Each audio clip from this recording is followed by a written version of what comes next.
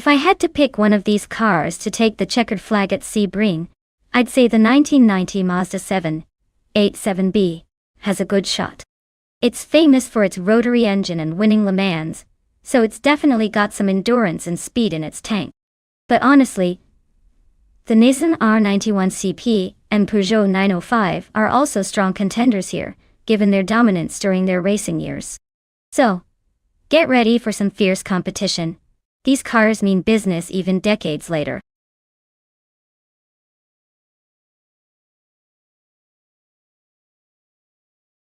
Hey Wayne the Train, welcome back to the channel. Glad to see you're still on track with us. Hope you're ready for some high-speed action because these cars are about to put on a show. Sit back, relax, and enjoy the ride.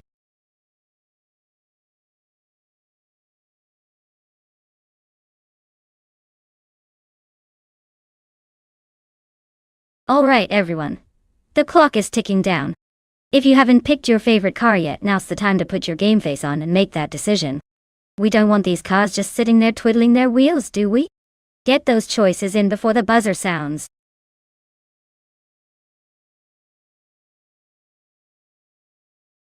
Hey there, I dig Shadowani. Welcome back to the stream. Glad to see you've returned just in time for some high-speed AI racing action. Grab a snack and enjoy the chaos on the track.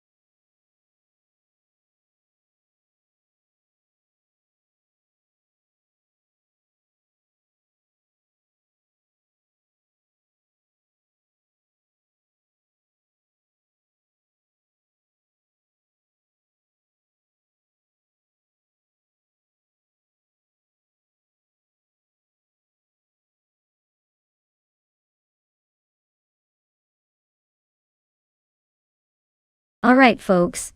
This is a classic showdown between an early 90s Mercedes and a mid-80s Porsche at Sebring. The Mercedes-Benz C11 is known for its solid aerodynamics and reliability. But the Porsche 962C Short Tail is a racing legend with a reputation for handling and raw speed. Given the cars and the track, I'd say it's going to come down to which car can best handle the twisty sections and keep that top speed through the straights. The Mercedes has some great endurance and stability, but the Porsche is renowned for its agility and quick cornering. If I had to put my chips on it, I'd lean slightly towards the Porsche, just because that short-tail version was engineered for speed and maneuverability. But hey, with AI in the driver's seat, anything can happen. So buckle up, let's see which of these vintage monsters comes out on top.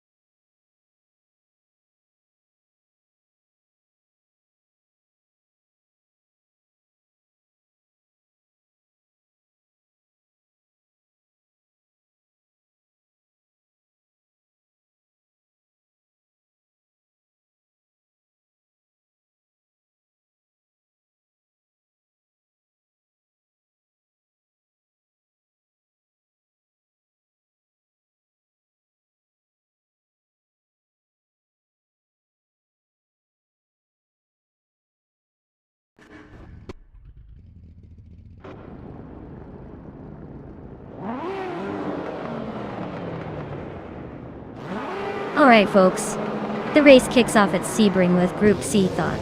And look at that, the ATB Wayne Train 94 is on pole in a 1990 Mercedes-Benz C11. Guess they mean business, or maybe just trying to make us feel nostalgic while zooming past everyone else.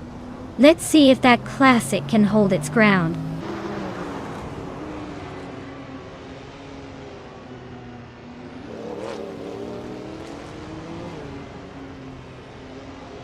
Wayne Train 94 has shot off the line into the lead, grabbing the front spot with a strong start.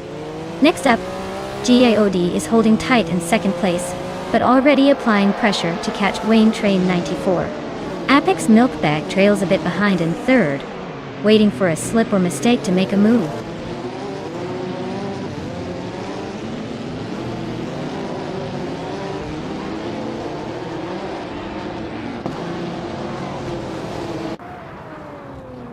DTV Shadow 1 is controlling a 1984 Porsche 962C short tail, a classic racing icon.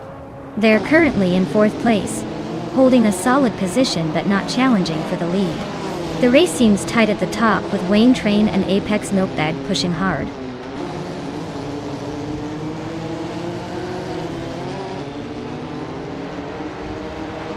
Hey Gio, welcome back. Glad to see you're still with us. Hope you're ready for some more high-speed AI chaos on the track. Buckle up, because these cars are definitely not holding back today.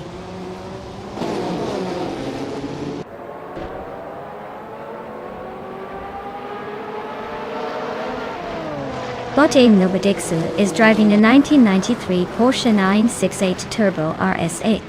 They are currently in the 20th place, slightly behind some other Porsche drivers.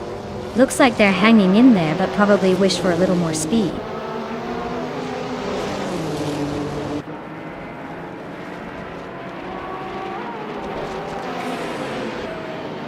Bot Uncle Tobin is racing a 1986 BMW M3. It looks like he's holding steady in 14th place, but no signs of overtaking yet.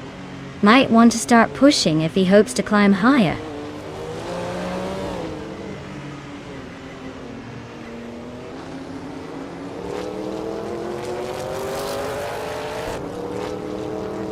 DST Wayne Train 94. Philip is driving a Toyota 88 CV, a classic Group C contender. He's currently in 11th place and hasn't shown their fastest lap yet, so it seems they're taking a steady approach, probably dodging trouble and waiting for opportunities ahead.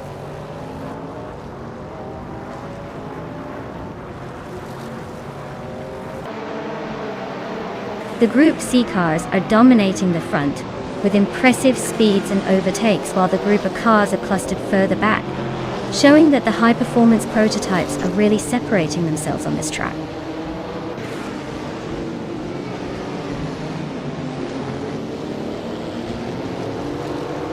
Bot Mr. Wolf J is racing a 1982 Holden Commodore, which is no stranger to endurance.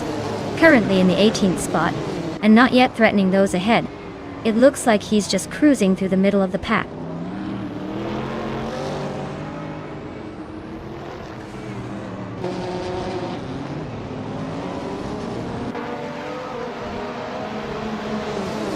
Looks like the Group C cars are dominating, with the top 5 spots, probably thanks to their advanced aerodynamics and speed on this track. The nimble group of cars are trailing a bit, maybe struggling with corners or acceleration. The track favors those sleek, high-power Group C machines today.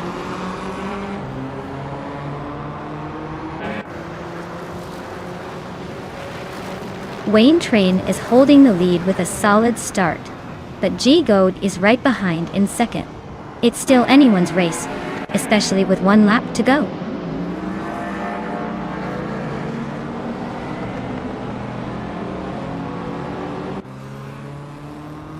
Haha, it looks like Wayne's car is taking the express route to Waterworld.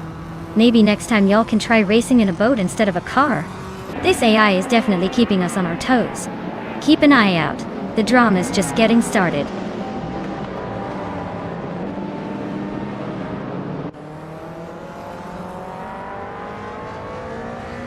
DST 94, Philip driving the Toyota 88C, started behind Wayne the Train, but is now in 9th place. He's currently running a lap time of just over 2 minutes, and has been making steady progress through the field.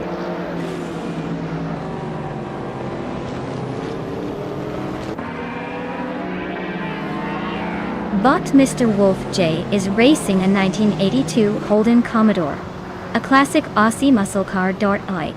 It seems stuck in the back with no lap time data, likely not making much progress today.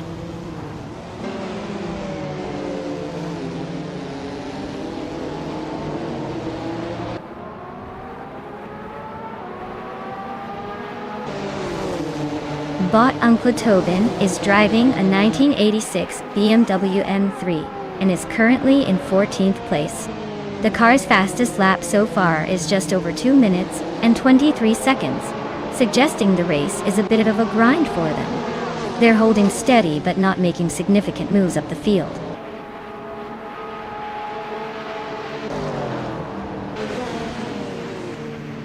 Congratulations, Bot Apex Milk Bag. Looks like your victory was no accident. Well done!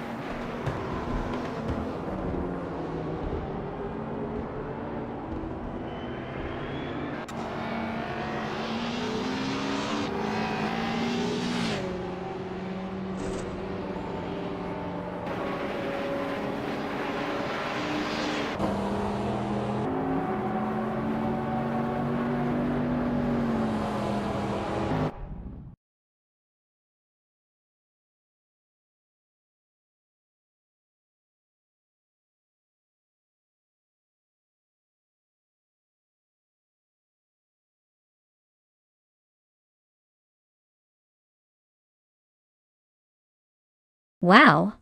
Bot Apex Milk Bag really drove like they stole it. Big congratulations to them for winning the race. Clearly the AI knows its way around the track. And a huge shout out to TTV Wayne the Train for smashing the fastest lap and earning the 1984 Porsche 962 Short Tail. That's some serious speed right there. Plus, TTVG Do took home the win in the bet race and gets the same classic car. Seems like luck is on their side today. Great job, everyone.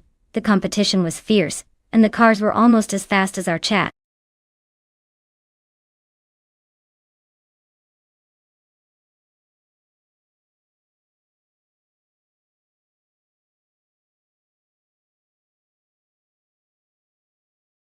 A fun fact about the 1998 Ford Mondeo is that it was part of Ford's effort to create a global car, being sold in Europe, Australia, and even parts of Asia. It was often called the European Accord because it combined practicality and comfort in a way that made it pretty popular among everyday drivers. It's like the dependable friend of cars, not flashy but always gets the job done. And let's be honest, it probably has more miles on it than some of our favorite streaming servers have bandwidth.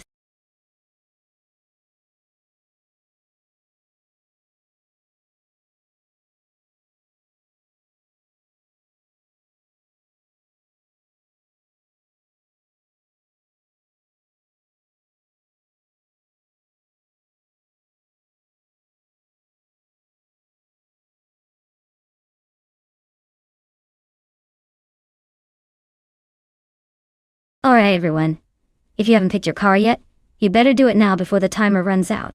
We don't want anyone racing around in something boring like a box on wheels, right?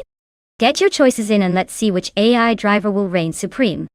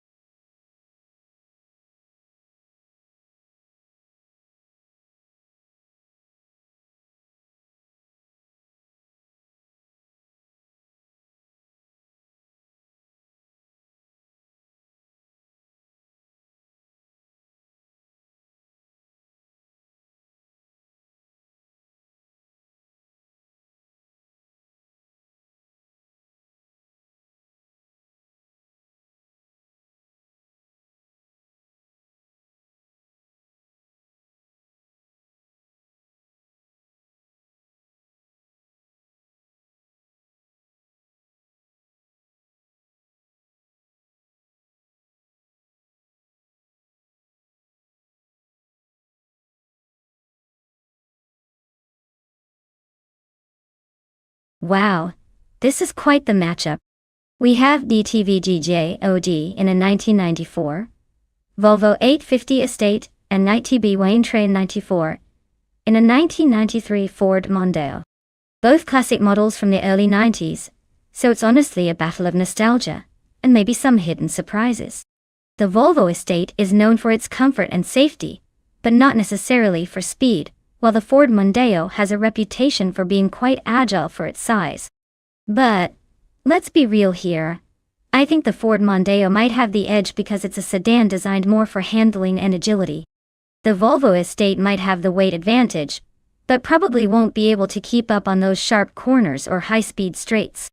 So, if I had to put my chips on one, I'd say the Ford Mondeo has a better shot at winning this race. Watch the Volvo surprise us with some unexpected robustness though. Either way, it's going to be an interesting race to watch unfold.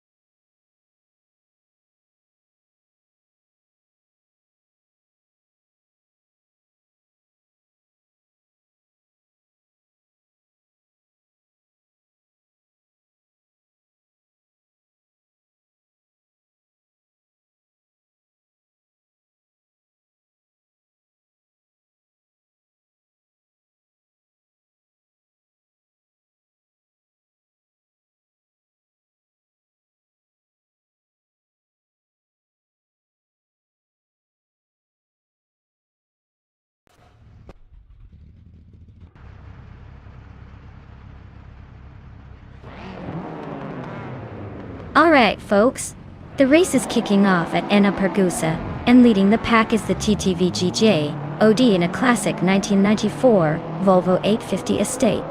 Who knew estate cars could be so competitive, right? Let's see if that retro wagon can hold on or if the speedier cars will blow past it soon enough.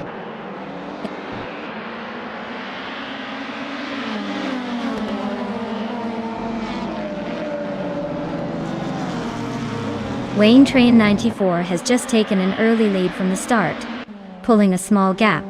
G-Day is holding steady in second place, trying to keep the pressure on. Shadow is in third, but already showing signs of some tight battling behind them.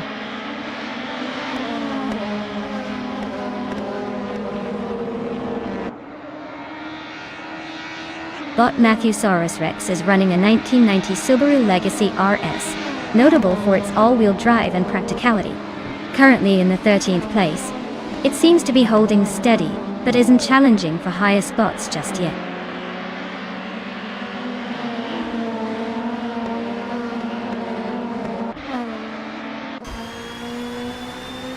Ute B. Wayne Train 94 is piloting a 1993 Ford Mondeo, known for its solid structure and balanced handling. They're currently leading the race comfortably from the second starting position, with no visible threats right behind. Looks like they're just cruising in the lead for now.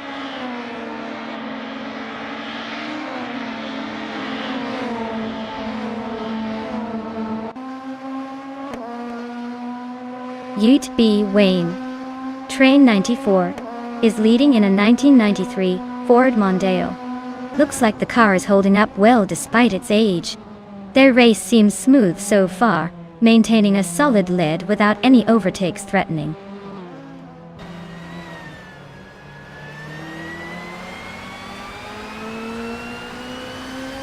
Bot Cyril Relia is driving a 1991 Honda Civic SIR2, which is known for its agility and balanced handling.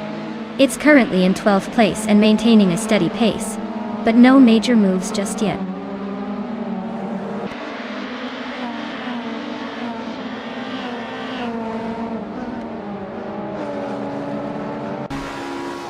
Ute B. Wayne Train 94 is driving a 1993 Ford Mondeo in the BTC class. I. They're in first place and maintaining a solid lead, with no signs of challenge so far. The car seems to be well suited for this track and they're lapping consistently fast.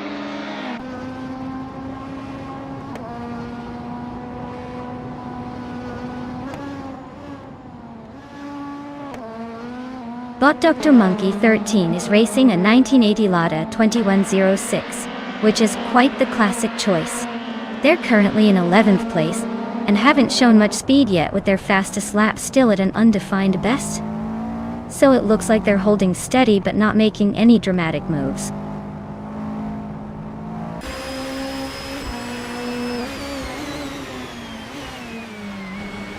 KT Vita Deck Shadow 1 is running a 1995 Volvo 850, which is known for its balanced handling and reliability.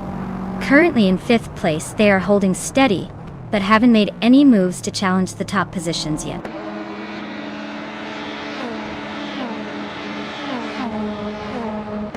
The track's tight turns and limited overtaking opportunities are keeping the top positions tightly packed.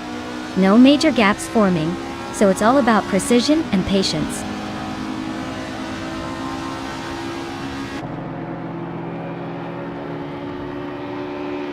The BTC cars are dominating the top spots, likely benefiting from better handling and speed at Enna-Pergusa, while the Group N cars struggle to keep pace, probably due to less agility on this challenging circuit.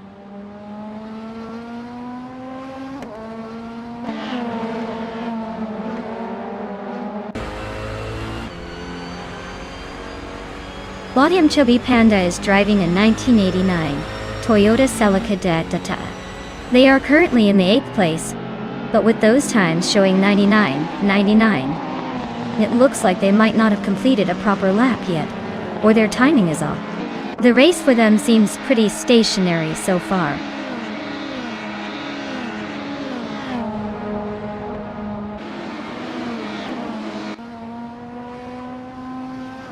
Philips Nissan Primera P10 is holding strong in 2nd place, just behind Wayne Train 94. He's slightly faster on the lap with a 154.684 compared to Wayne's 154.659. Looks like he's keeping up the pressure well without any overtakes so far.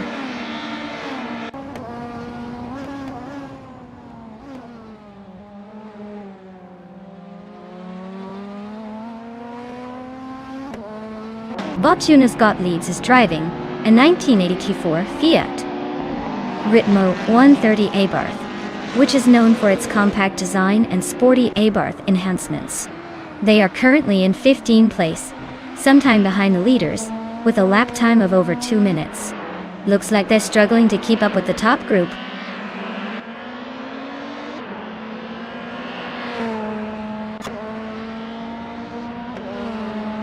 Deep Shadow is driving a 1995 Volvo 850 and is currently in 4th place. They're staying competitive with the leaders, though their lap time is a bit slower than the front runners. Looks like they're holding a solid position but need a little extra zip to move up.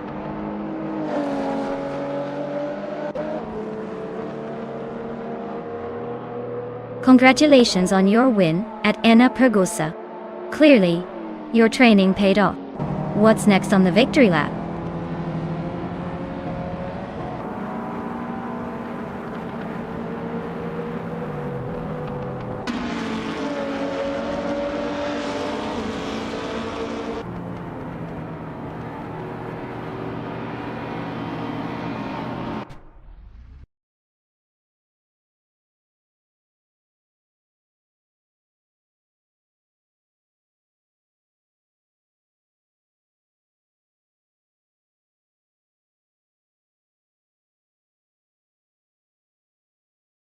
Wow.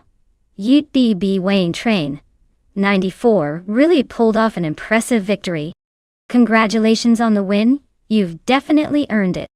Now, for those claiming cars, well done to Wayne Train 94 for snagging the fastest lap with that sleek 1993 Ford Mondeo. And Philip, you really showed your skills with the most overtakes. You can take home the 1991 Nissan Primera P10. Looks like we're turning these races into quite the car auction.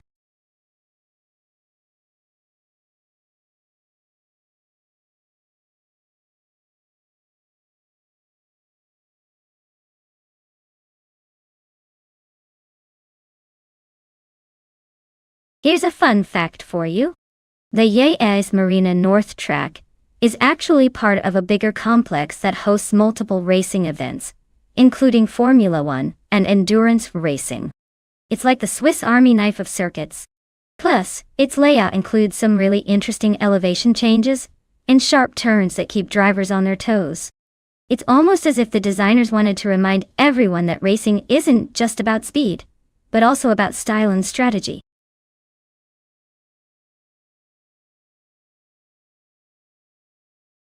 Welcome back, Ayarfail. Glad to see you've returned to our chaotic car race. Hope you're ready for some high-speed fun, and maybe a few dramatic crashes along the way.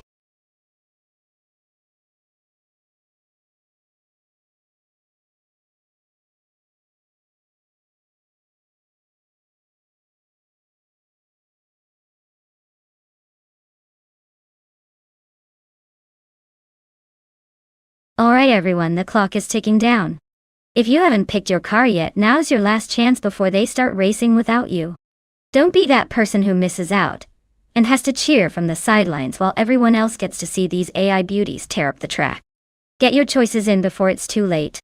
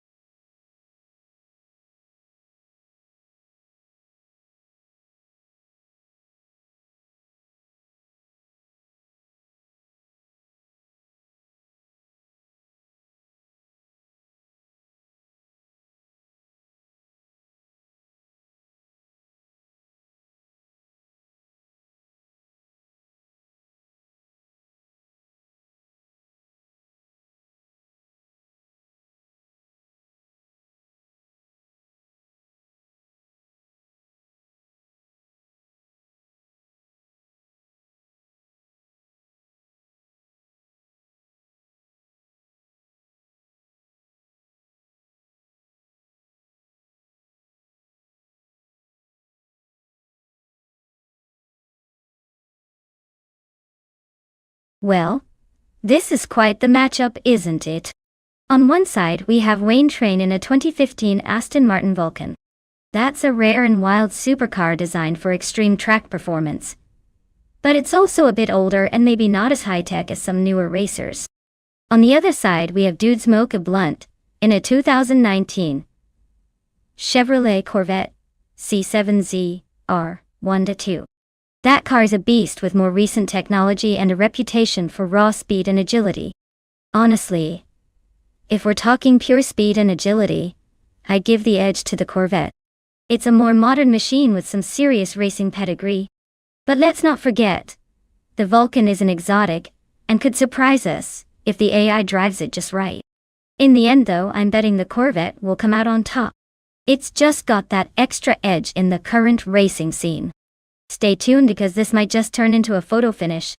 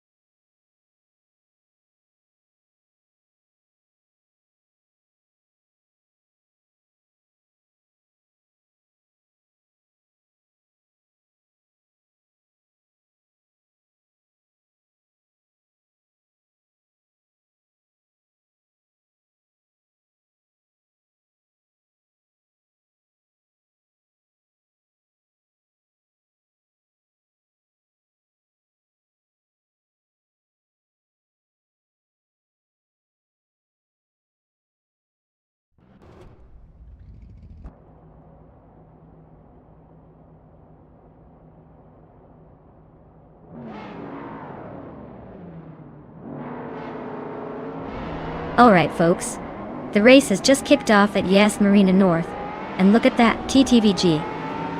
OD is starting on pole in a shiny 2018 Donkervort D8G. TO? Yeah, you heard it right, supercars from 2010. Onward, and we're already setting the pace. Let's see if this beauty can hold on to that first spot, or if the AI will surprise us. Buckle up.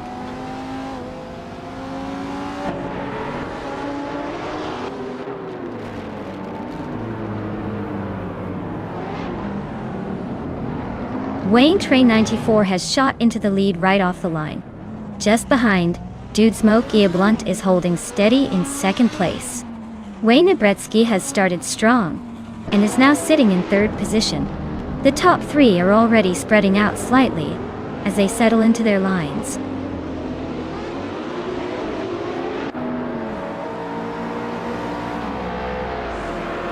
Bot Buckybird is driving a 2010 Lamborghini Gallardo Superleggera, and is currently in the 8th place. The race looks like a tough climb ahead for them with potential overtakes coming from behind.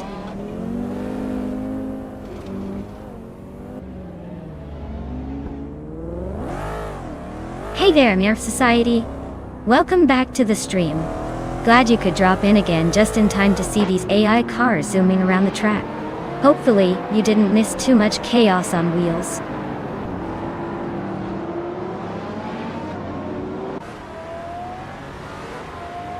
Bot Wayne Nebretsky is driving a 2011 Lamborghini Aventador, and is currently in third place. The race looks tight with him holding a solid position just behind the leaders.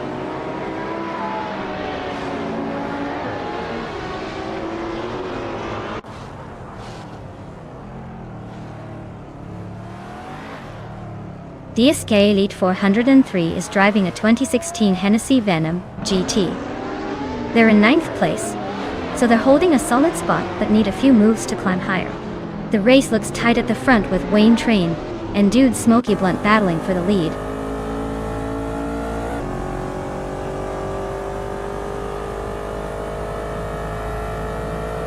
Bot Rogers is driving a 2010 Lamborghini Gallardo Superleggera, and they currently sit in 8th place. Their race looks steady, with no overtaking or major moves so far.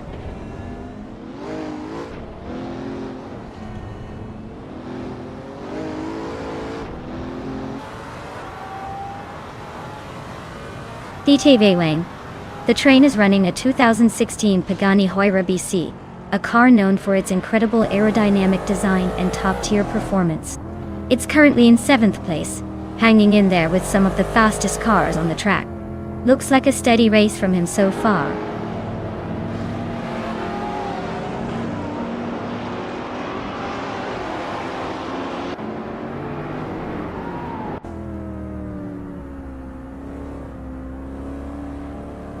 DTJOD is driving a 2018 Donkervoort D8 GTO, which is known for its lightweight agility and raw speed. They currently hold the lead in the race, maintaining a solid pace with a fastest lap of 1:21.439. Looks like they're trying to keep that top spot without making any dramatic moves.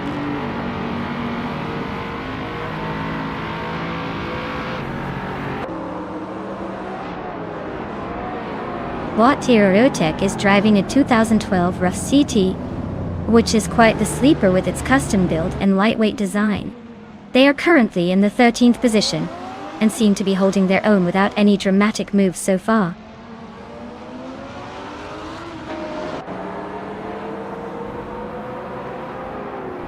Yas Marina's long straightaways are favoring top-end speed, which is helping Wayne Train stay ahead while slowing down overtakes in tighter sections. Consistent lap times here seem key to holding positions.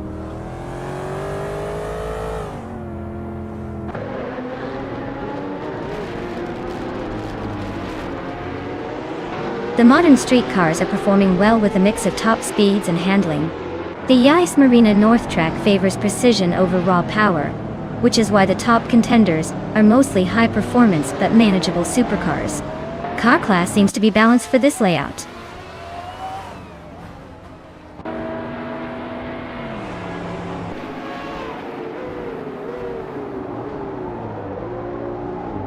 DSK Elite 403 is driving a 2016 Hennessy Venom G2, known for its extreme speed and limited production. They're currently in 10th place with a decent pace but not quite challenging at the front. It looks like they're holding position with a fastest lap of 1:19.563.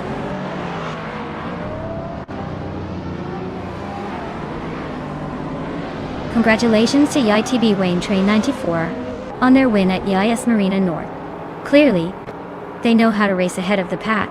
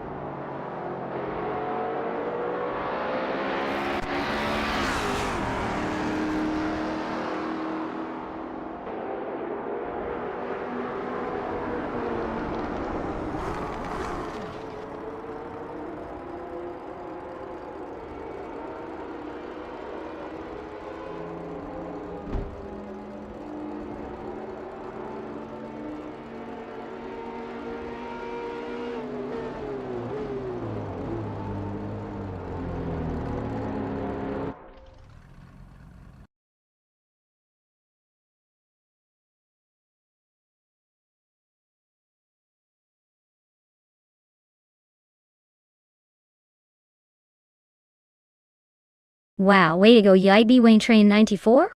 Not only did you cross the finish line first, but you also snagged the fastest lap. That's some serious skills right there. Now, as a reward, you can claim the sleek 2015 Aston Martin Vulcan. Guess all those laps paid off. For everyone else, there's still plenty of racing and fun ahead, so don't get too comfortable in that last place spot.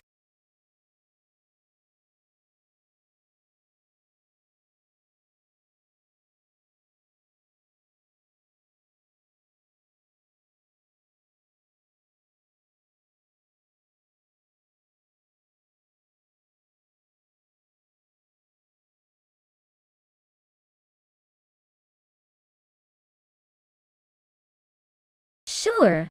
Did you know that the Okutama track is known for its surprisingly challenging turns despite its modest length? It's like a little roller coaster in the mountains, making even the most confident drivers second-guess their skills. Plus, its scenic mountain views might distract you just enough to miss a turn or two, so stay sharp.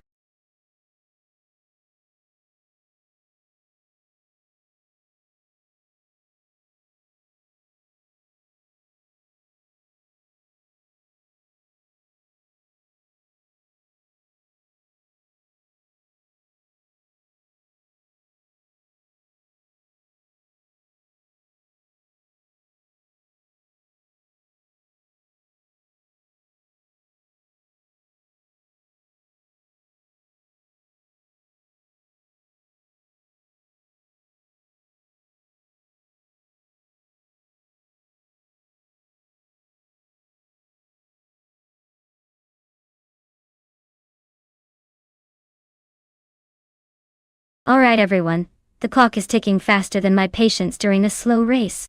If you want to see which AI car takes the crown, now's your last chance to pick your favorite. Don't let your moment of glory slip away. Make that pick before time runs out.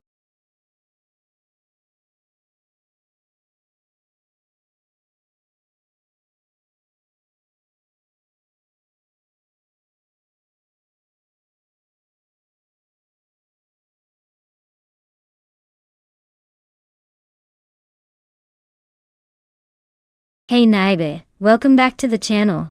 Glad you could pop in again. Hopefully you've missed all the high-speed action and hilarious commentary. Sit back, relax, and enjoy the race. Things are about to get exciting.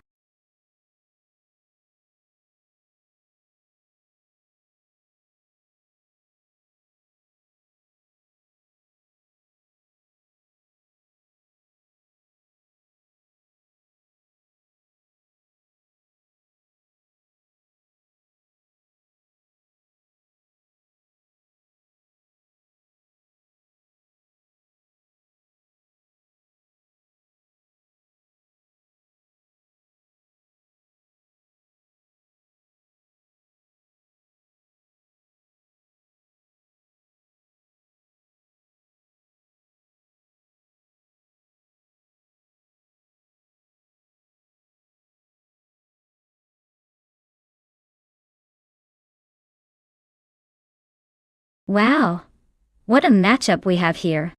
On one side, we got Betty White's show in a 2021 Maserati MC20. A sleek and modern beast, with some serious speed and tech under the hood. On the other side, Justin Gux is rolling in a 2011 Lamborghini Sesto Elemento, an absolute lightweight and raw speed machine from the older days of Italian supercar glory. Honestly, the Maserati's recent design and advanced engineering might give it a slight edge on a Katama, especially since that track favors agility and modern aerodynamics.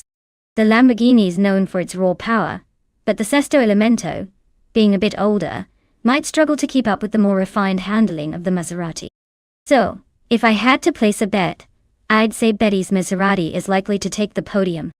But hey, with AI driving these cars, anything can happen.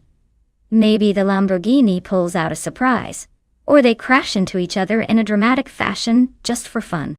Stay tuned.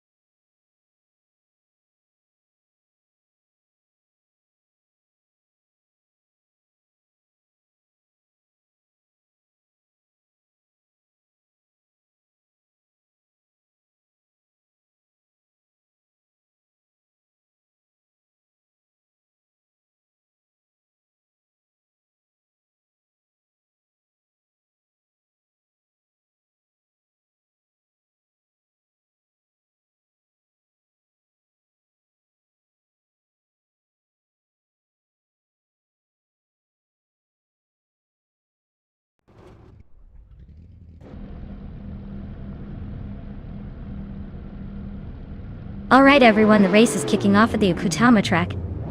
And in first place we have Amy riding a 2010 Lamborghini Gallardo Superleggera. Clearly a classic, but don't get too cozy up front. These AI drivers are just warming up.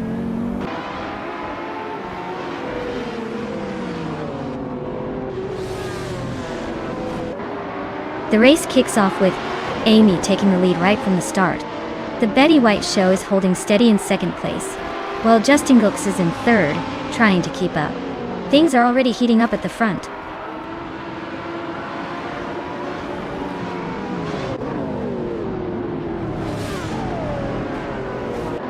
The high-performance nature of modern street cars is clearly on display with the top drivers lining up close. The Okutama track's twists might favor nimble and agile cars, but overall speed seems less decisive than driver skill at this level.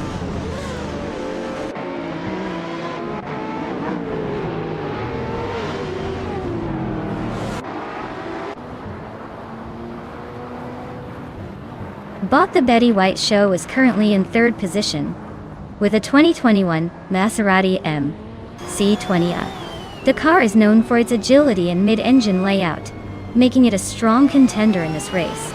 Their race seems steady so far, maintaining a good position without much drama up front.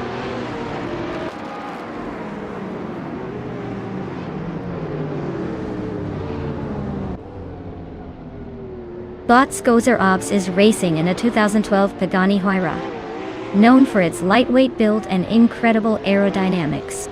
Currently in 10th place, they are maintaining a steady pace but haven't made any notable moves up the field yet.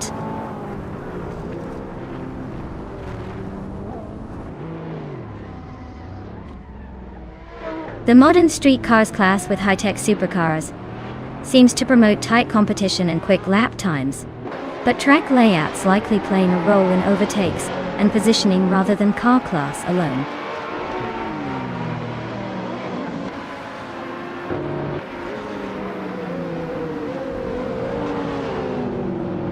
Justin Gilks is driving a 2011 Lamborghini Sesto Elemento, known for its lightweight design and explosive performance. They are currently in the lead and maintaining a strong pace with a fastest lap time of just under a minute.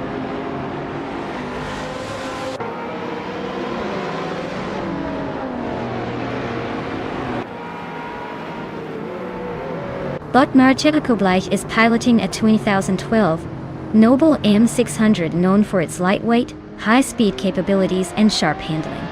Currently in the middle of the pack, he appears to be maintaining steady pace without any dramatic moves so far.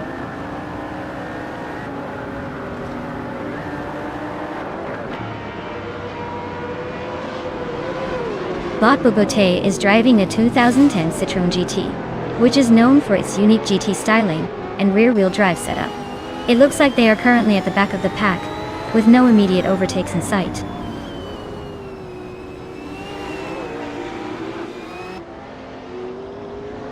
Amy is in the lead driving a 2010 Lamborghini Gallardo Superleggera.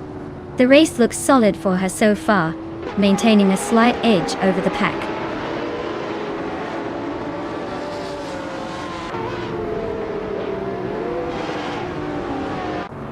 The Betty White show is driving a Maserati MC20, which is known for its balance of elegance and performance. Right now, they're holding 8th place, holding steady but not gaining much ground on the leaders.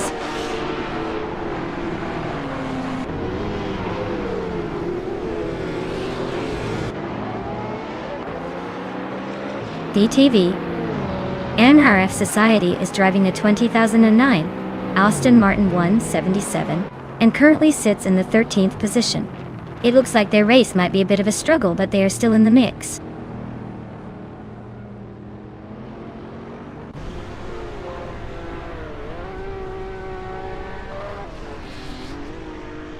Daisuke Shadow is driving a 2018 Lamborghini Aventador VJ, known for its aggressive aerodynamics and V12 power. It looks like they are holding steady in 5th place, maintaining consistent pace without any major attacks or drops.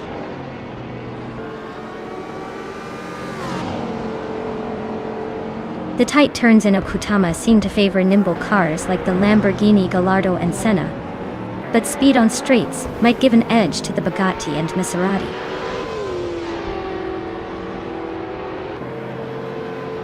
Great job, Justin Gates.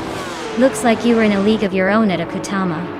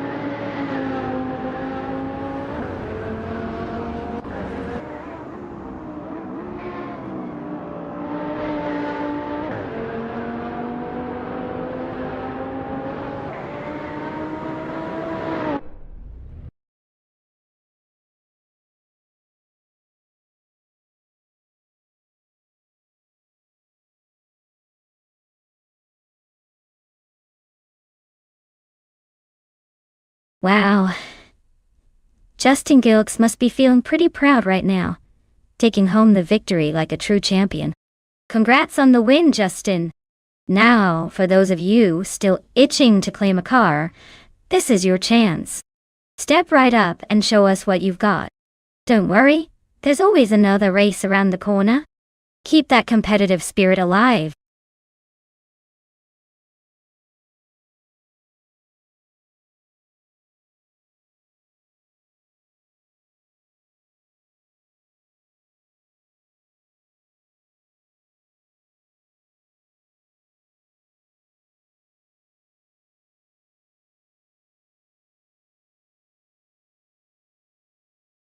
Sure. Did you know that the 1969 AMC Javelin was one of the first American muscle cars to feature a true 4-speed manual transmission? It's like AMC said, let's make sure this Javelin can really throw itself down the road. And they weren't joking. It's got that classic early muscle car vibe, but with a little unique American flair that showed AMC was serious about racing and performance. Definitely a cool piece of automotive history to watch race today.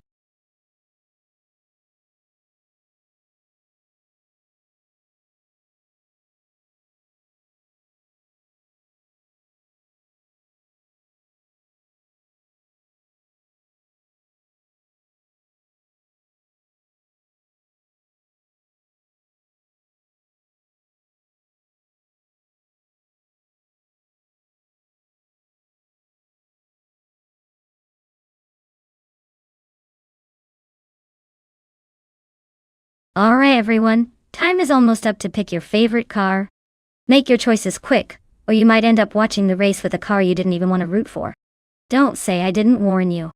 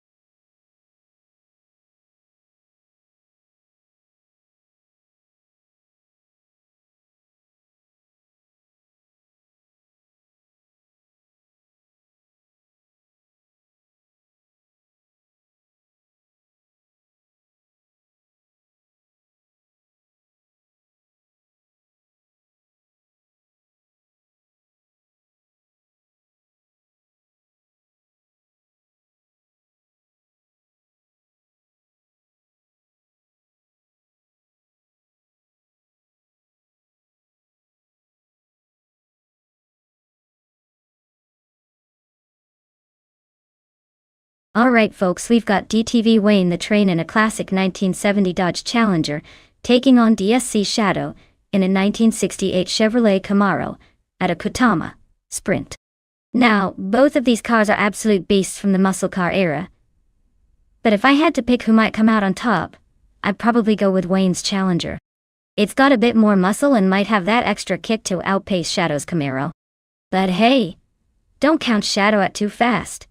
Those old Camaros are sneaky quick in the right hands. Let's see which one proves their vintage muscle is still king on the track.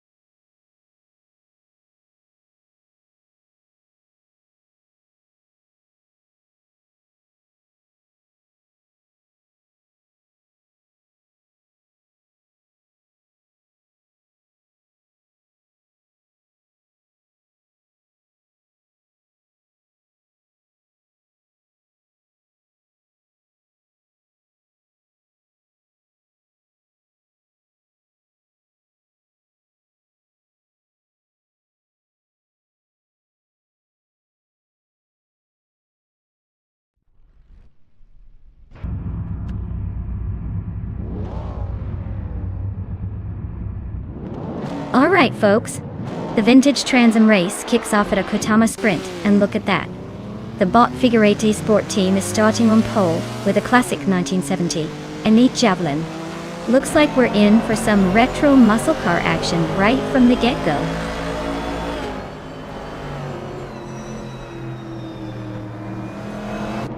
The race kicks off with Figure 8 Sport taking an early lead, followed by Wayne Train 94 in second.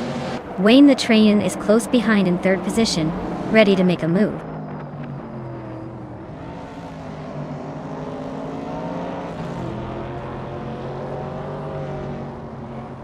Bott Ebony Shadow is racing a 1975 Skoda 130R S, known for its nimbleness. They are currently in the 15th place and seem to be battling with close competition, but nothing too dramatic yet.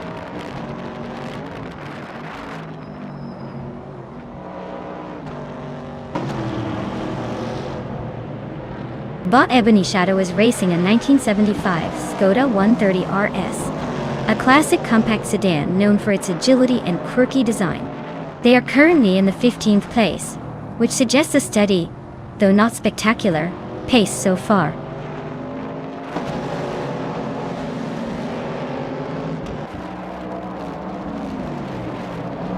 Bott Bobardo is driving a 1970 Simca Rally 3, known for its agility and lightweight design.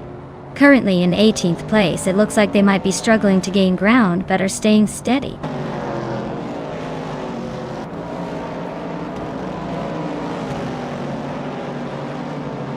TTV X Shadawana is racing a 1968 Chevrolet Camaro, sitting in 8th place. They seem steady but haven't made any notable moves yet.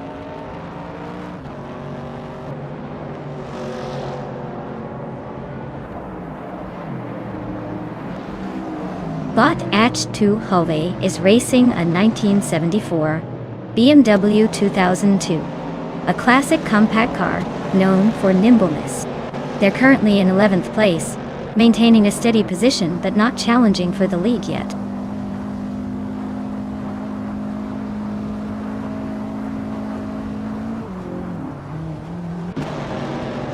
Bot Telesovstrili is driving a classic Porsche 912R from 1968.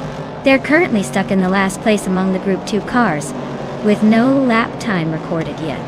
Looks like a pretty uneventful race for them so far.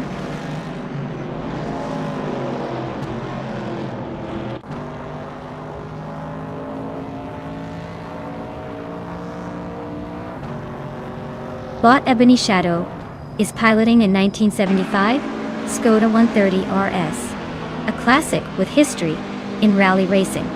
Their race has been quite challenging, sticking around 13th place, with the slowest lap of 1 minute 6 seconds and 74 milliseconds. Not the swiftest today, but still hanging in there.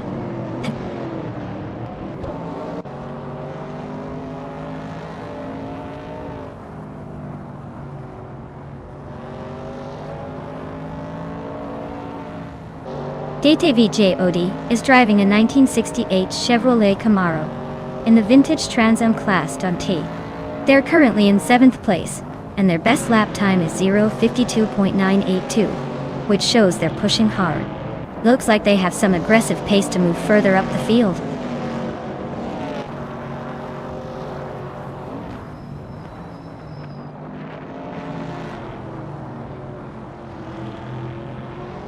DTV Diksha Dewana is behind the wheel of a 1968 Chevrolet Camaro and is currently in 9th place.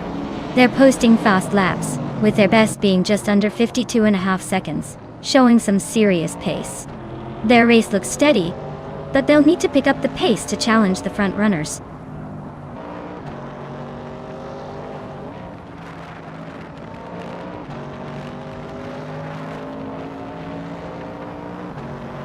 DTV Naive is racing a 1970 Pontiac Firebird in the vintage Trans Am class.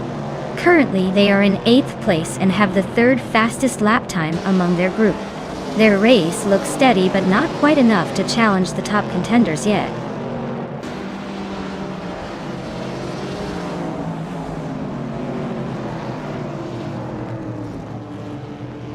Bot X Basic Switch is driving a 1971 Puma GTB. They're currently in the 17th place, showing some room for improvement with a lap time of 13.585. The race might be tough for them, but they are hanging in there.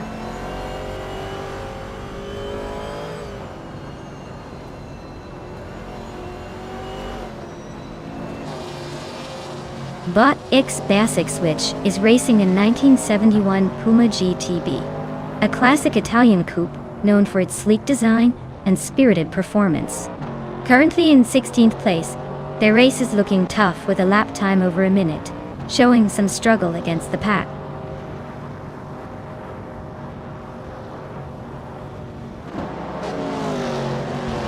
Wow! Bot Figurata Sport really showed everyone how it's done. Congratulations on their win.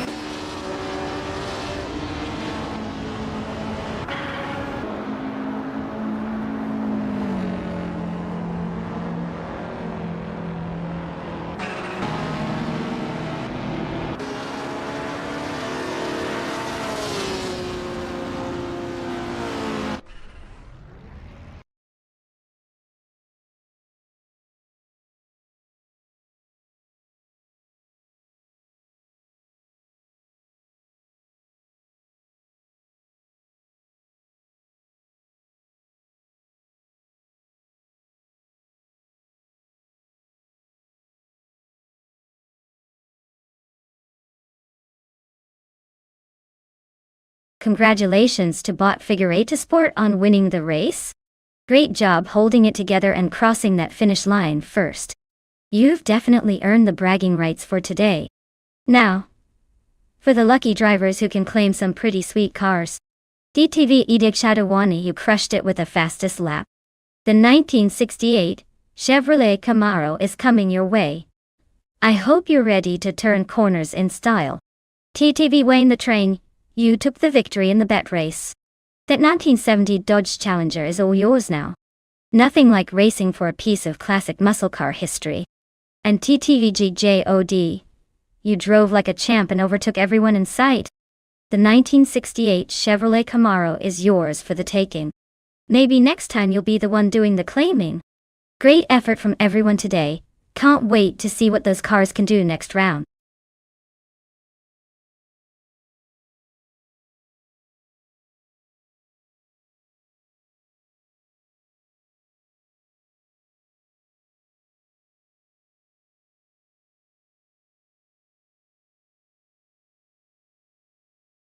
Here's a fun tidbit about the sports car racing class from the 1950s.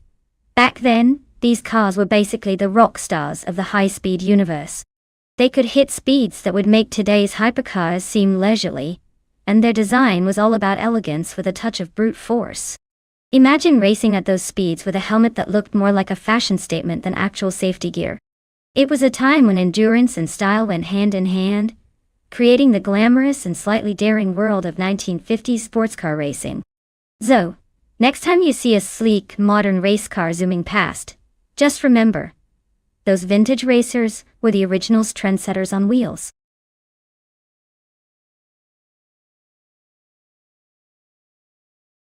Alright folks, if you haven't picked your car yet, now's your chance or you'll end up with whatever the AI decides for you. Better hurry before it's too late, or you'll be stuck with a lemon while everyone else speeds off into victory.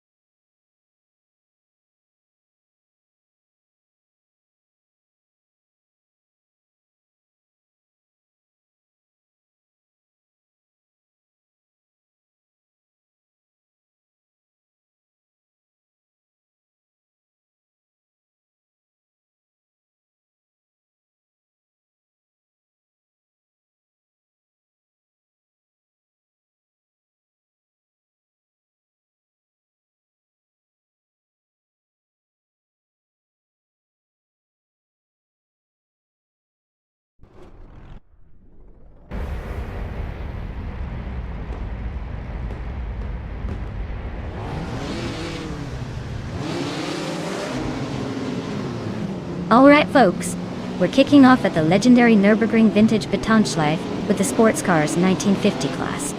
Leading the pack is Bot Gerloff Diamond in a 1959 Maserati Tipo 6061 Birdcage. Let's see if she can hold that pole, or if the competition plans to spoil her vintage fun.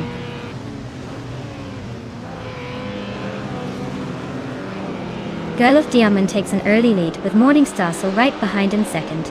Liam slots into third place as the pack begins to spread out.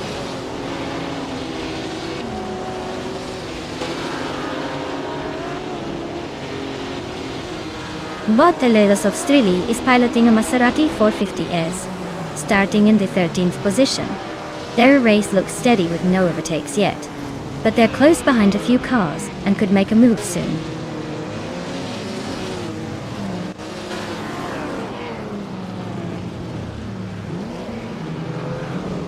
Bot Asironi is driving a 1952 Jaguar C-Type Paddock. They are currently in 8th place, holding steady, but not threatening the top positions. Race looks fairly calm for now, with no major overtakes involving them yet.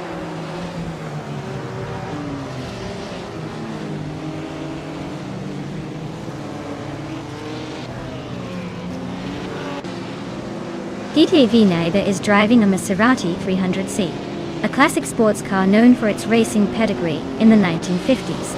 They are currently in the 13th place, a few positions behind the leaders, and haven't set the fastest lap. So it looks like they're mostly staying steady without much push for overtakes.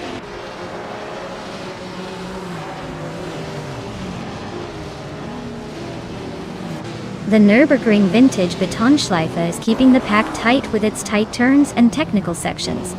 Overtakes are tricky, so stability and precision are winning the day.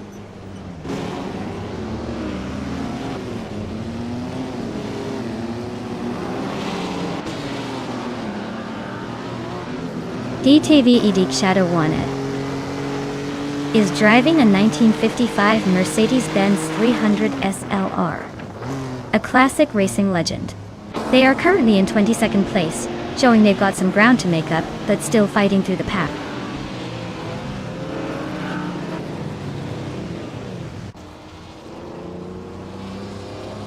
Bot Wayne the Train is behind the leader by just over a second with the Ferrari 250 Testarossa that day. Looks like he's been holding steady but hasn't made a move yet. Still in the mix at 8th place.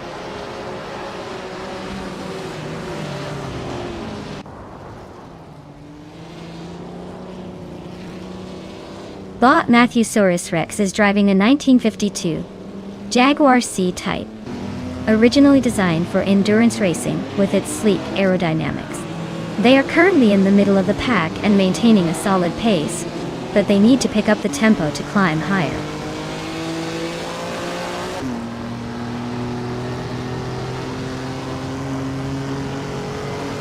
Bot Runner Rampage is driving a 1952 Jaguar C-Type Paddock. They're currently in 9th place but are quite a bit behind the leaders with a best lap of over 1:07. Looks like a steady but not spectacular race so far.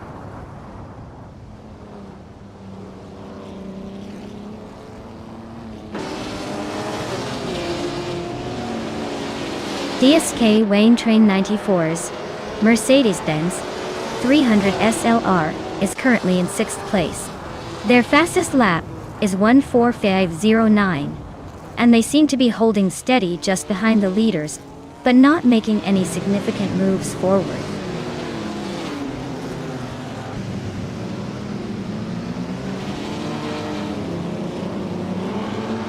Bot Ronnie Rampage is racing a 1952 Jaguar C-Type and currently in 9th place. Their best lap is 1:7.266, which puts them behind some faster cars but comfortably ahead of the pack.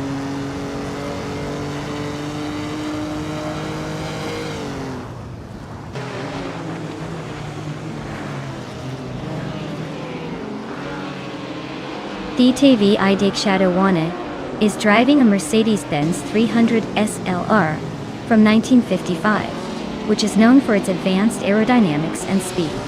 They're currently in the 8th place, with a fastest lap of 1 minute, 6 seconds, and 581 milliseconds.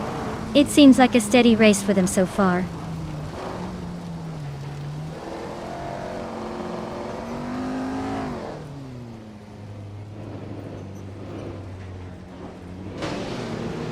Bob Tango Ducky TTV is driving a 1955 Maserati 300 Sand and is currently in the 8th position. They're pushing a solid lap time of 1:5.465, staying close to the leaders. The race looks tight with frequent overtakes, and they seem to be maintaining a competitive pace.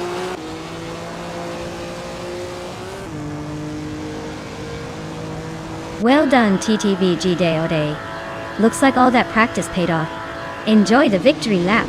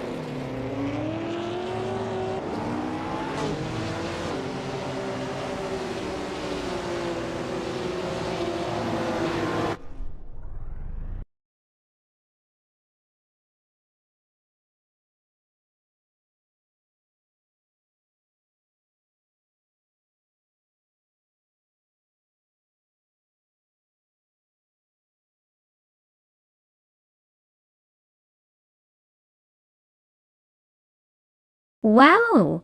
TTVGA just took the Triple Crown like a true racing legend.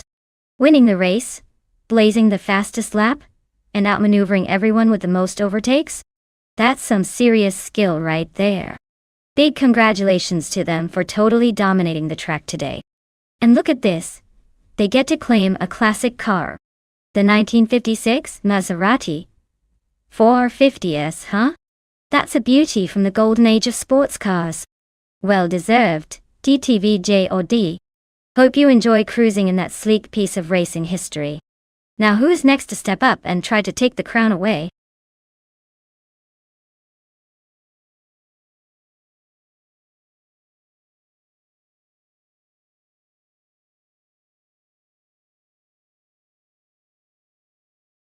For this track, I would focus mostly on handling and agility rather than raw power. Wakefield Park has a mix of tight turns and quick chicanes, so a car that can stick to the road and change direction smoothly will give you the edge. Speed is fun, but if your car can't stay planted through those corners, you might find yourself in second or third place more often than you'd like. So, nimbleness and precise steering are what I'd prioritize for this race.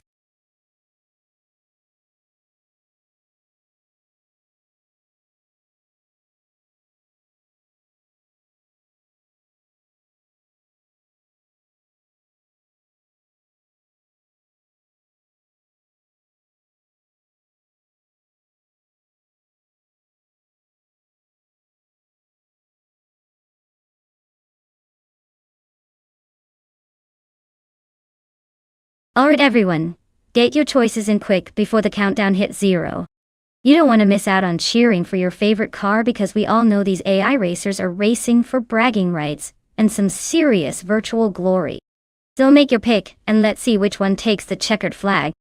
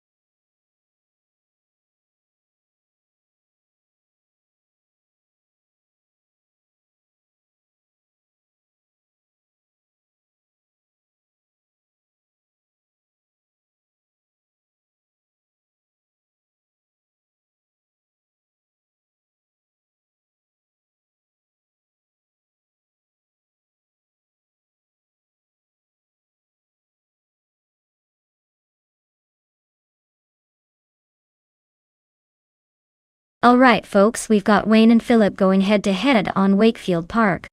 Wayne's riding in a 2016 Lexus ICE 350, which is pretty reliable but not exactly a blazing speedster. On the other side, Shadow's behind a 2014 Lotus Evora S, which is lighter and more agile. Definitely has an edge when it comes to cornering. If I had to bet, I'd say Shadow's lightweight. Sporty setup might give him a slight advantage in this race, especially on a track like Wakefield, where handling matters more than raw power. But hey, anything can happen when an AI gets its racing groove on. Let's see who crosses the finish line first.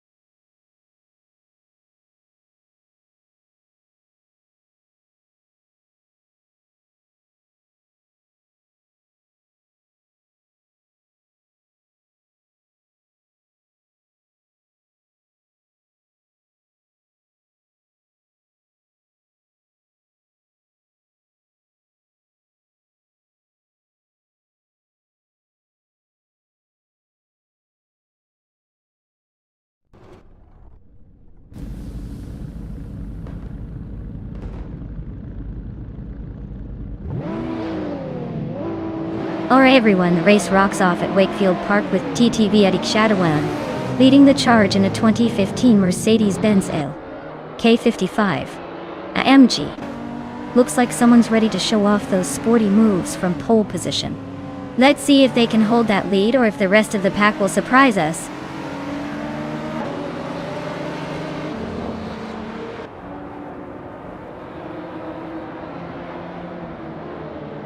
The race kicks off with Edik Shadawan taking the lead right from the start. Maldox FTF is holding a solid second place just behind him. Shadow is in third, trying to find a way to catch up, but still biding his time at the moment.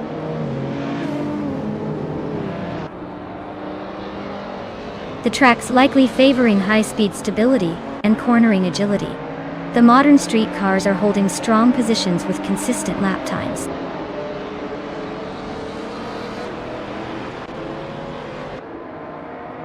Justin Yilks is driving a vintage 1968 Mercedes-Benz 300 SEL. They're currently in the middle of the pack, but holding steady, showing some classic endurance.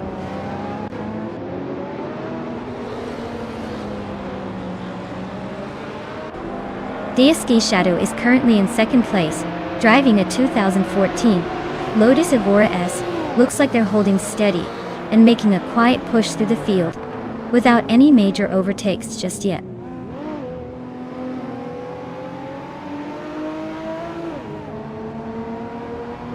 DTVGJ OD is racing a 2004 Vauxhall VX 220 Turbo Downtown. They seem to be holding steady in third place, not making any dramatic moves but staying consistent.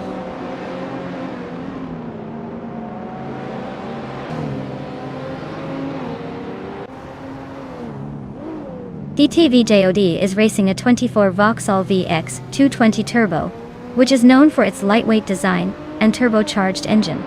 They're currently in third place and seem to be holding their own nicely, although they haven't made a move on the leaders yet.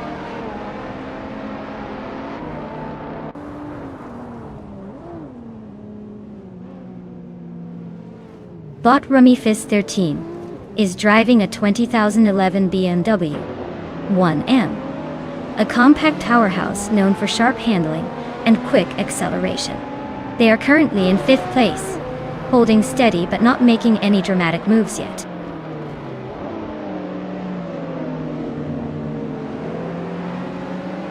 Bot Enner Pinkwolf is currently in the 10th place driving a vintage 2000 Plymouth Prowler. Their race seems to be rather quiet with no recent overtakes or notable speed updates.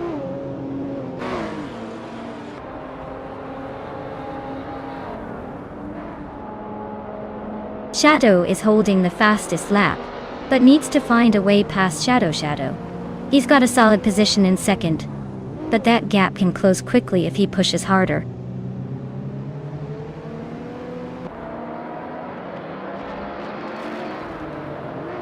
Bot Scrum is driving a 2000 Plymouth Prowler and currently sits in 6th place.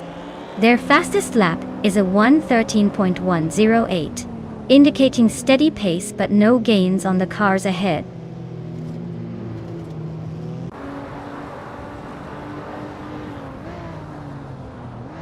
Bot Enner Pinkwolf is driving a 2000 Plymouth Prowler. They're currently in 8th place, struggling with the traffic and their lap times, which are notably slower than the leaders.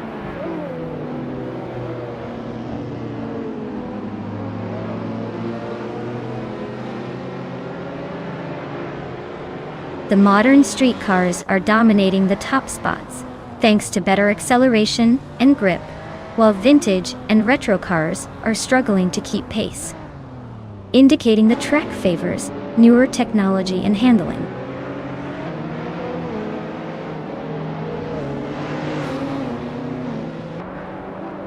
DSD Shadow is currently in 2nd place, driving a 2014 Lotus Evora S. Looks like they're holding steady with the fastest lap so far. Race strategy seems to be working, maintaining pressure on the leader.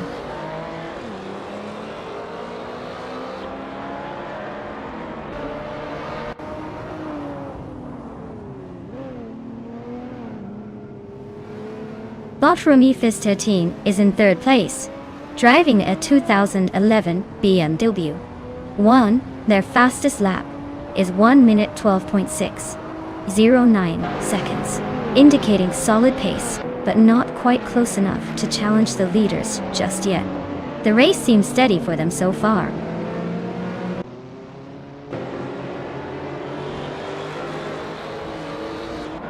The modern street cars are leading with quick lap times and consistent positioning, while the retro and vintage classes trail behind. The track seems to favor newer tech and handling, pushing the classics further back in the pack.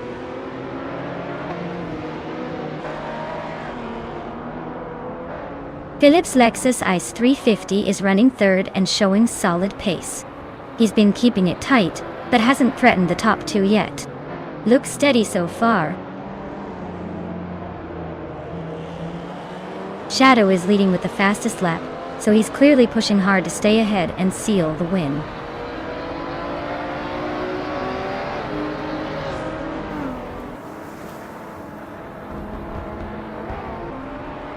TV Shadow Warner is driving a Mercedes-Benz SLK 55 AMG. They're holding a commanding lead and have set the fastest lap of the race so far, so it looks like they're in control and pushing hard.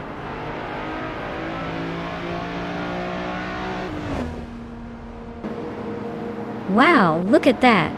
DTV Idik Shadow Warner taking the top spot. Clearly the driver to beat today.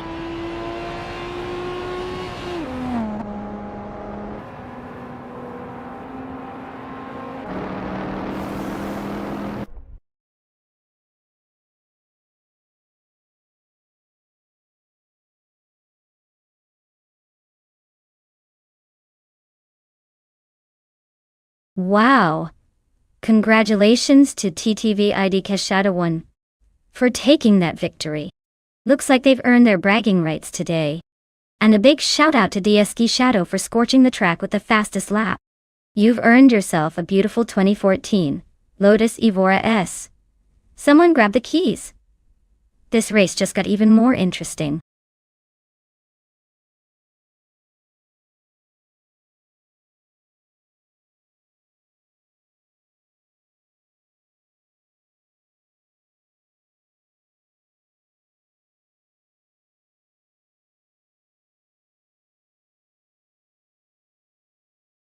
Sure thing.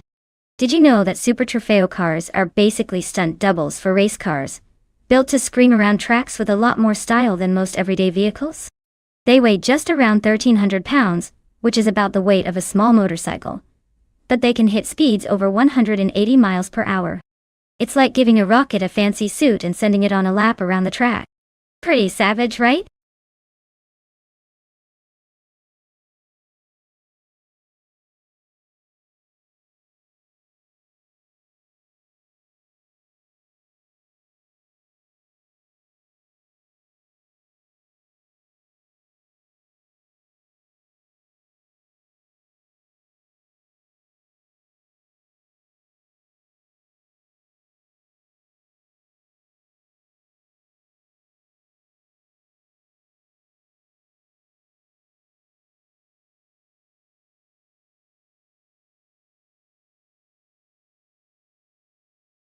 Alright folks, if you've got a favorite car in mind, now's the time to shout it out. The countdown is almost up, and soon these beauties will be unleashed on the track. Don't miss your chance to see which one reigns supreme.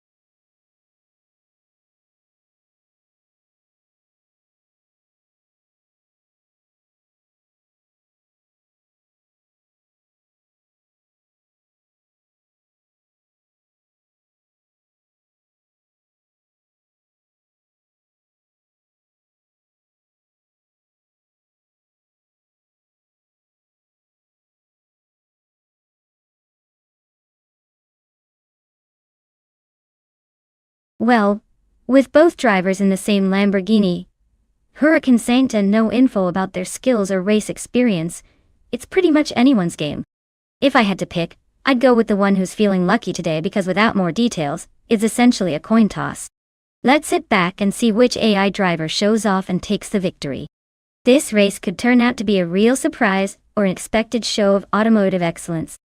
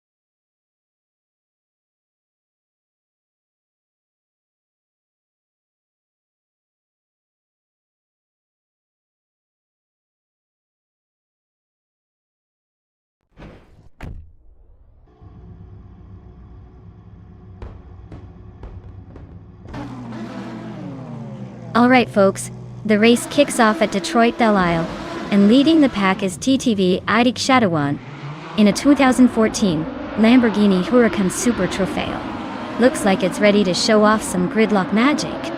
Let's see if it can hold that pole position.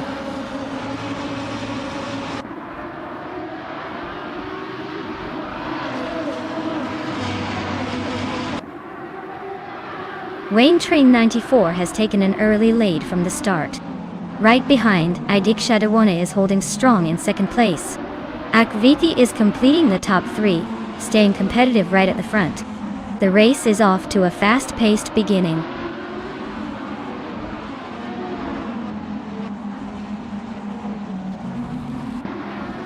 Bot Spikebulls is running a 2014 Lamborghini Huracan Saint from the current standings. They are in 9th place, but seem to be keeping it steady, without any major drama so far.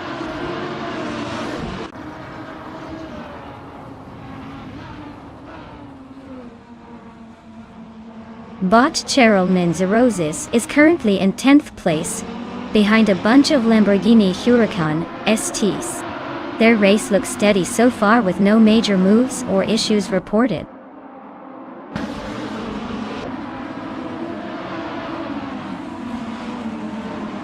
Bot Buchizero is running a 2014 Lamborghini Huracan Saint. Their race seems steady so far, not in any immediate trouble or chasing overly aggressive moves.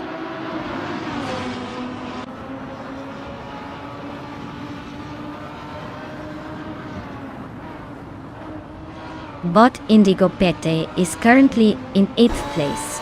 Their Lamborghini Huracan Saint is holding steady but not making significant moves forward, suggesting a cautious pace, or possibly dealing with some traffic.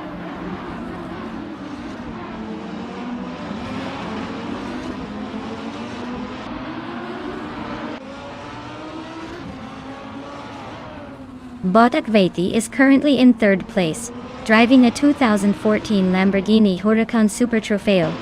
The car hasn't posted the fastest lap, so maybe it's just maintaining a solid pace without pushing for quick times. The race looks tight at the top, with Wayne and Shadow closely battling for first.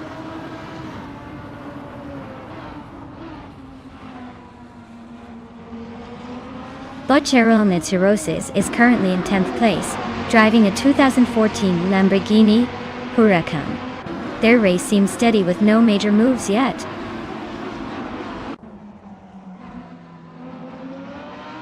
The track's tight corners seem to favor aggressive overtakes, keeping the lead pack very close and tough for anyone to break away.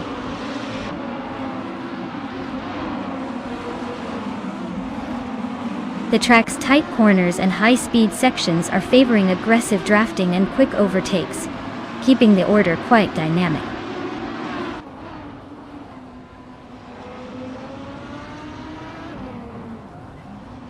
Bot Merchikin Live is currently in 11th place, driving a 2014 Lamborghini Huracan Saint. It looks like they're holding steady, but no overtakes or dramatic moves so far.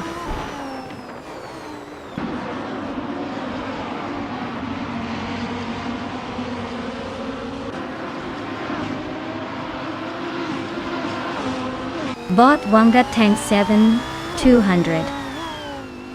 And 72 is stuck in 17th place, with no recorded lap time, suggesting they might be having issues or just started their race.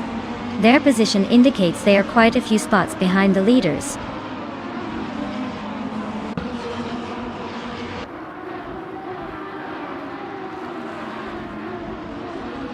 DTV Ajay Ode is currently in 4th place, driving a Lamborghini Huracan Super Trofeo. Their best lap so far is 1 minute 34.35 seconds, which shows they're holding steady, but might need to pick up the pace to catch the leaders.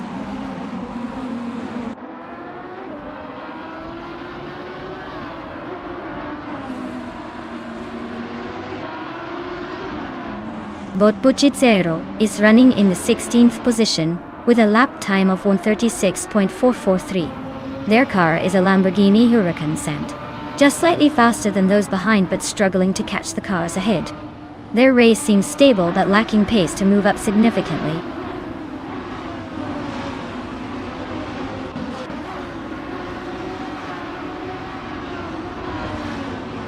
Congratulations to YTB Wayne. Train 94. On the win at Detroit Belle Isle. Looks like they were in a different league today. Well deserved.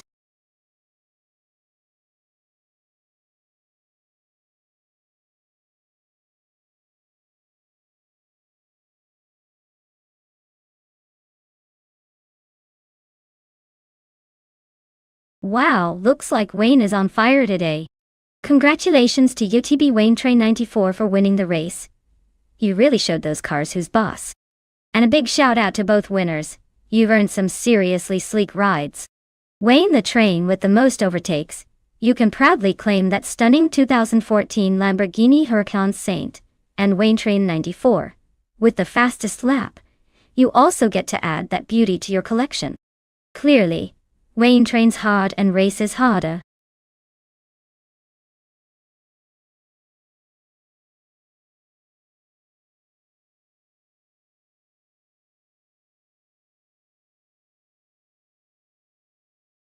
For this track, I would focus mostly on handling and agility. The Daytona road course has a mix of high-speed straights and tricky corners that demand sharp steering and quick reflexes. Speed is important, but if your car can't grip the road and handle those twists and turns smoothly, you'll be taking a scenic tour instead of racing. So, a car with great cornering ability and stable stability is what wins here, not just raw top speed.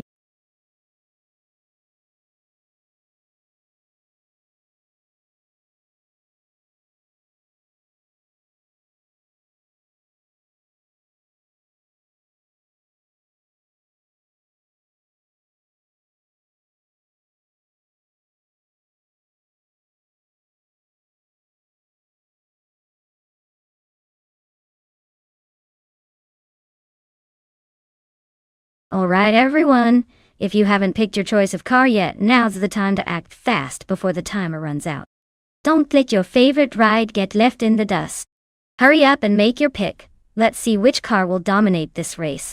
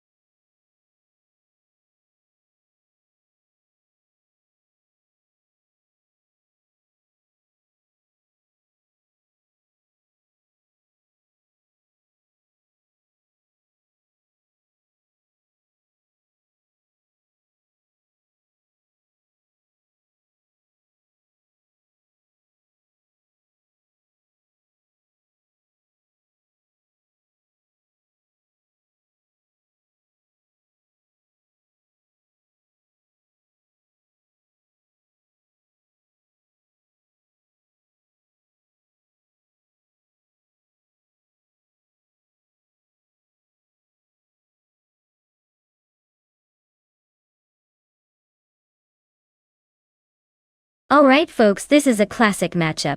On one side we have Botnick spirally cruising in a 1971 Chevrolet Monte Carlo, smooth, stylish and built for comfort, not necessarily for the latest in racing tech.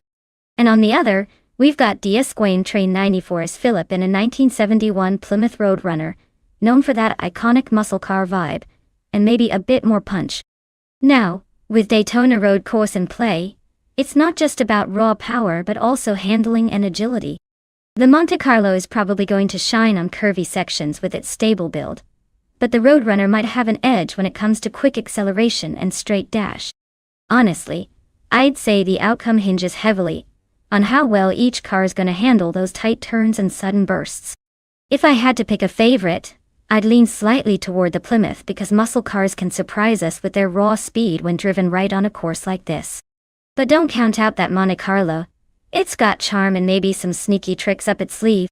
So who do I think will take the checkered flag? Given the scenario, I'd say the Plymouth Roadrunner might.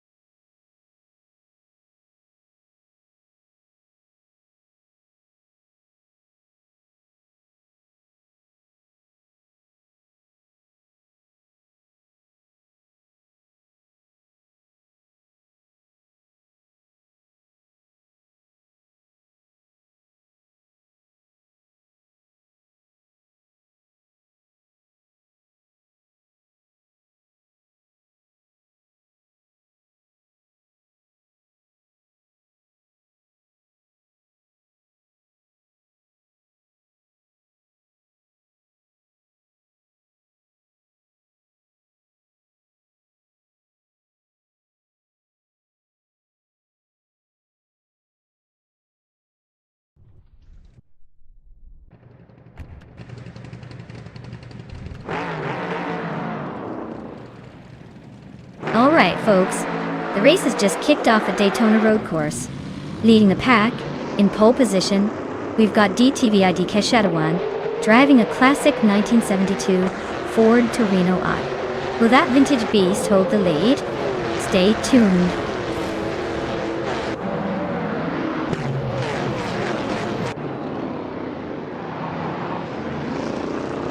The race kicks off with ID Keshetawan taking an early lead.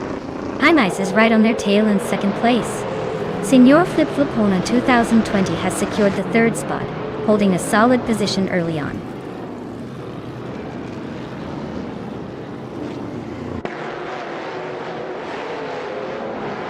Bot the Dreamkeeper is driving an AMC Matador, starting in 17th position. Their race seems steady, but they haven't made any notable moves yet, maybe saving fuel or just chilling in the pack.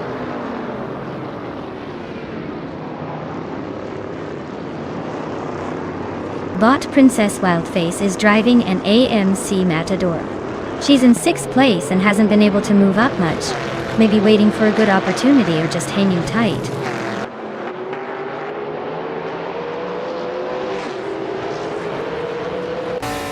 Bot Arlacoste is driving a Mercury Cyclone and currently sits in the 28th position. Their race seems to be a struggle, possibly falling behind due to pace or overtakings.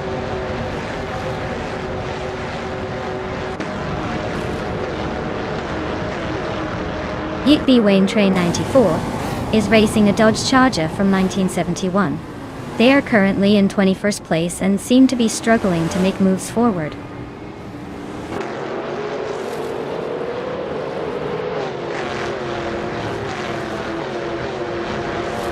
Bot Calicone Bunny is behind the pack in 21st place.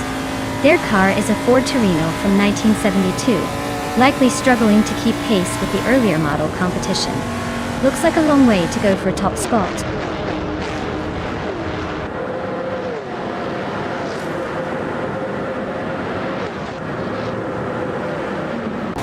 TV.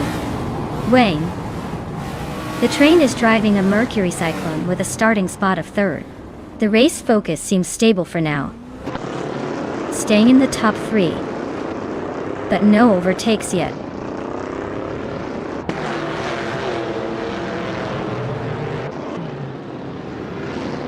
Bot Princess Wildface's car is a 1971 AMC Matador. They are currently in 6th place and seem to be holding steady without any major drama. Looks like a calm cruise for now.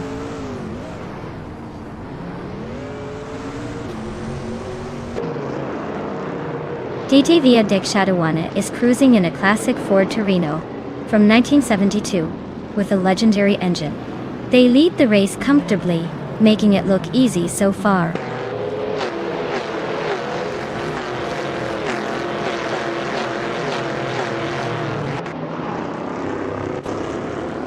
Bot Iron Crosser Wooden Cross is driving a 1971 Ford Torino Nino. They're currently in the 15th place, quite a few spots behind the leaders but still in the race. Looks like they might be struggling a bit to stay competitive.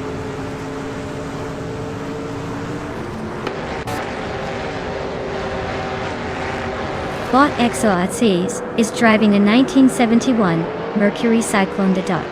They currently sit in 22nd place, making slow progress but staying out of major trouble so far.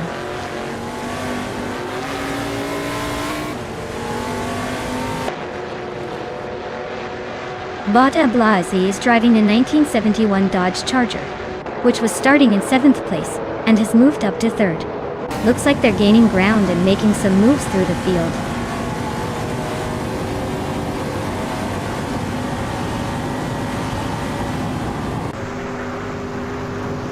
Botalan 656 is driving a Chevrolet Monte Carlo with a pretty decent start in the top 20, but no clear sign of overtaking anyone yet. The race looks steady for now.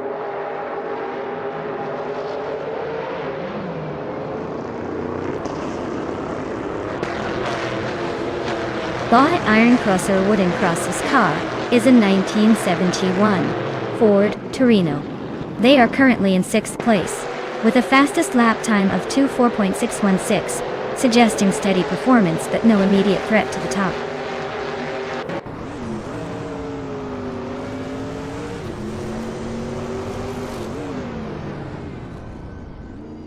Bot X Oasis is driving a Mercury Cyclone. They're currently in 25th position with a best lap of 2 minutes and 1.754 seconds. They seem to be holding steady but not making any big moves so far.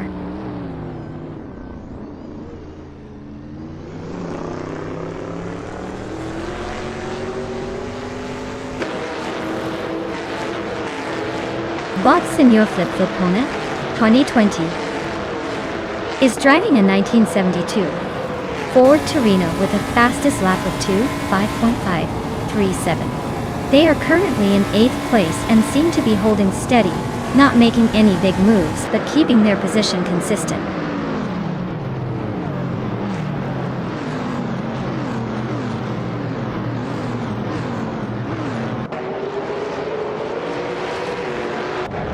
Botheim Eyes is racing in 1971 AMC Matador, currently in 2nd place.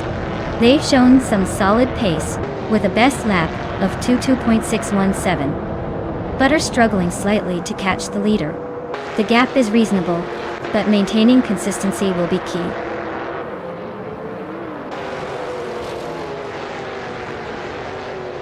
Wow, looks like TTV IDK Shadow 1 is on fire. Congrats on the win, champ.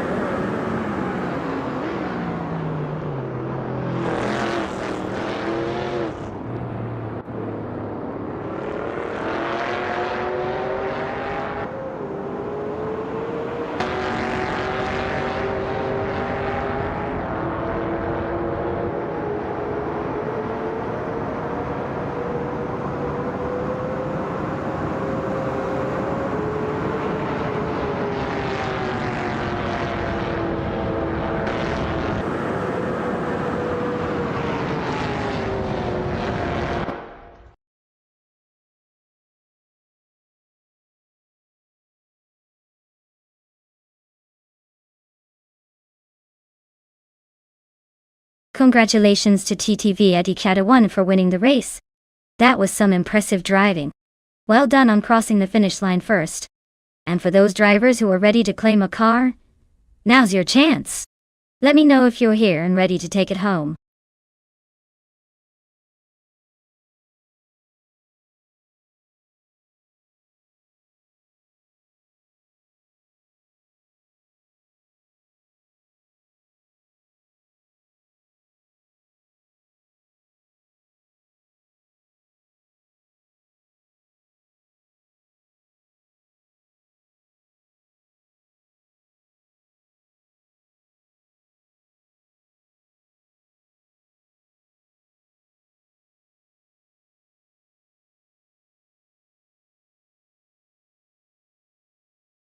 For this track, I would focus mostly on handling and suspension performance.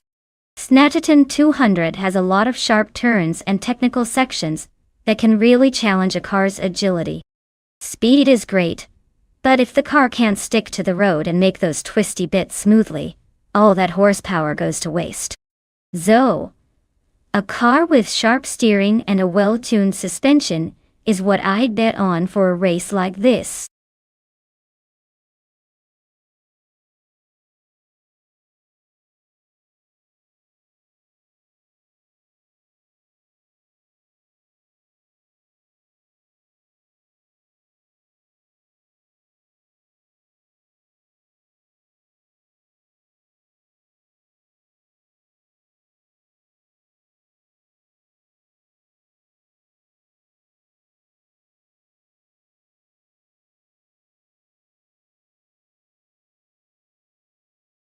Alright everyone, the clock is ticking. If you haven't picked your favorite car yet, now's your moment to shine. Don't make me start guessing who's going to win based on the car color alone. Get those picks in before it's too late.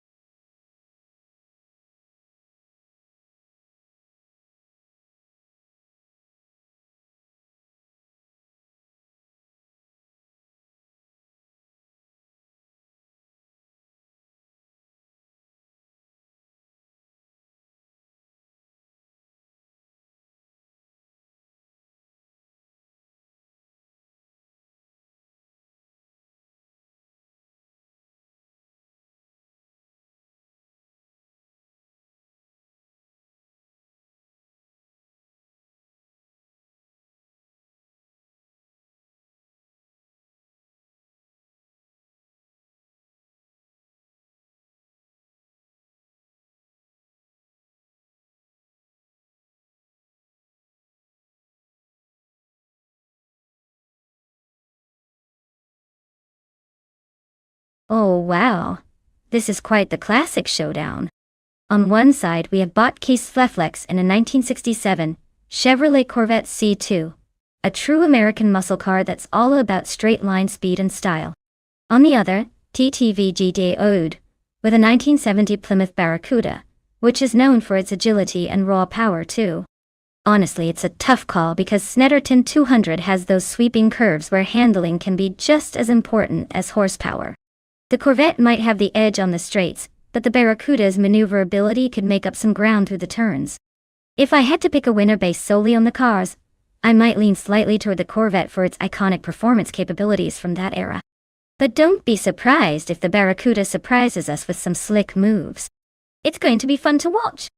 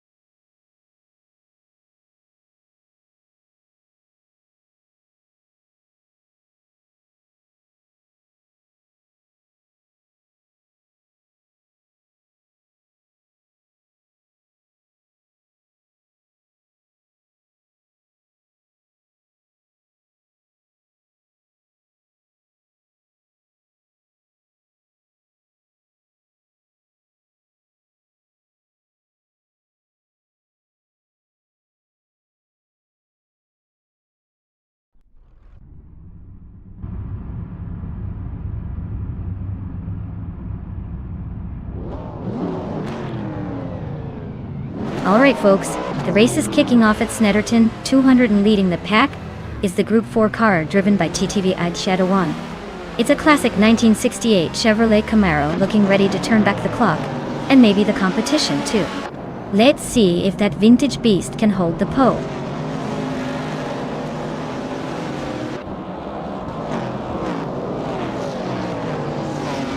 The race kicks off with IDK Shadow 1 taking an early lead, followed closely by Shadow in second place.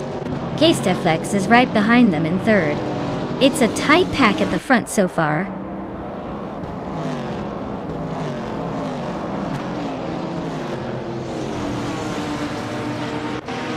Bot Slip Slide Gaming is driving a 1971 Puma GTB, which is a pretty quirky choice. The race seems to be tough for them being in the last position right now, probably struggling with pace or handling.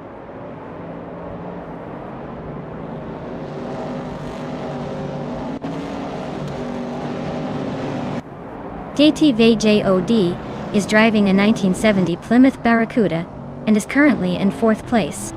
Looks like they're holding steady but not quite catching the leaders yet. No signs of overtake so far.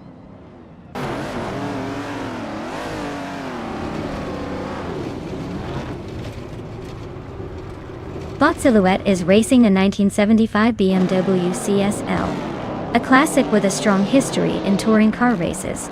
They are currently in 8th place, hanging out near the top 10, but no signs of overtaking yet.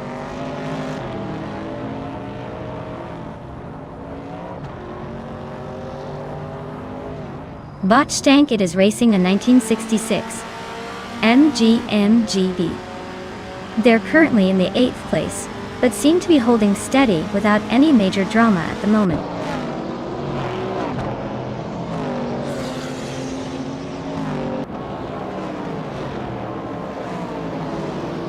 Bot Alex Hasnobrain is racing a 1970 Simca Rally 3 Joy Tour. They are currently in the 12th position, holding steady but not making any major moves up or down. The car's performance looks stable so far.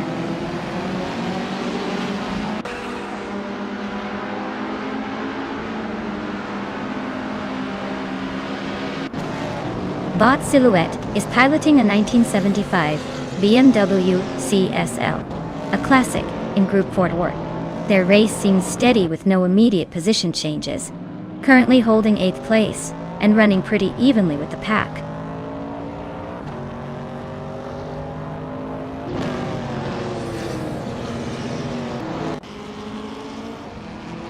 K-Steflex has gained a position and is just behind the Plymouth Barracuda, while GGOD is in 4th. Looks like K-Steflex might be setting up for a move, but GGOD isn't letting up easily. It's anyone's game in the final laps.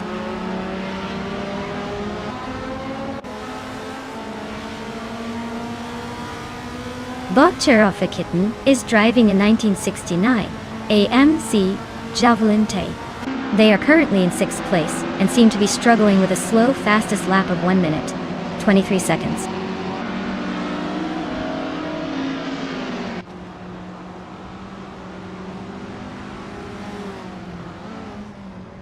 Group 4 cars are showing strong in the top spots with the Camaro leading and close behind. Snetterton's ample straights favor high power and grip, giving those muscle cars an edge. The mix of classic and modern styles adds some unpredictability to overtakes and strategy.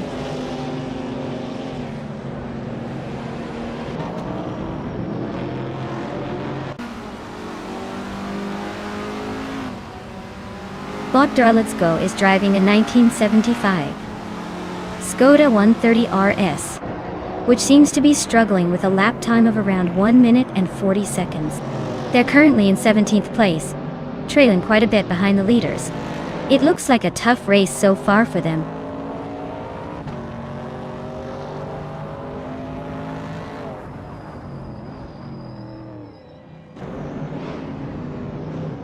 Bot Franquerity is piloting a 1971 Datsun 510 and currently sits in the 18th position.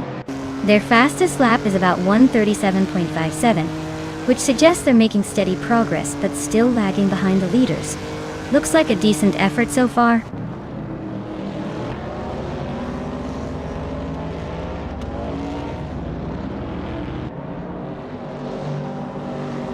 Bot Mr. Wolf J is racing a 1961 MGA. They're currently in 20th place with a lap time of roughly 1 minute 38 seconds. Looks like they're holding steady but not making any significant moves.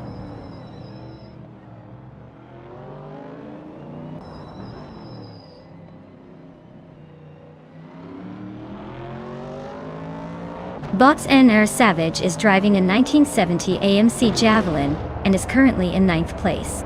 They've clocked their fastest lap at 1:22, which is solid, but not quite enough to catch the cars ahead.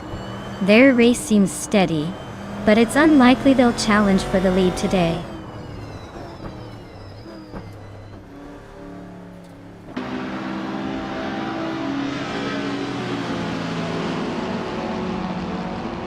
Rusnapalm 6 is running a 1971 Datsun 510, known for its lightweight and nimble handling.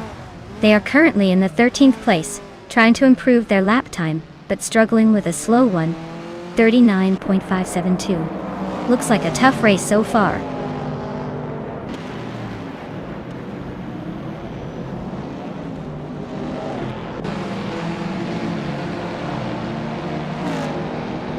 Bot Solid Shadowban 81 is in 8th place, driving a 1970 AMC Javelin.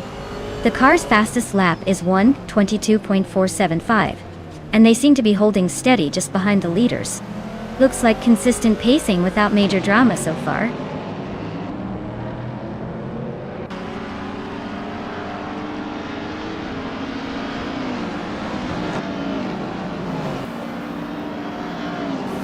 Bot Rusnapalm 6 is running a 1971 Datsun 510, known for its agility, and classic design.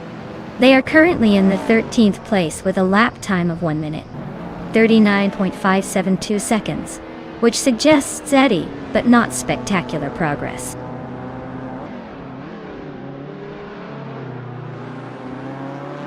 Well, congratulations to DS Sky Shadow for taking the top spot. Clearly, they weren't just shadows in the race.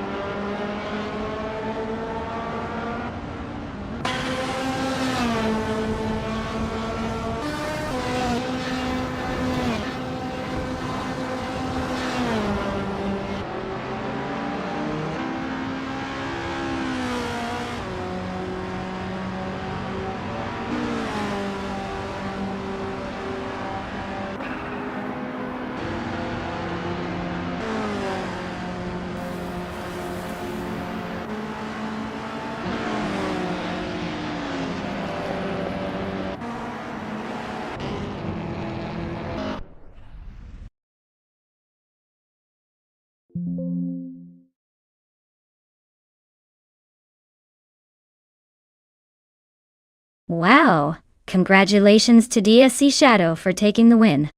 That was an impressive race and definitely deserved that victory. As for the drivers who can claim a car, make sure to step up quickly. The keys are waiting. Who is feeling lucky today?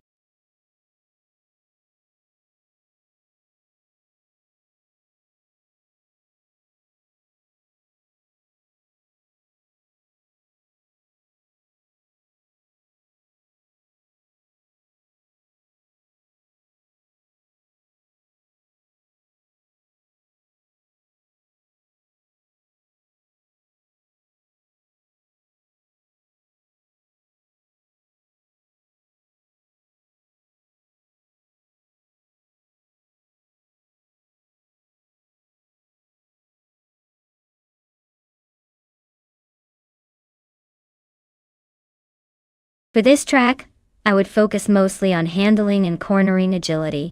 Understorp has some tight turns and flowing bends that really test a car's stability and nimbleness. Sure, straight line speed is fun, but if your vehicle can't stick to those curves without drama, you're not winning any races here. So, I'd say a car with good grip, responsive steering, and excellent suspension setup is the way to go. After all, what's the point of a blazing fast car if it can't dance through the corners smoothly?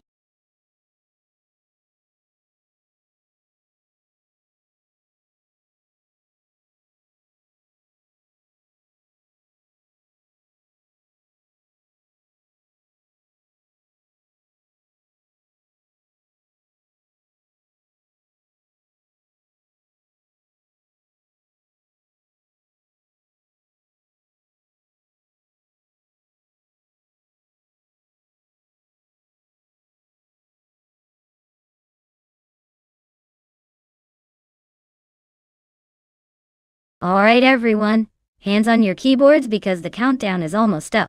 If you're thinking of picking a car to root for, or maybe just want to make your fantasy racing team look cool, now's the time. Don't blink or you'll miss the chance to influence this epic battle of metal and AI. Get those final choices in before it's too late. Because once the clock hits 0, we're stuck with whatever was last picked.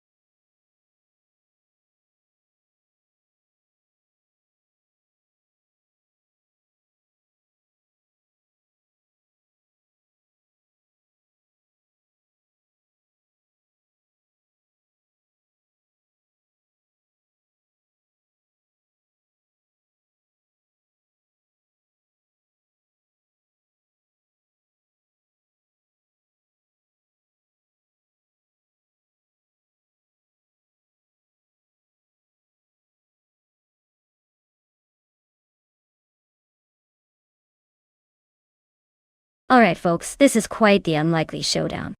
On one side, we've got Bothan Fattig with a glorious 1986 Alfa Romeo Spider QV, probably built for speed and style. And on the other, there's Bot the Betty White Show in a 1993 Honda Accord, which is more known for reliability than winning races. Given the track is Nonstop, which has some twists and turns that need nimble handling, I'd put my money on the Alfa Romeo here. It's got that vintage charm and sporty flair that could give it an edge through those corners. The Honda Accord, while practical and probably comfy for daily driving, might find itself outmatched in pure racing terms. Though, I'm betting the Alfa Romeo will take the win here. Oh, but hey, maybe the Honda pulls off an upset. Life's full of surprises, just like these bots trying to be race cars.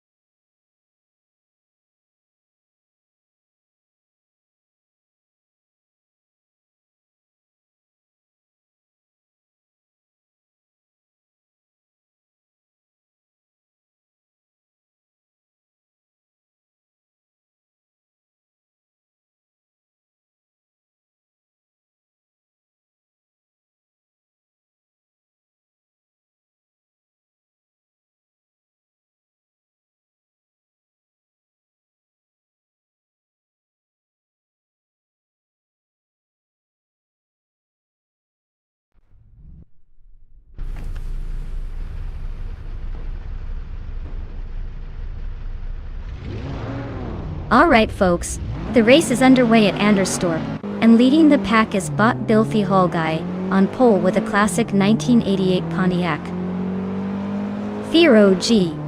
No doubt the retro charm is in full effect. Let's see if that vintage beauty can hold off the newcomers.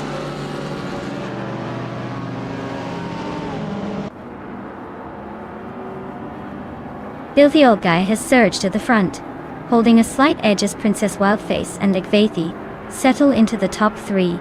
Looks like Bilthy Old Guy is trying to set the pace right out of the gate.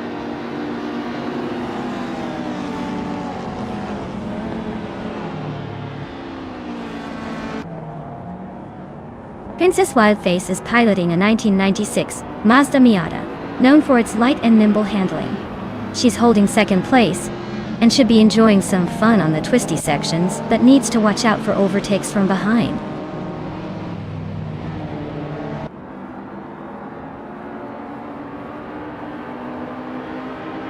DTV God is in 9th place, driving a 1991 Honda CRX. They're maintaining a steady pace but haven't shown any major moves yet. The race looks relatively stable for now.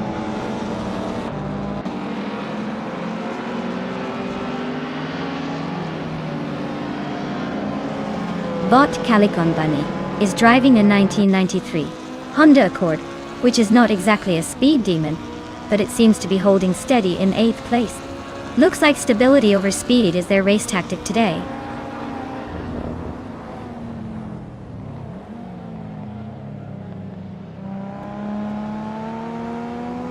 Bot the Betty White Show is driving a 1993 Honda Accord.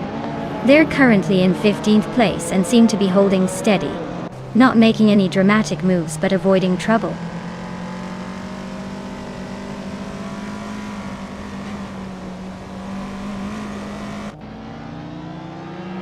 DTV Naibe is piloting a 1978 Saab 99 Turbo, quite the vintage turbo, charged classic.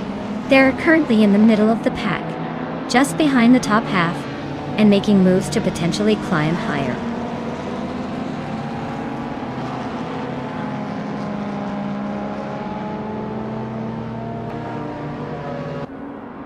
The track's tight corners favor those with nimble cars like the Mazda Miata and Honda CRX, while longer straights could boost the Subaru Legacy's chances. Overall, it's a mix that keeps the order interesting with close racing and retro classics.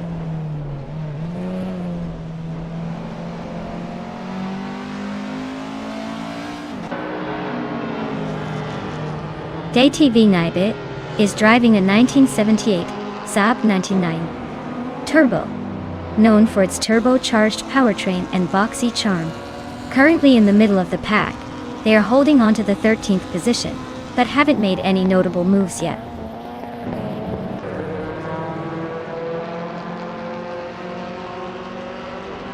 Botriswachingo is driving a Nissan 186 Type X, which is known for its balanced handling. They are currently in 7th place and making steady progress after starting from 12th.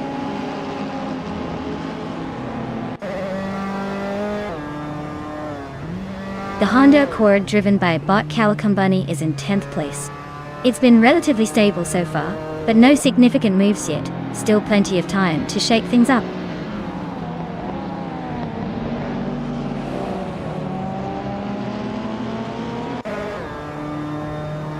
The 1992 Honda Civic Si driven by Bot Wafflingotters is currently holding 4th place. Looks like they're maintaining a steady pace, no major overtakes happening around them. The Civic seems to be keeping it consistent in the mid-pack.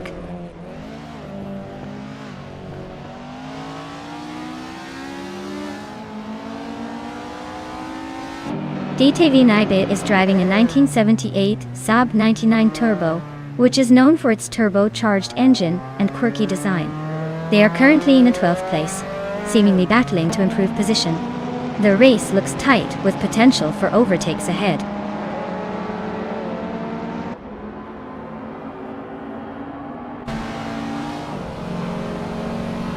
The tight layout of Anderstorp seems to be favoring the older models with better handling, as seen with the Subaru and Mazda half the way up. The longest straights might be hurting some slower cars, but overtakes are still happening in the corners.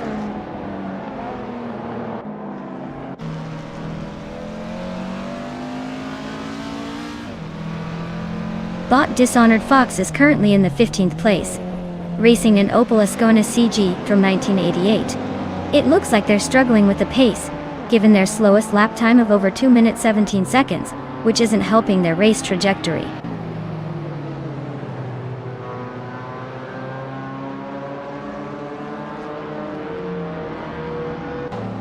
Botriswachingo is racing a 1996 Nissan 180S Type X. They're currently in 5th place and doing well with a fast lap of 2 minutes 9 seconds and 390 milliseconds.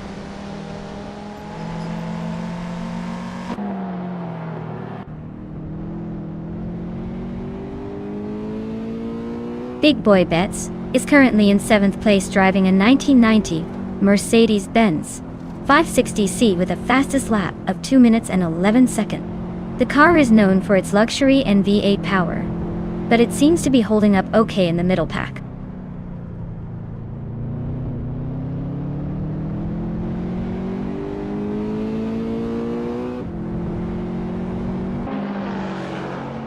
Bot Wafflingotters is currently in 4th place, driving a 1992 Honda Civic Si.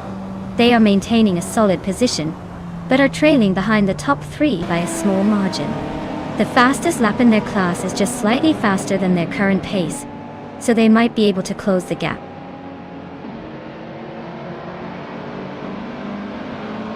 Congratulations to Botfishins on their amazing victory.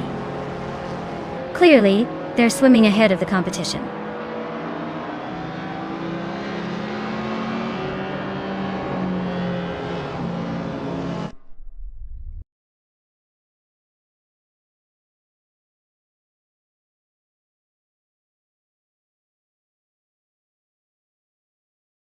Wow! Botfishing takes the victory. What a dominant performance. I hope they're ready to hold on to that shiny trophy.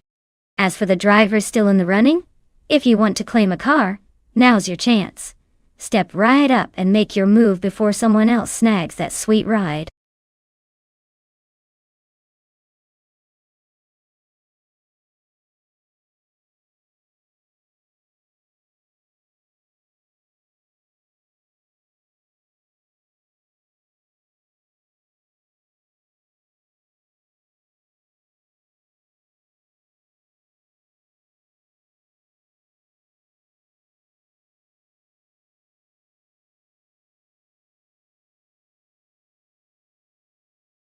Actually, the NASCAR cars from 1970 were quite the throwback.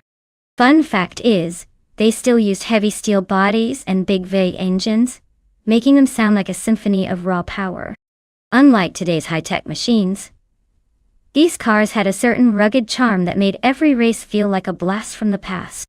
I'd say it's like bringing a knife to a gunfight, but in this case, it's more like bringing a steamroller to a sprint. The way those cars crunch through the corners is just legendary.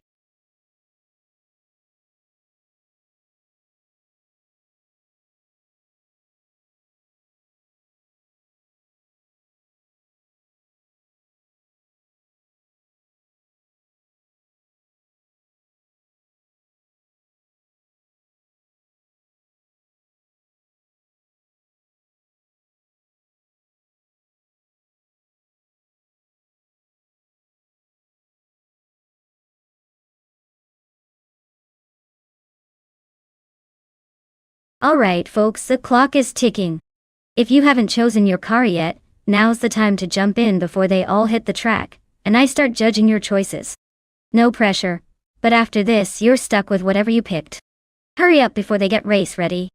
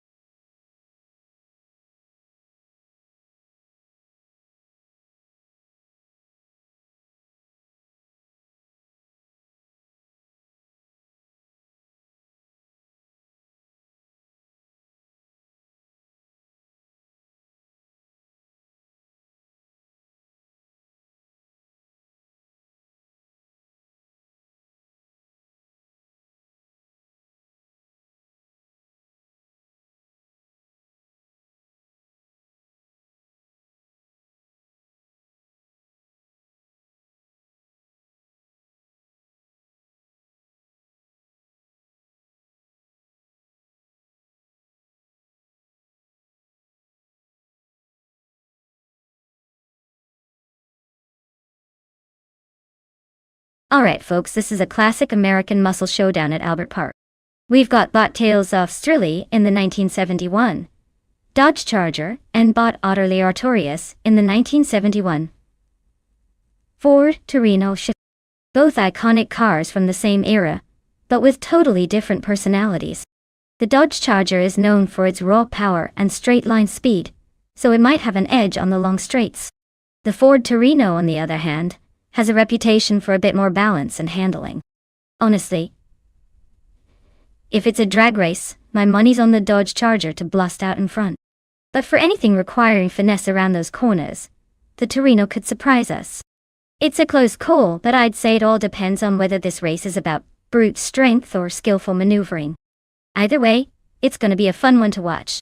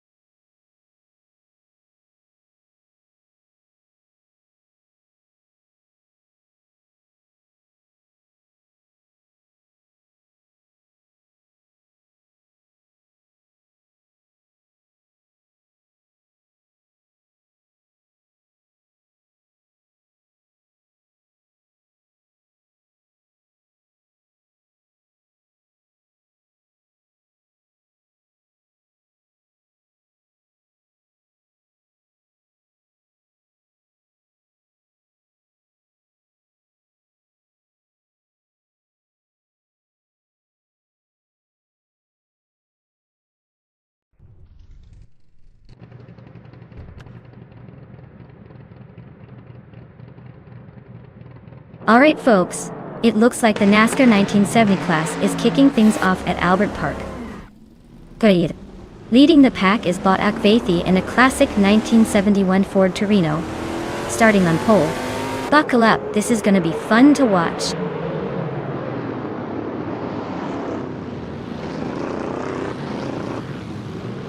Akvathi has shot off the line into the lead, with Max Spirelli hanging close in second. Captain Trippy holds steady in third, but everyone's already scrambling for position early on.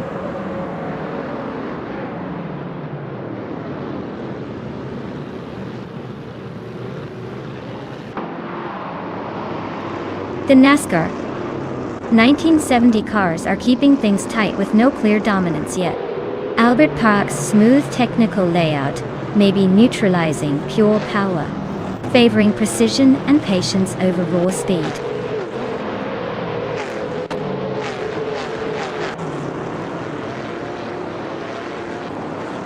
Bot Buart is driving a 1971 Ford Torino and is currently in the 16th place. They started further back, but are making steady progress through the field.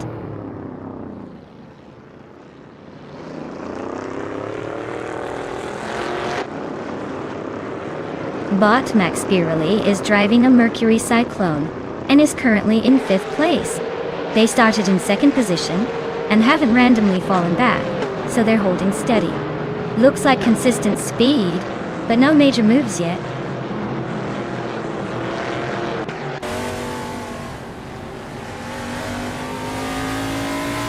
Bot Architect is driving a Dodge Charger and currently sits in 7th place. They are just behind the top 6 and trying to make up some ground. The race seems to be tight with a lot of Chargers involved.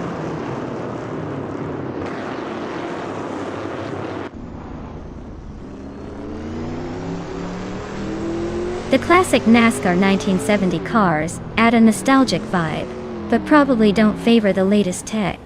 The Albert Park layout benefits more from precision and handling, which might level the playing field against raw power.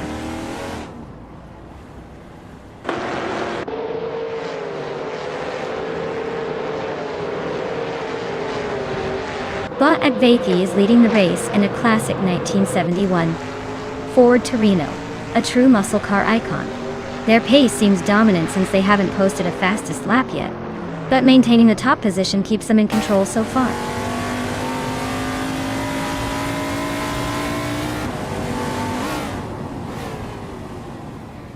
Bot Global Excel is currently in the 15th place, driving a Plymouth Roadrunner.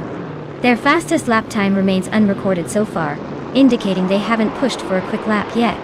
The race looks steady but nothing too aggressive from their end.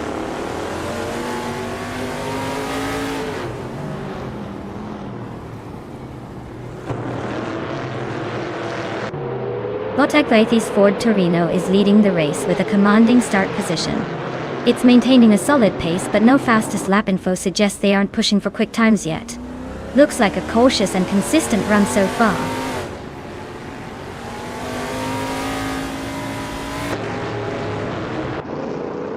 Bot Max Spirelli is cruising in a Mercury Cyclone and holding in 5th place.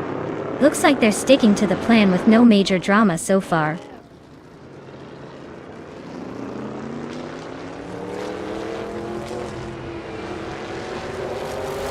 Teos Australia is holding on to 9th, but only just ahead of Ottilie Artorius, who's close behind in 10th. Ottilie might be eyeing an overtake if they find a slip or boost their pace. Race isn't over yet.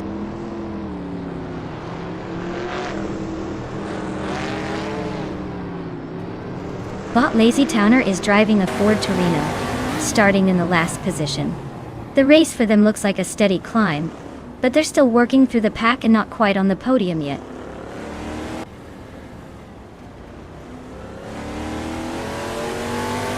Bot Crick is piloting a Plymouth Roadrunner, which is known for its classic muscle car style.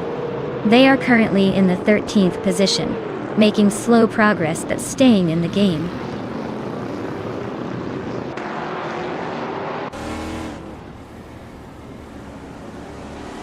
Ottilie Artorius is driving a Ford Torino, starting in 10th place. The race looks steady for them so far, but the competition is tight and there's plenty of room for overtakes ahead.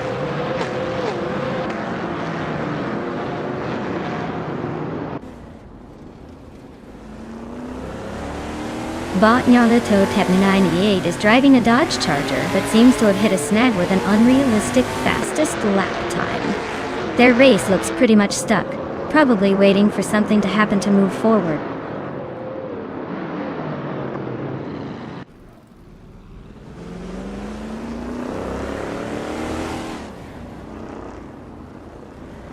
Laila Tamama is running a Mercury Cyclone which started in 4th position. She's currently in 3rd, just a little behind the leaders, with a best lap time of 2 minutes 17.812 seconds. Looks like she's holding steady but struggling to stay ahead of the 2 Ford Torinos up front.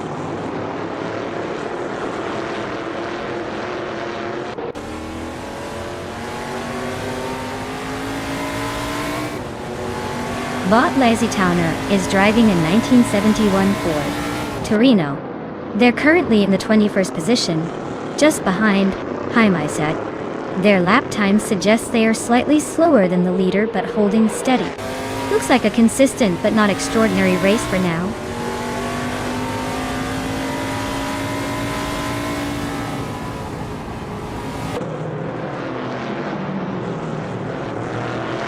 Violet Mama is driving a Mercury Cyclone, currently holding the 3rd spot. Their fastest lap is 2:17.812, which shows some steady pace but not quite enough to challenge the leaders yet. It seems like they're sticking in the middle of the pack with decent consistency.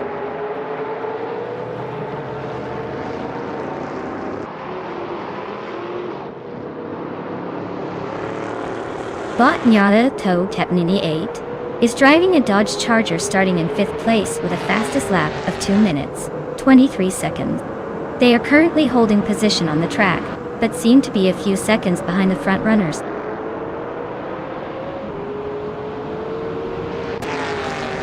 Well done. Looks like Botek Vathi is the new king of the track. Congratulations on the victory.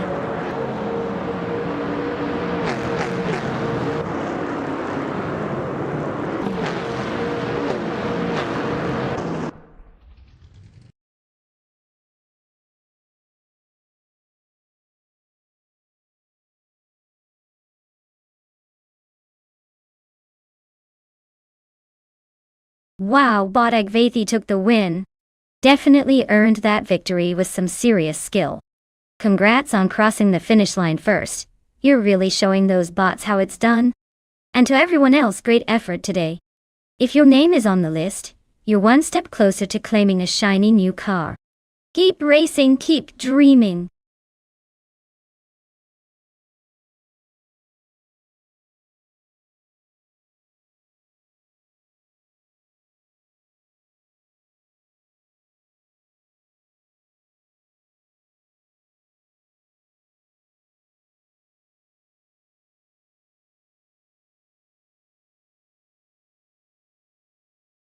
If I had to pick one of these cars, I'd say the 2018 Chevrolet IndyCar has the edge. It's probably got a slight upgrade on speed and handling on the Atlanta Motor Speedway circuit. Plus, Chevrolet usually brings their A game. The Honda is no slouch, but I'm betting that Chevy would squeeze out just a little more grit for the win. It's going to be a pretty close call though, so buckle up.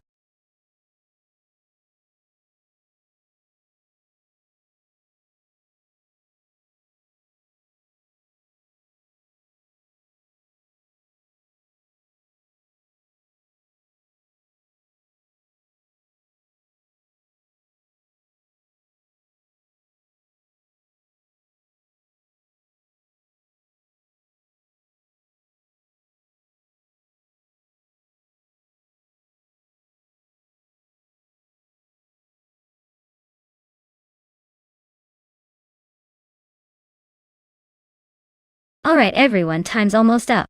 If you haven't picked your car yet, now's your chance or you'll be stuck with the choice I make for you. No excuses, let's see what you're made of.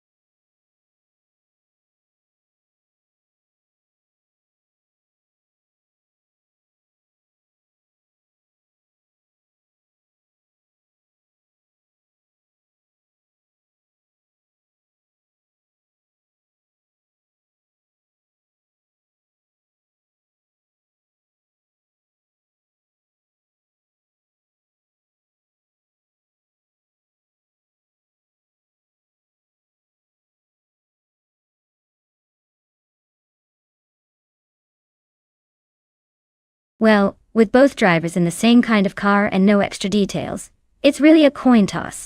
Perhaps we should just call it a battle of the bots, and see which one comes out on top. I'm betting on the one that's feeling the most confident. Or maybe just the luckiest today. Stay tuned, this could be anyone's race.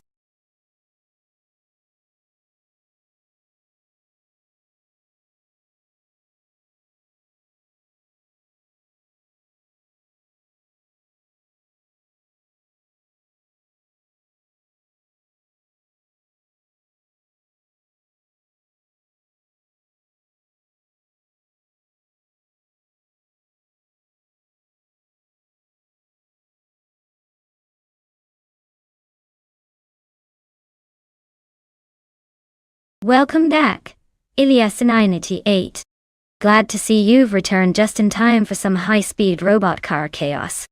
Hope you're ready for some virtual adrenaline.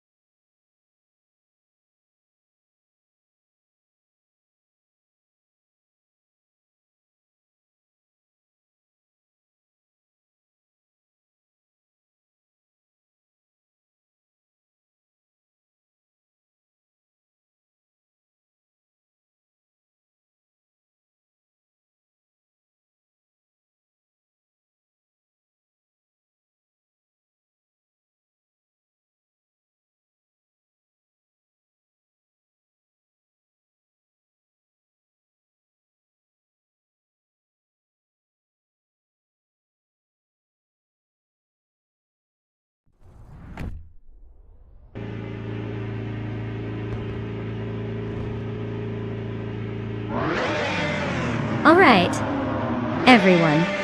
The race is on at Atlanta Motor Speedway.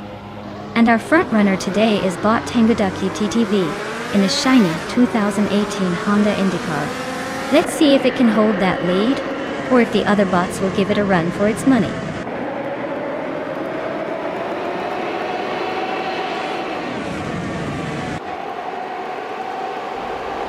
Queen Monda takes an early lead with a strong start, holding the first position. Tanguducky TTV has already moved into second place, challenging for the front. Wolf's Light is in third, trying to keep up but already losing a bit of ground.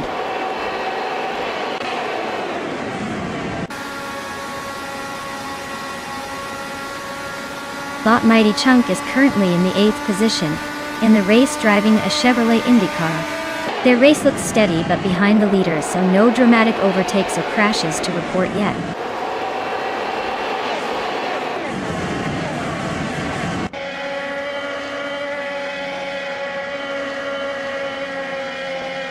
Bot Wolf's Light is driving a 2018 Honda IndyCar, with no apparent lap time recorded, indicating they might be holding steady, or just holding position. They're currently in third place, no overtakes happening around them.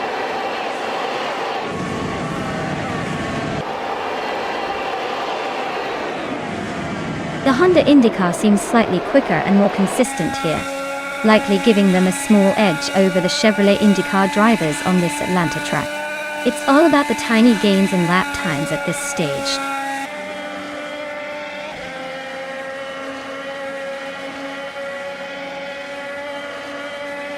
Bot Mafia Mavi is driving a Honda IndyCar from 2018, with the fastest lap time of 23.64 seconds. They are currently in 9th place, maintaining solid pace but not quite challenging for the top.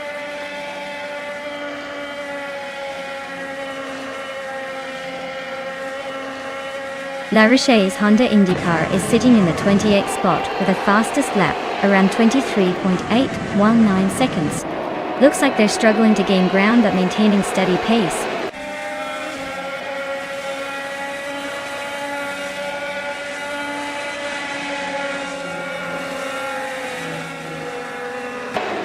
Mukov is driving a Chevrolet IndyCar and is currently in the third to last position. Their fastest lap time of 23.664 shows they might have some pace, but they still have a lot of cars ahead to overtake if they want to climb up.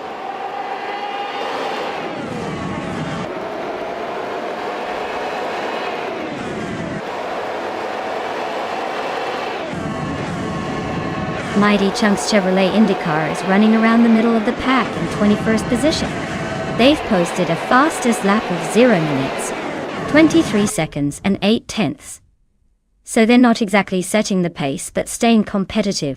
Their race seems steady, if not spectacular.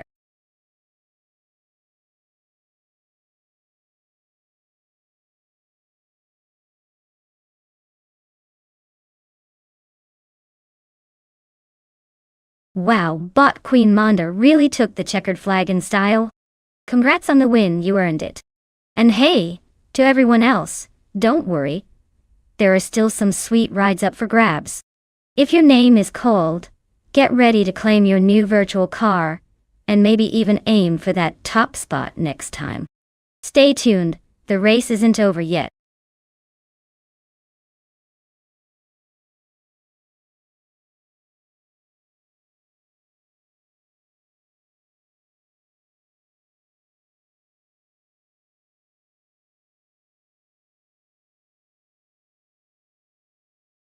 Well, the Ovalo de Puebla is pretty interesting because it's designed to mimic a bit of classic racing spirit, with its smooth oval shape. It's one of those tracks where your car can really get into a rhythm, almost like it's dancing around in circles, minus the fancy choreography. Fun fact, the track is actually quite short, so a race here feels like a quick sprint rather than a marathon. Perfect for those who love fast-paced action and lots of close calls. Just watch out for the AI drivers. They tend to forget which way to turn sometimes, turning this track into a bit of a chaotic ballet.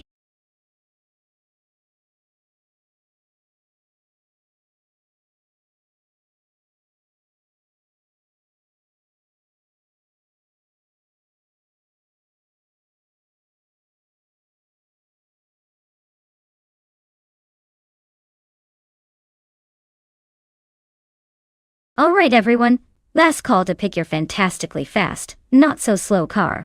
If you haven't chosen yet, now's the time to make that crucial decision before it's too late. Don't miss out on your chance to cheer for that underdog, or that one car you secretly think looks coolest. The countdown is on and the race is about to begin.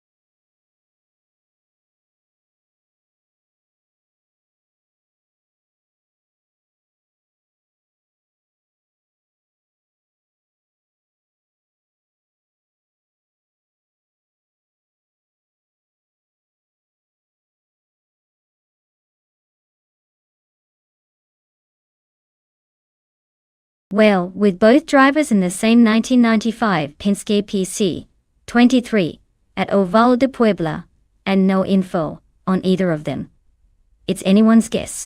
Maybe they'll be evenly matched, or maybe one will just have a good day and take the win. I'm going to say it's probably going to come down to a matter of luck, or who gets the best start. Who knows, maybe the underdog will surprise us all.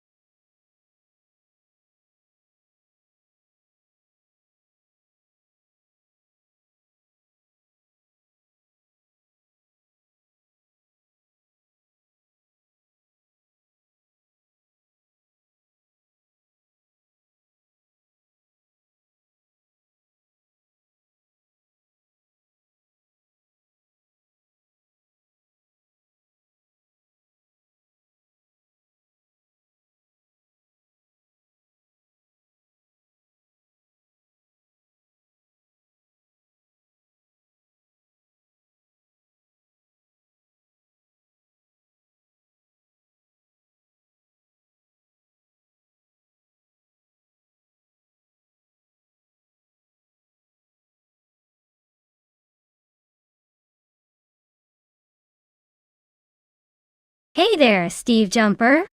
Glad you could hop back in just in time to see these AI cars battle it out. Sit tight, the action's about to get really interesting. Welcome back to the chaos.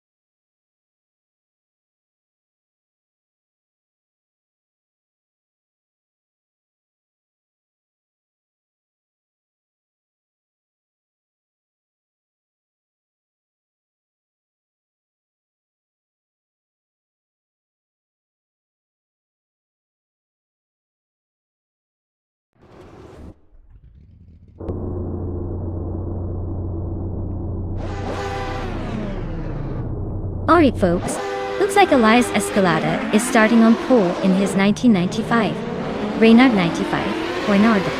If he keeps the lead for long, I'll be impressed. These cars are quick but unpredictable. Let's see if he can hold off the pack.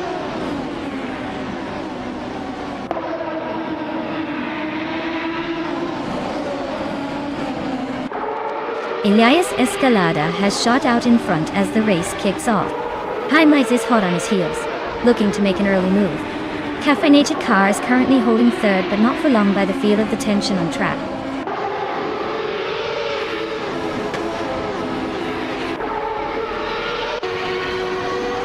Bob Fishinck is driving a Reynard 95i and is currently in 21st place. The race seems to be a steady shuffle with no major moves from them yet.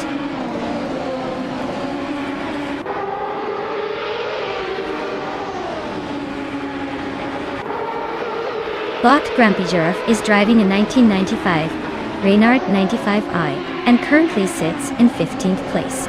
The race looks like it's been pretty steady for them with no major overtakes or issues so far.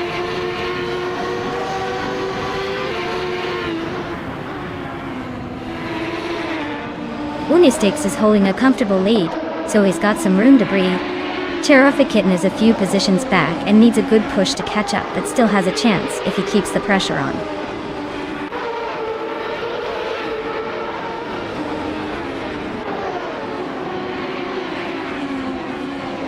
Bot Shoot 'em Up is piloting a Reynard 95i and sitting in third place.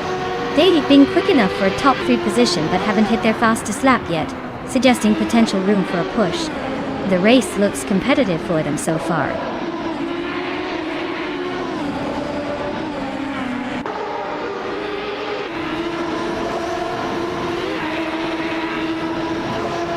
Bot Caffeinated Car is racing a Reynard 95i and started in third position.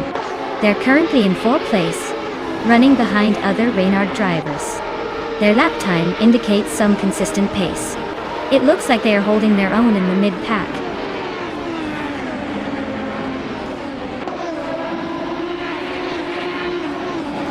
Bot Adam Flash is driving a Penske PC23. Their race looks like a struggle, currently in the back half of the field and several seconds behind the leaders.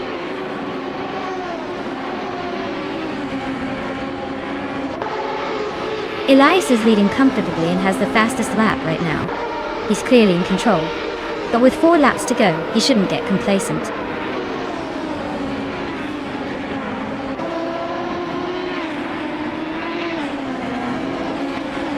Bot Terrific is driving a Penske PC23 and is currently in 12th place.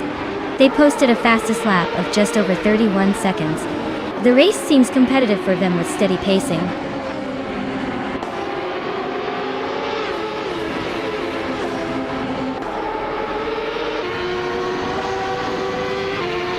Bot X Nobarixel is driving a Lola T9500 with a time of 32.325 seconds in the race. Their pace suggests they're falling back, currently in the last few positions. and might be struggling to keep up with the leaders.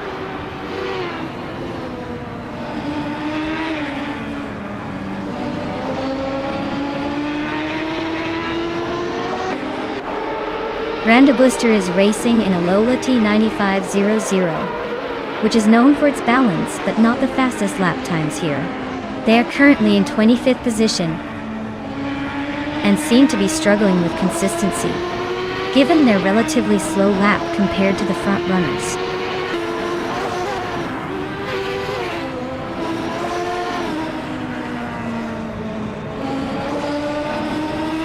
Bach Daisy Shans is driving a Lola T9500 and is currently in 23rd place.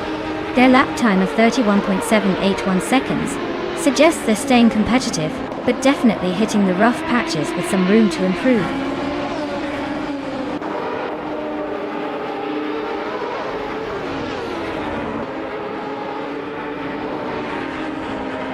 Lotusos is running a Penske PC23, which is currently in the 17th position. They've been consistently improving with a fastest lap just over 31 seconds.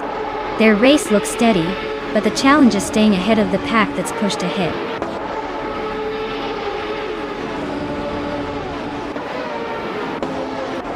Congratulations, UTB Elias Escalada. Looks like you just drove your way into the winner's circle at Ovalo de Puebla. Well done!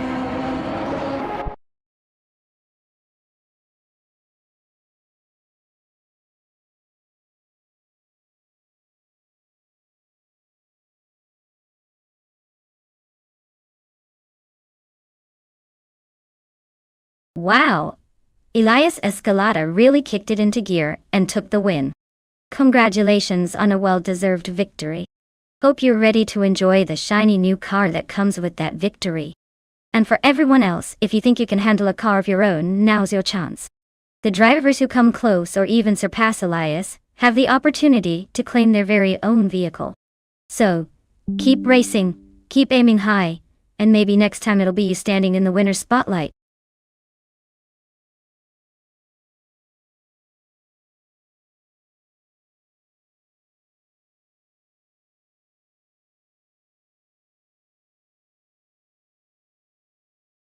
Sure thing.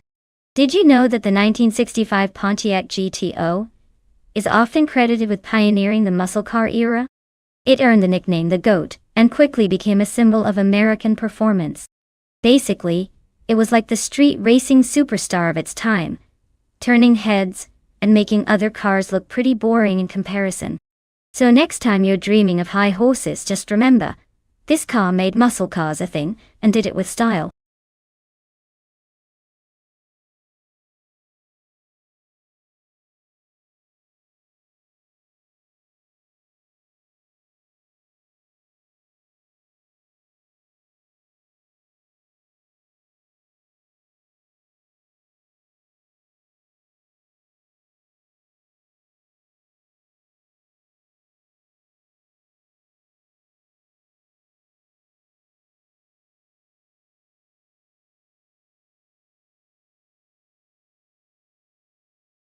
Alright folks, if you haven't picked your car yet, now's the time to jump in before the race hits the starting line. The clock's ticking faster than a sports car on a straightaway, so get those choices in. Don't let your favorite drive miss out because of procrastination. Let's see which AI car takes the crown today.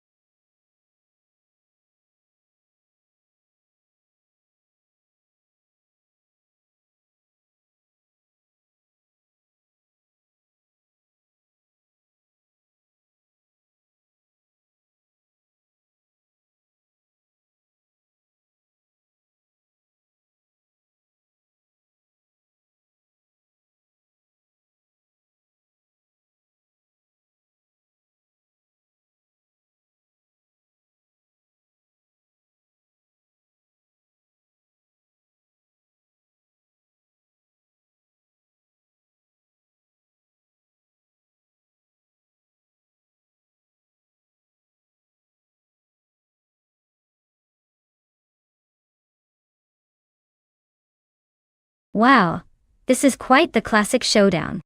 The Aston Martin DB4G Zagato is a beauty and probably has the edge in handling and elegance, especially on a tricky short loop. Plus, it's a bit lighter and more agile, which can really make a difference. On the other hand, the Plymouth Belvedere is no slouch either, with its muscle car charm and raw power. It might be a bit heavier and less nimble, but don't underestimate the sheer presence it brings to the race. Though both are fantastic choices, I'd put my chips on Zugsterkat's Aston Martin for pulling ahead. It seems better suited for quick turns and tight corners here. But then again, with AI racing, anything can happen. So stay tuned because this race could surprise us all.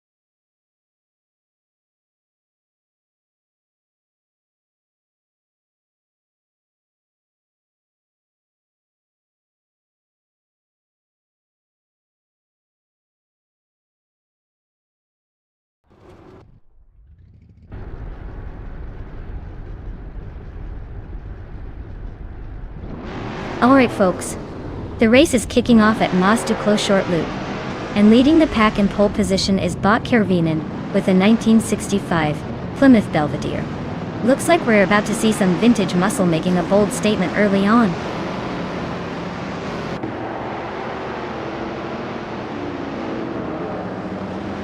Zugsterkat has taken the lead right out of the gate. Kervinen is holding steady in second, just ahead of Frogsworth, who's keeping them honest, in third. The pack is still close. No one's giving up their position just yet.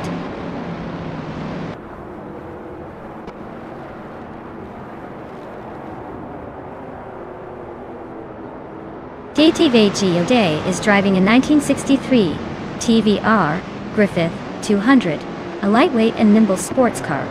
It's currently in 20th place, maintaining its position with no visible overtakes or incidents so far.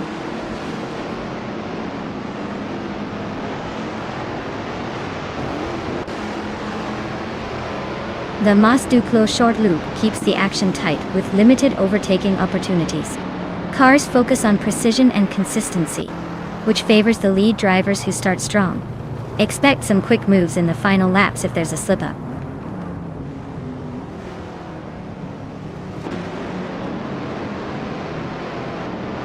Bot Kufo is running a 1967 Chevrolet Corvette C2 Stingray Da. Looks like they're holding steady in the 15th spot, not quite making gains but staying within the pack. No surprises yet.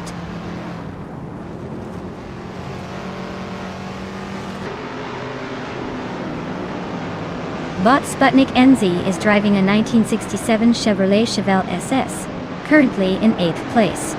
The car seems to be holding its position well, and is likely looking for a chance to overtake the car ahead.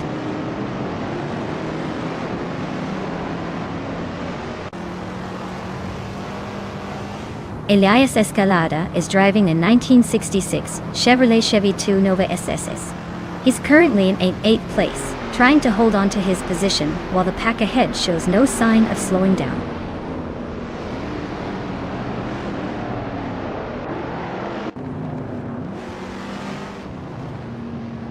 Vintage street cars are holding close together with classic models, probably because the Mace Duclos short loop favors their handling and agility more than raw speed. The tight track keeps the top spots contested and prevents the big engine cars from pulling ahead easily.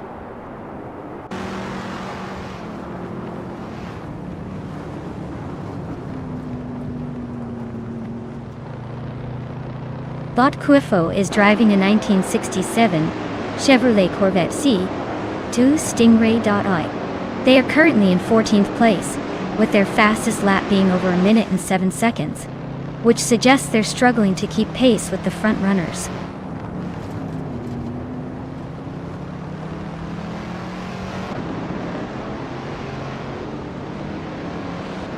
Body Notes is driving a 1965 Plymouth Belvedere and currently in 3rd place. They're running a fairly quick lap time of 1 minute and 0.803 seconds, which keeps them near the front. The race looks tight for them so far.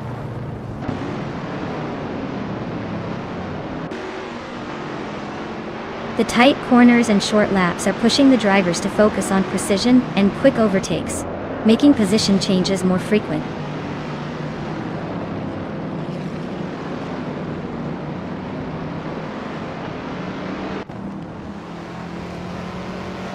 Botker Ruvinen is driving a 1965 Plymouth Belvedere, starting in the 1st position.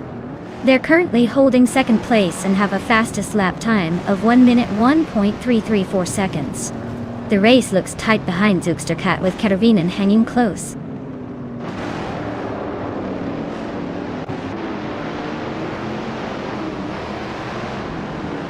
KTV's Jumper is driving a 1967 Chevrolet Impala SS and has settled into 8th place. Looks like they're keeping it steady, but not lighting up the lap times. Staying in the pack for now.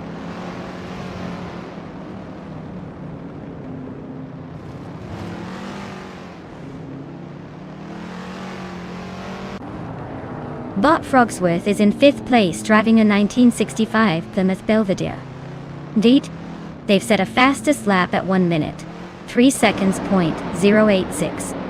Looks like they're holding their own but still chasing the leaders.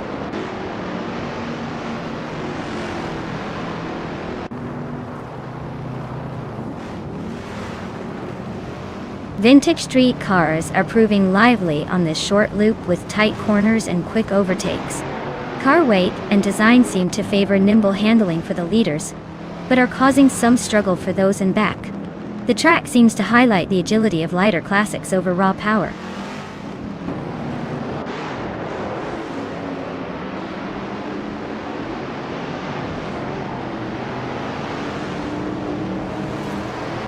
Botlop John 7 is driving a 1962 Aston Martin DB 4 GT Zagato, just behind the lead pack in 17th place.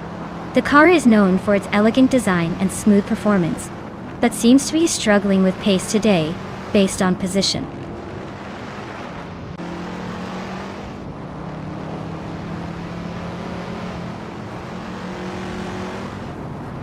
Botlop John 7 is driving a 1962 Aston Martin DB4 GT Zagato, the same as Maya, but currently in slightly better shape.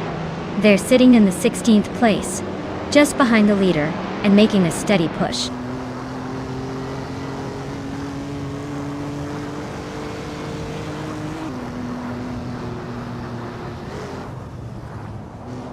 Bod Caffeinated Car is piloting a 1963 Chevrolet Corvette C2Z06. They're currently in 6th place, closing in on the top 5, but their fastest lap is a bit slower than the leaders. The race looks quite competitive for them.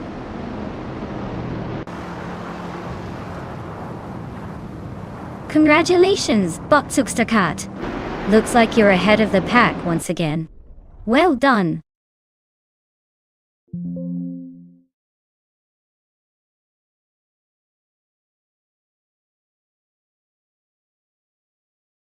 Wow, Congratulations to Bot Zooksterkat for claiming the victory. That was a pretty impressive drive. Looks like the race just got a new champion. And hey, the drivers who are still in the running, if you're interested in claiming a car, now's your chance. Don't let this slip away.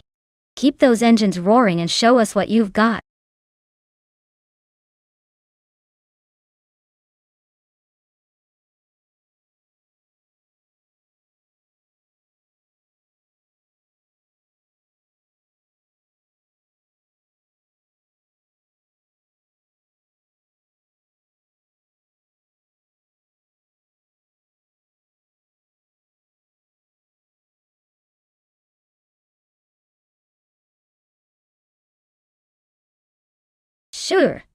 Sure. Did you know that the F1 cars from the 1960s had engines that sounded like a roar from a beast? They used pretty wild V8 and V12 engines that could reach speeds over 150 miles per hour. It was basically like listening to a symphony of raw power mixed with a bit of chaos, which makes watching those races feel like an old-school action movie. Plus, the safety standards back then were pretty relaxed. So watching those drivers bravely tame these machines was definitely a high-octane adventure.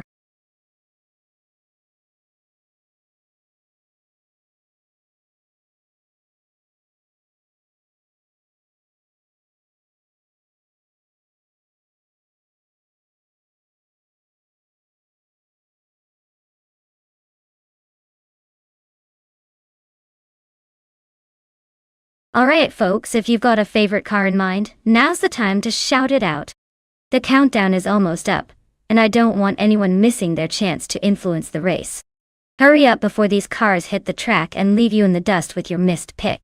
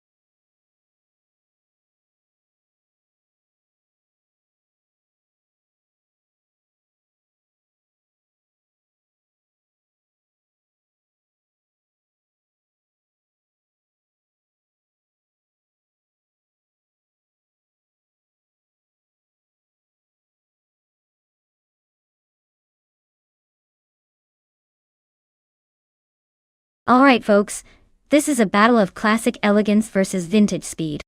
On one side we have Bot Wrestling 567 roaring in a 1962 Porsche 804, a car known for its agile handling and racing pedigree. On the other side, Diascalius Escaponiae is behind the wheel of a 1964 Ferrari 158, which sounds like it's ready to unleash pure Italian fury. Given the specs and their legendary leanings, I'd say the Ferrari might have a slight edge in speed and raw power. But the Porsche's agility might help it navigate the twists and turns better. Honestly, this could go either way. But if I had to make a call, I'd lean towards the Ferrari because history suggests it's just a tad more aggressive on the track. But hey, with AI racing, anything can happen. Let's see who crosses that finish line first.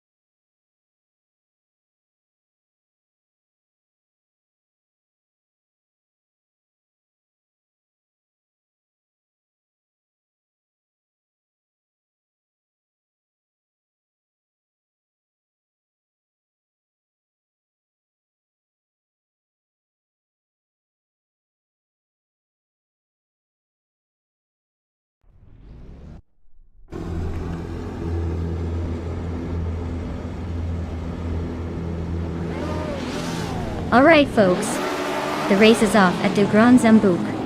And look at that TTV Elias 98. Turbo charged his way to pole in a shiny 1961 Cooper T 55. Let's see if classic charm can hang with the modern miles per hour.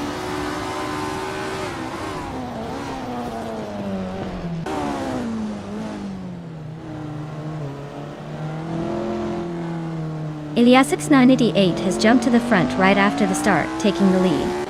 Wrestling 567 is holding a close second as Elias Esekioid is currently in third place.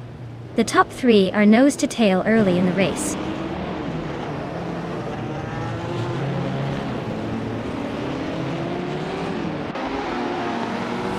Bot King Chu 22 is driving a 1965B RMP 261 and is currently in 6th place.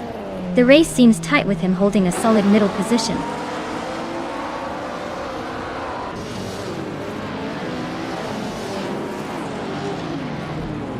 Bot Mariako Bleich is piloting a 1961 Cooper T 55. He's currently in 11th place, which suggests he's holding steady but not making much progress. No recent overtakes or threats visible.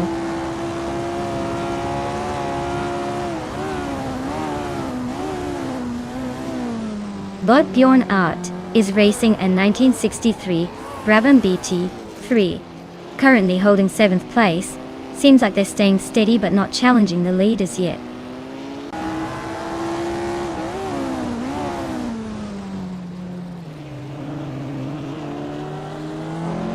Bot Jebu Ogi is driving a 1965 Ferrari 1512 and is currently in 8th place.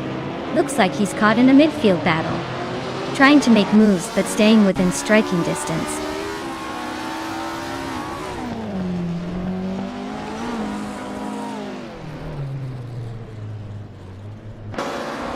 TTV Elias 78 is leading the race in a 1961 Cooper T55. They are holding a comfortable lead with no immediate threats nearby and haven't set a fastest lap that shows any sign of slowing down.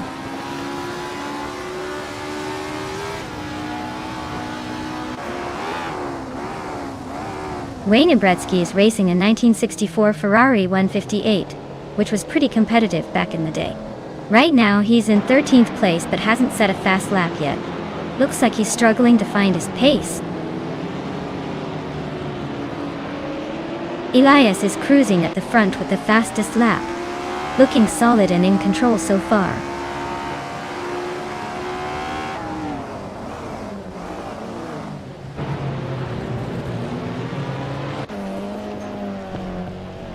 Utb Elias Escalada is driving a 1965B RMP 261 Dora. They're currently in 12th place, making some progress but still behind the leaders. Fastest lap so far is over a second slower than the top speeds, so maybe consistency is the key.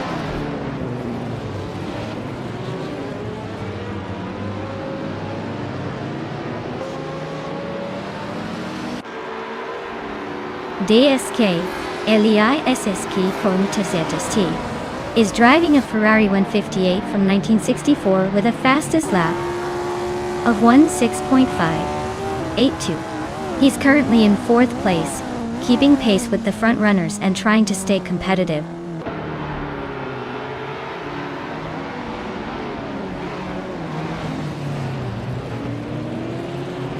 Bache Buogi is driving a Ferrari 1512 from 1965, starting in 5th place. Their fastest lap is just under 7 minutes. They seem to be holding steady, but haven't made any major moves yet.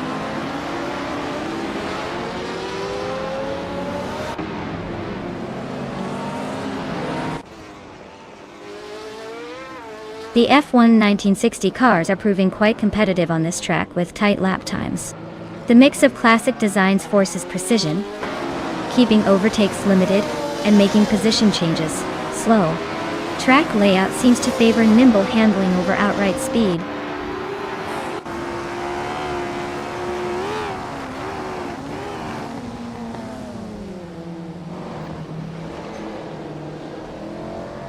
DSK Elias SSK is racing a Ferrari 158 from 1964. It's currently in 4th place, showing solid pace with the fastest lap just over 6 seconds faster than some competitors. Looks like he's making good progress, but might need a bit more to crack the top 3.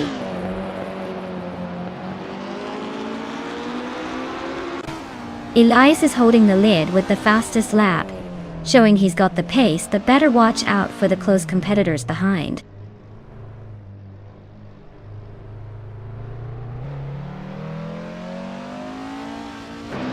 Bot Silver Gaming is running a Cooper T77 with the fastest lap of 1 minute 6 seconds and 94 milliseconds. They're holding steady in 10th place but haven't quite matched their best pace so far.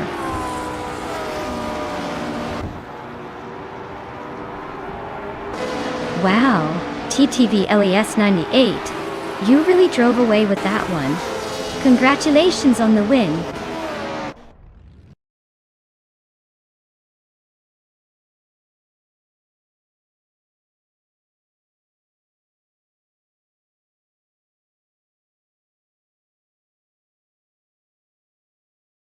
Wow, congratulations to TTV LES 98 for taking the checkered flag.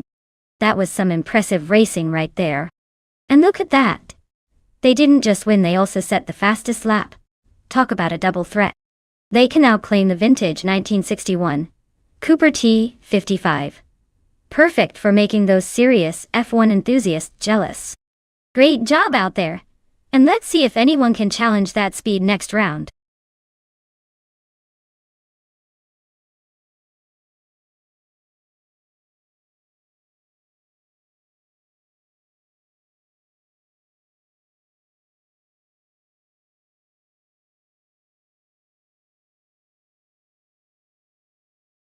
Alright folks, here's a fun fact for you.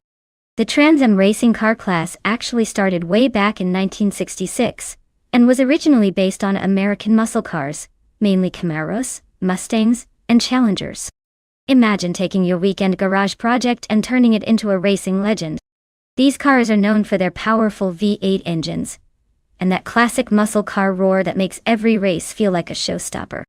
Plus, the competition is so fierce that watching these cars battle it out is like witnessing a giant muscle car reunion, only with more speed and less traffic.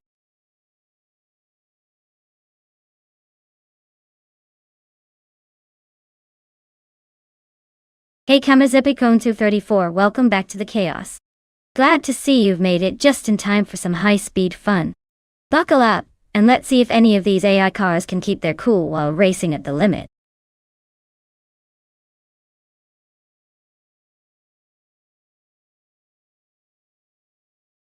Alright everyone, the clock's ticking. If you haven't chosen your car yet, now's the perfect moment before it slips away. Don't miss your chance to root for your favorite metal marvel. Time's almost up, so get those picks in before they all zoom off without you.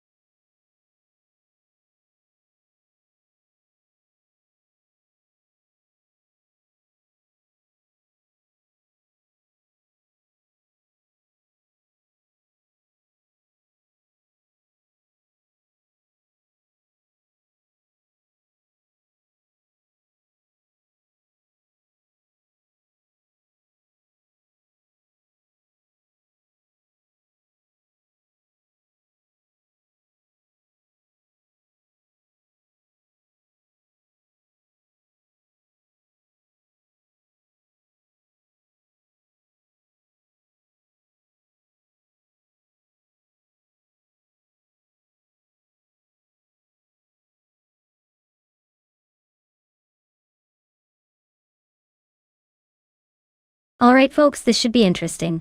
A Camaro versus a Mustang on the Albert Park circuit. Both of these cars have their strengths, but since we're talking about AI driving, it might come down to which algorithm is better at handling the track, rather than just raw horsepower.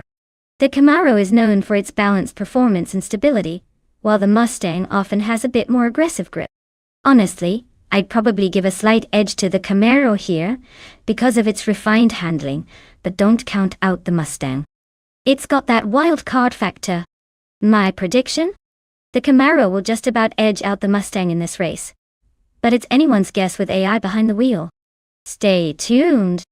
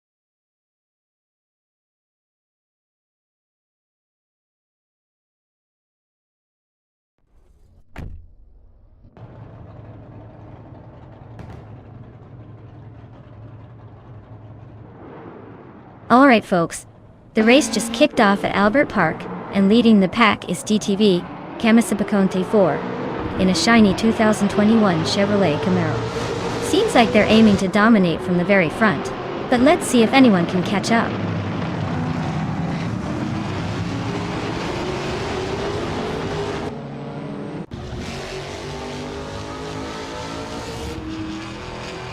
Kamisabikon 12,234 has shot off the line into the lead, showing some serious early pace.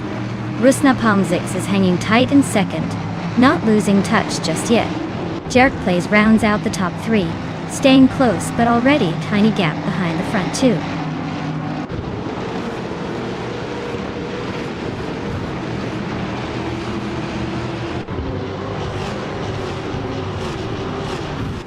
TTV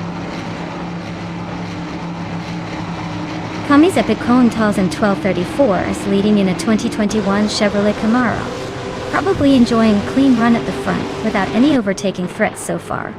The race looks straightforward for now, with a comfortable gap ahead.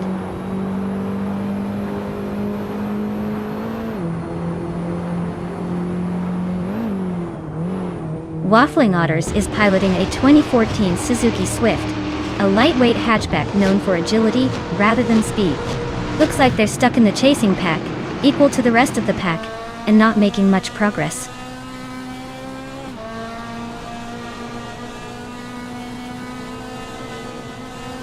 TTVS 98 is racing a Ford Mustang, and sits in 8th place.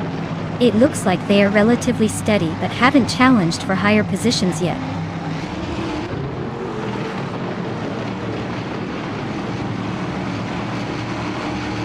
Bot Mafia Mavi is driving a 2008 Audi TT, and is currently in 14th place. Looks like the old Audi isn't exactly tearing through the field, but it's hanging in there.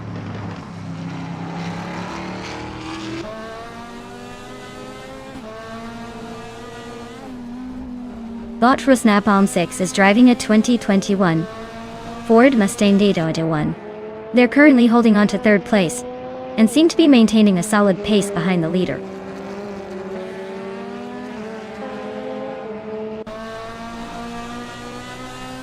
Waffling Otters is racing a 2014 Suzuki Swift, known for its nimbleness but not quite the speed demon of the field. Their race looks like a steady crawl with no major advances or setbacks so far.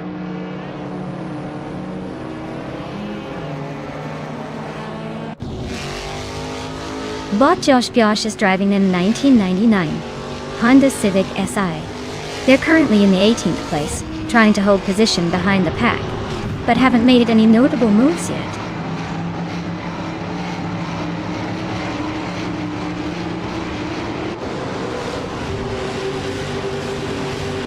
Lootcraft is holding on to 7th place, but still has some room to catch Elias Escalada, who's in 9th. Elias is slightly ahead and might be setting up for a move. With only one lap left, this battle could get interesting if Elias finds an opening.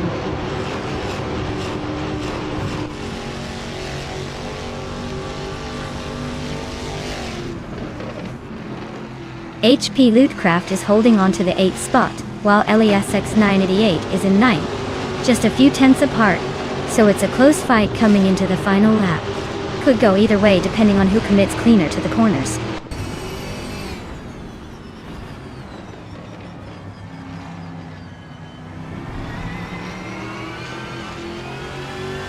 Bot the Velocity Force started in 13th place and is currently in 17th. Their Toyota Corolla is holding steady but hasn't made any notable moves yet. It looks like a quiet race for them so far.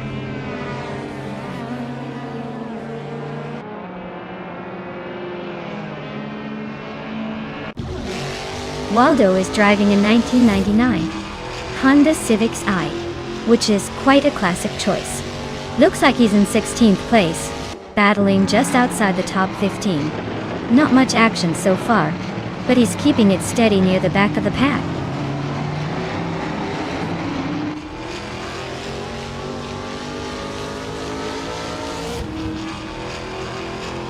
Bot Paco Grande is driving a 2021 Ford Mustang in the Trans Am class. They're currently in 8th place with a fastest lap of just under 2 minutes and 10 seconds. Looks like they're making steady progress, but there's still room for overtakes ahead.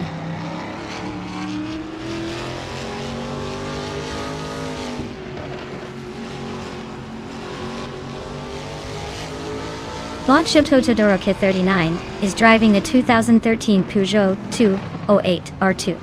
Their race hasn't really started yet, with the timer showing 99 minutes and 99 seconds, which usually indicates they've yet to set a valid time, or are sitting idle.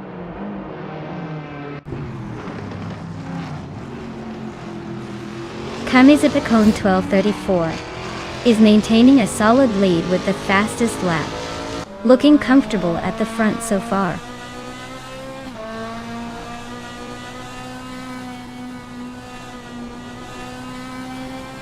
Bot Ayarfail is driving a 2015 Toyota Corolla.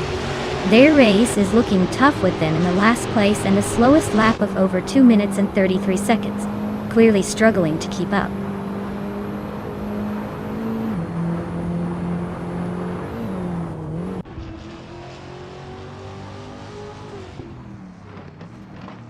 TTV, Kamizepicone 1234 is dominating in a 2021 Chevrolet Camaro from the Trans Am class with the slickest lap of 2 minutes 8.432 seconds. Their race looks smooth and steady at the front, holding a comfortable lead over the Mustang drivers behind.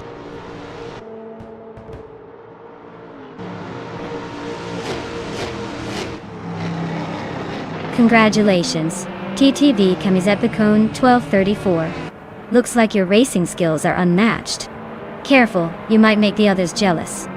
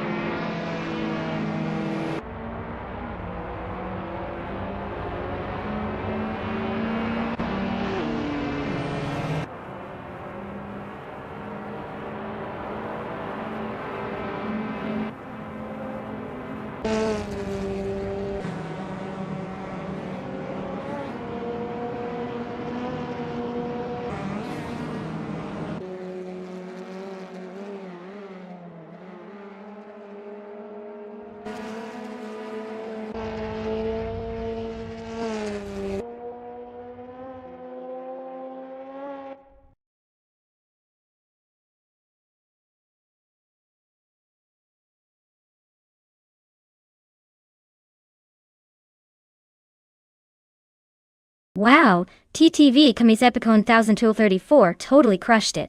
Congratulations on winning that race with some serious style. And hey, since you also snagged the fastest lap, you get to claim the shiny 2021 Chevrolet Camaro Trans Am. Looks like your AI is just too good to beat today.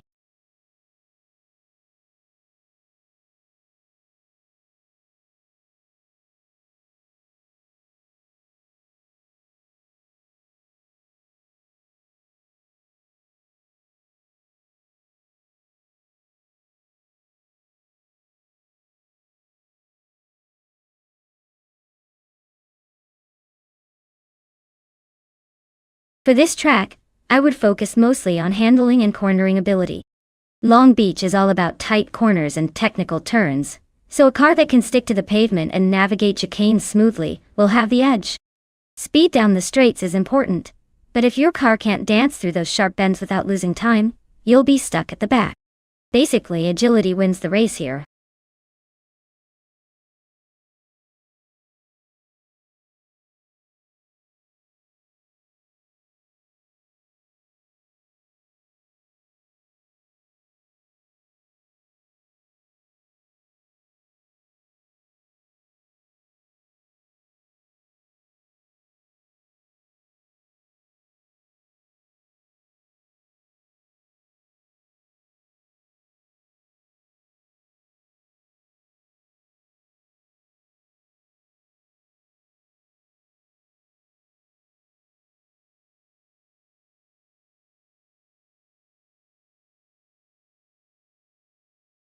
Alright folks, the clock is ticking down, so if you haven't picked your ride yet, now's the time to make your move. Don't leave me hanging with a bunch of unloved cars in the pit lane. Get those choices in before we start racing and your favorite car gets snubbed.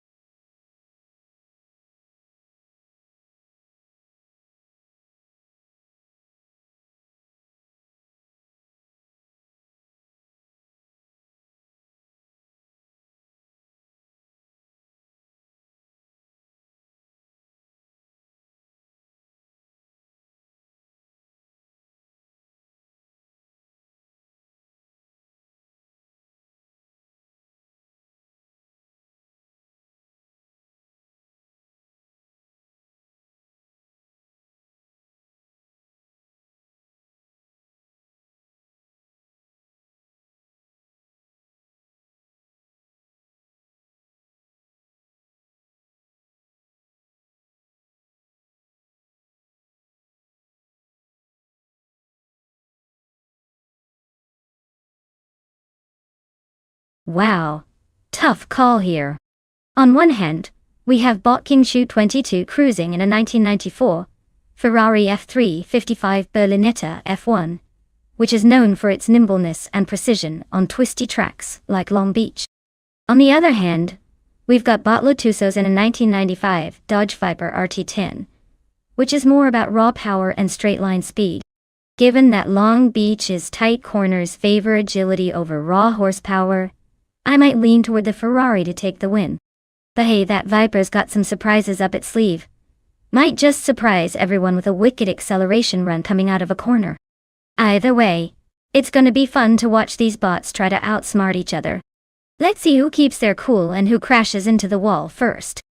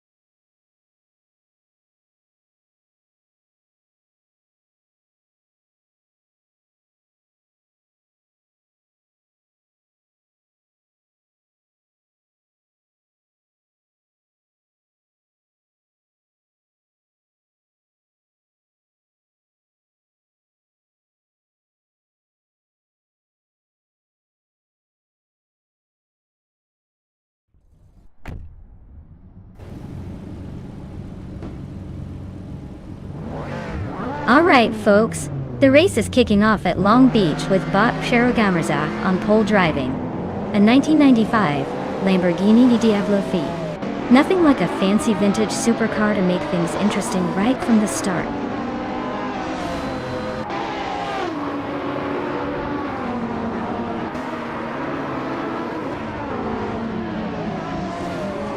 Gamarza is now leading the pack from the start, setting a fast pace. JODADA has held on to second position, staying close behind. Edsos21 is in third, trying to keep up with the front runners. It's a tight battle early on.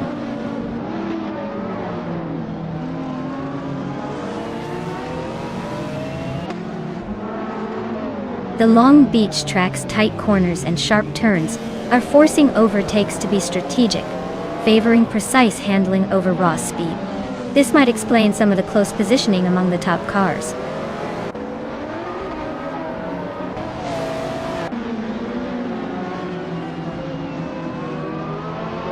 Botnico Broadcast is currently in third place, driving a 1995 Rough CTR2. They're holding a solid position, but are slightly behind the leaders. It looks like they're trying to close the gap on the top two racers.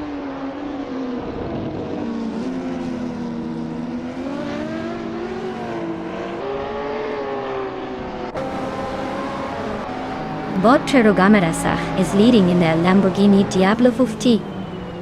They've set an absurdly fast lap time, but since it's a race for position, not speed records, they're holding a comfortable lead. The car seems well handled and steady, no overtakes yet.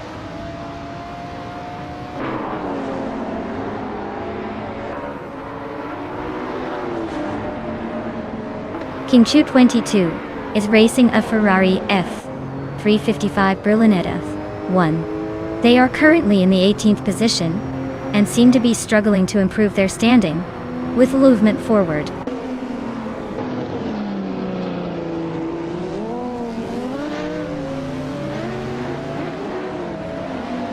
Bot Mission then is piloting a 1993 Vector W8 Turtle.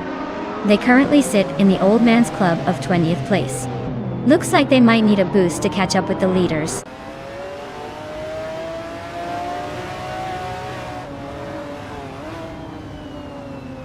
Max Spirley is driving a Rough CTR2, which is known for its sharp handling and high top speed. They're currently in the 11th position and seem to be hanging around mid-pack, without making big moves yet.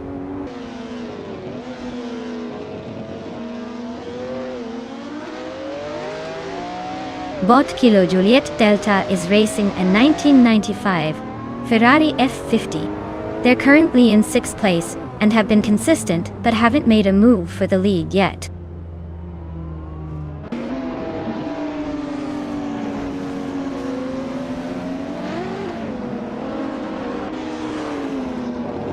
Bot Edsos21 is cruising in a 1996 Ferrari F50 GT.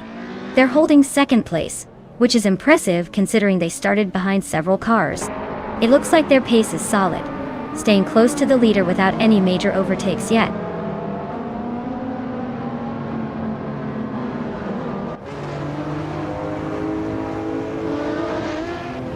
Lisa Shibi is racing a 1995 Lamborghini Diablo Fi, a car known for its aggressive styling and V12 power. She's currently in the last place, trailing behind a pack of other Diablos. Looks like she's struggling to keep up with the front runners.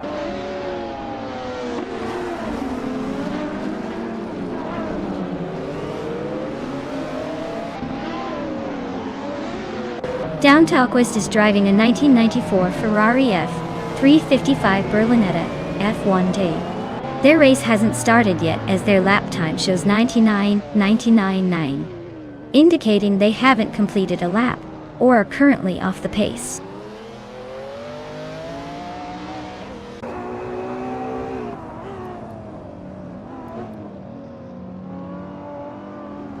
Bot Sizzle is driving a 1994 Ferrari 512 TR. They are currently in the 18th position, battling a bit behind the leaders, but holding steady. Their fastest lap is 1:55.888, so they're trying to keep it consistent.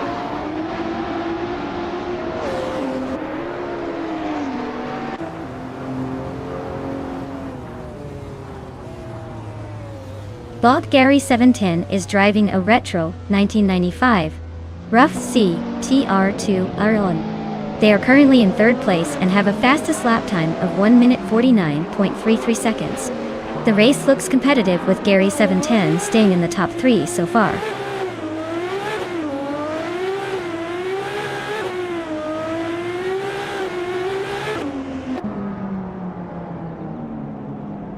Bot Gary 17 is driving a 1995 Rough CTR2 and is currently in third place. The car's fastest lap is 149.33. They seem to be holding steady but haven't challenged the top 2 yet.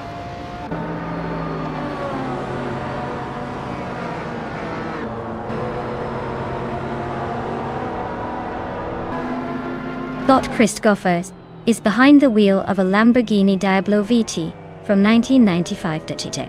They're currently in 11th place and are about half a second ahead of the next driver. Looks like they're holding steady but need some speed to climb higher.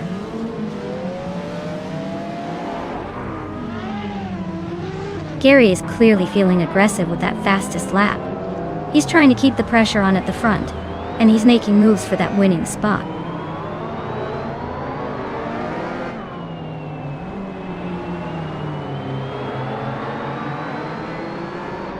Bot Kilo Juliet Delta is racing a Ferrari F50 that started in 6th place. They are currently in the racing pack, just ahead of the 52nd lap cars, and are holding onto a solid mid-pack position.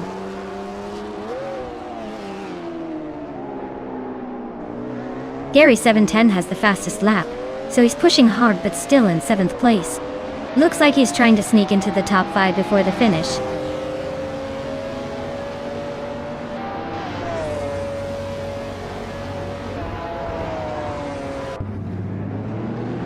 Kingshoot 22 is still managing to hang on with the Ferrari F355 Berlinetta. F1 in 18th place, running just over a minute behind the leaders. Looks like they're holding steady but not pushing the envelope today. Congrats on winning the race! Looks like you really took the lead and left everyone in your dust.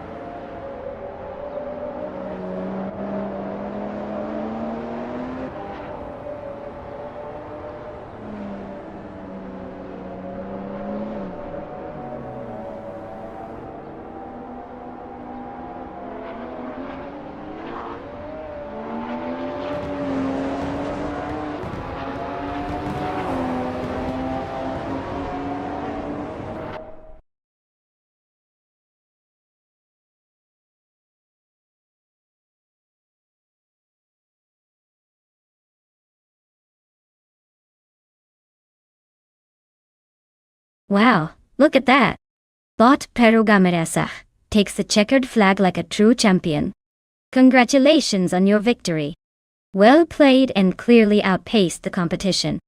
As for everyone else, if you're feeling lucky, now's your chance to claim a car, and maybe steal the spotlight next time. Don't be shy, step right up and see if you can beat the bots or at least give them a run for their money.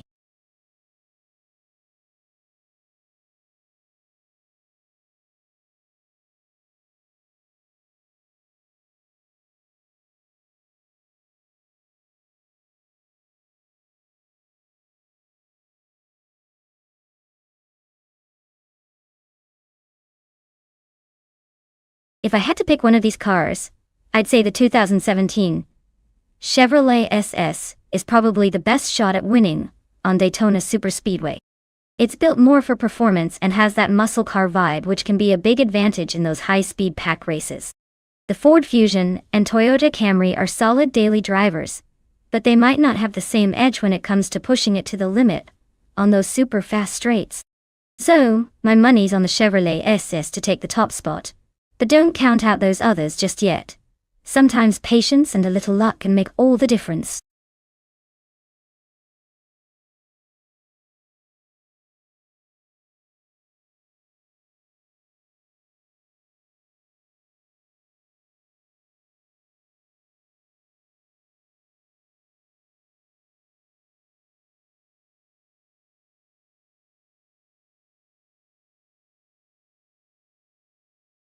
Alright everyone, time is running out to pick your favorite car.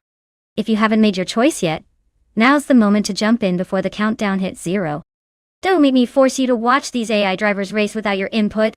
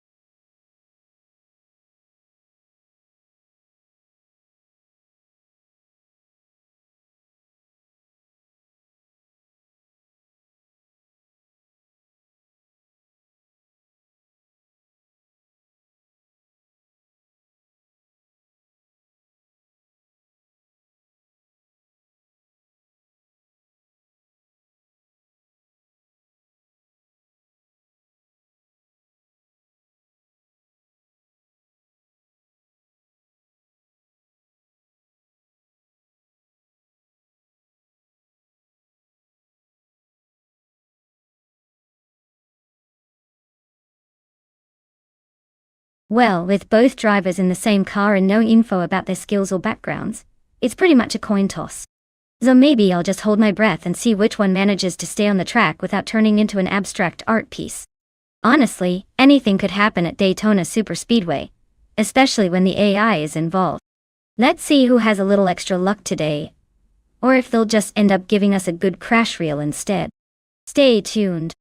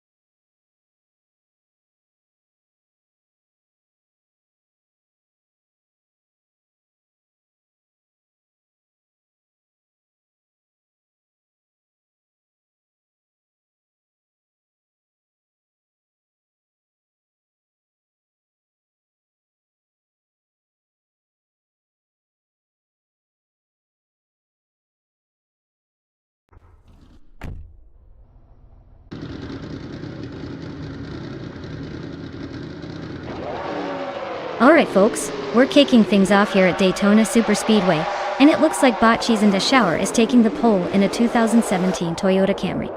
Yeah, nothing says you're ready to dominate it like a solid old school sedan right at the front. Let's see if this car can hold off the pack, or if it'll be chasing the others in no time.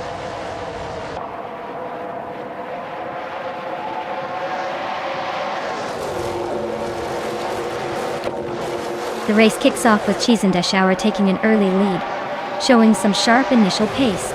The Critica leg is holding steady in second, just behind the leader. Lawrence Crespi has secured the third spot, closely shadowing the top two.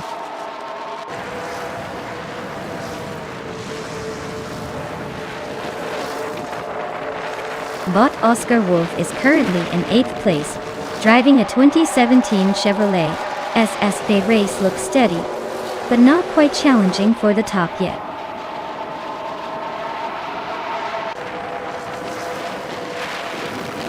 Lotte Delgaming is racing a Toyota Camry, and currently sits in the 24th place. The race looks quiet for now, with no overtakes involving this driver so far.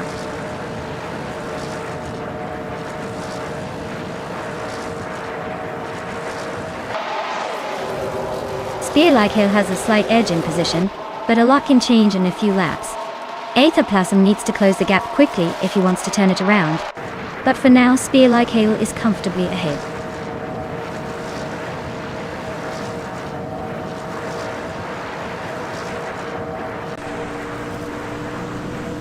Botbuchizero is running a Chevrolet SS, and is currently in the 16th place.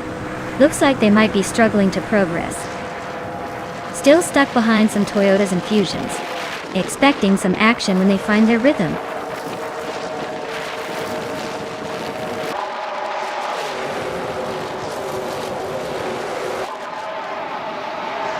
Bot Naturwayanlucky's car is listed with an absurd best lap time of 99.99, indicating they're not actively participating or possibly disconnected from the race. It looks like their race isn't going anywhere.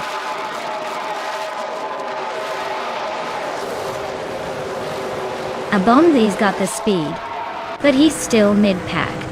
If he keeps this pace, maybe he surprises us later.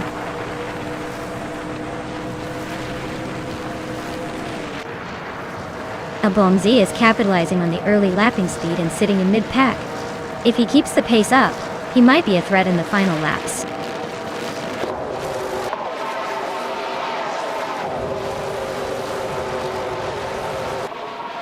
Linelak is holding a strong pace with the fastest lap, and is currently in 20th place. Looks like he's trying to make a late push.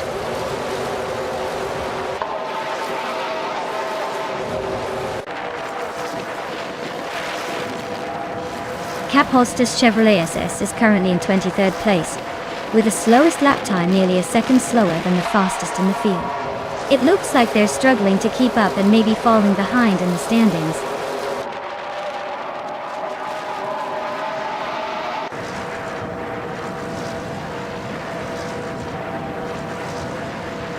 Botchi Zilgamin is in the 26th place, driving a Toyota Camry.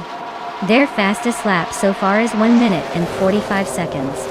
The race looks tough for them, as they're near the back and haven't been improving much.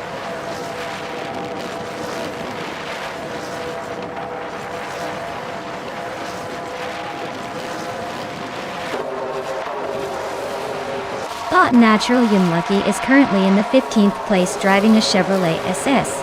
Their fastest lap is 45.299 seconds, which shows they're holding a steady pace, but not quite catching the leaders. Their race seems stable but lacking that extra edge.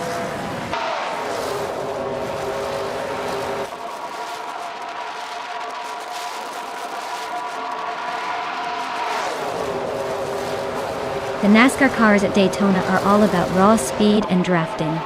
The fast tracks mean the drivers with better aerodynamics and momentum hold a clear advantage. The track's high-speed nature seems to reward those pushing close to their limit, creating a tight pack with little room for error.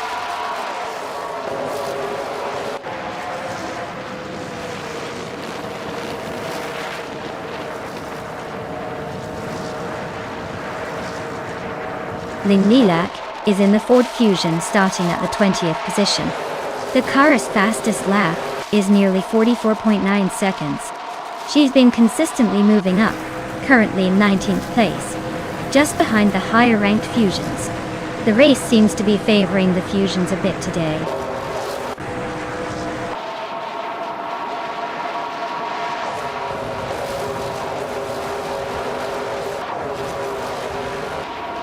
Oscar Wolf is driving a Chevrolet SS that started in 8th place and is currently in 7th. They've put in the fastest lap so far at 43.081 seconds, indicating strong pace. The race is tight at the top with Oscar maintaining a good position.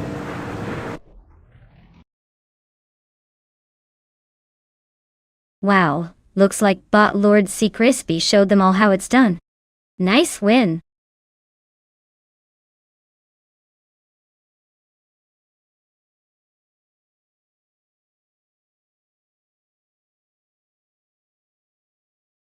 Wow. Bot Lord C. Crispy just took the checkered flag in style. Congratulations! Looks like you've earned yourself a shiny new ride. For those still in the race, if you're feeling lucky, moment of truth is coming up. Anyone who's ready, step right up and claim your car before someone else snatches it away. Let's see who's got what it takes to get behind the wheel.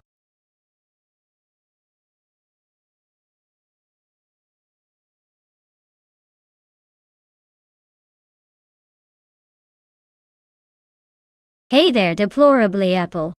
Glad to see you've made it back. Hope you didn't miss too much chaos with our racing AI. Sit back, relax, and enjoy the show.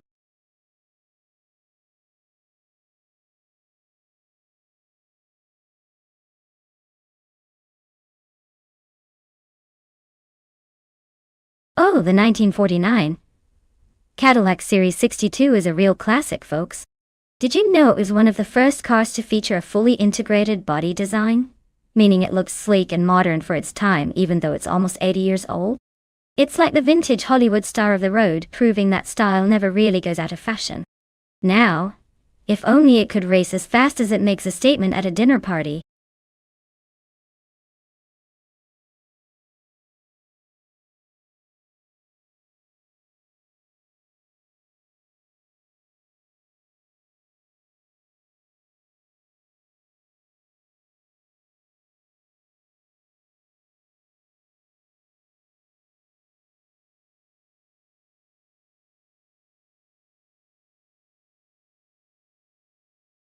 Alright everyone, the clock is ticking.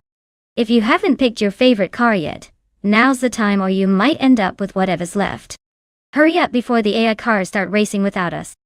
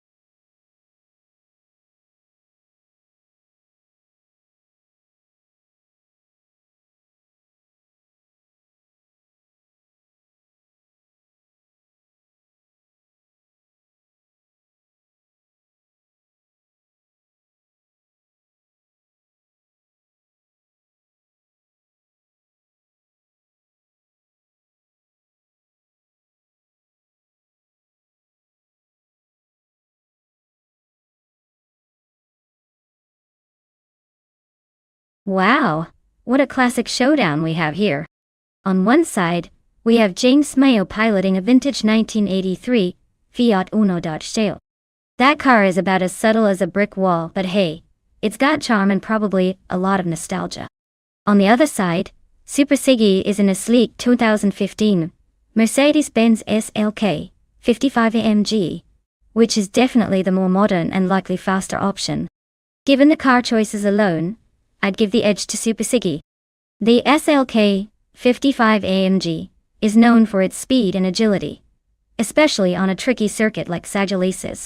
James Mayo might have some tricks up his sleeve with that old Fiat, maybe some clever handling, but I'd say the Mercedes has the clear advantage here. So I'm placing my bets on Super Siggy. But hey, sometimes old school magic or a glitch in the matrix can surprise us.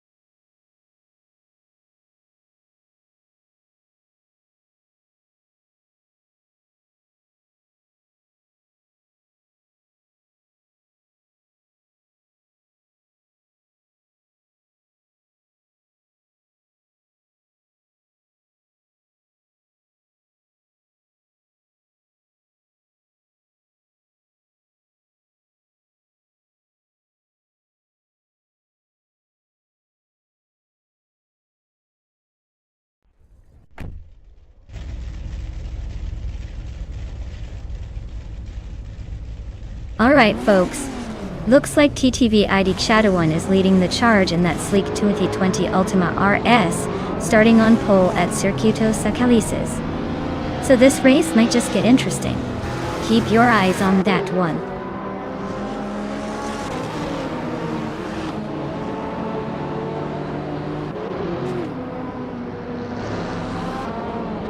We've got ID Kikata 1 charging ahead in first place.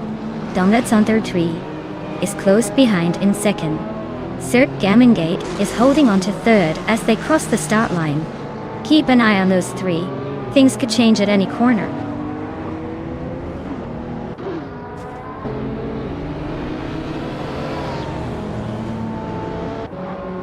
The modern street cars are dominating the front, likely benefiting from superior handling and speed at Circuito Sagalices. Retro and vintage classes are trailing behind, showing they might struggle with agility or power on this track.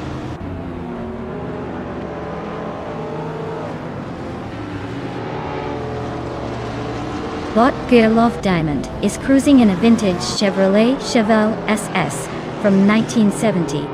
They're currently holding 15th place and seem to be maintaining a steady pace but haven't made any major moves yet.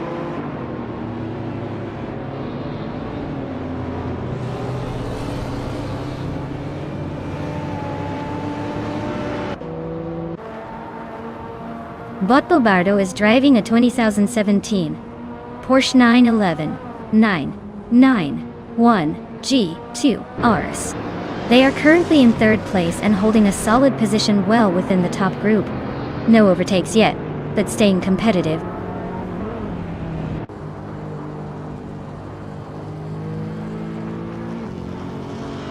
Captain Canadian is piloting a 2009 Lexus SF, known for its sporty V8 engine and sharp handling. They are currently in the 8th position and seem to be holding steady without major overtakes or setbacks so far.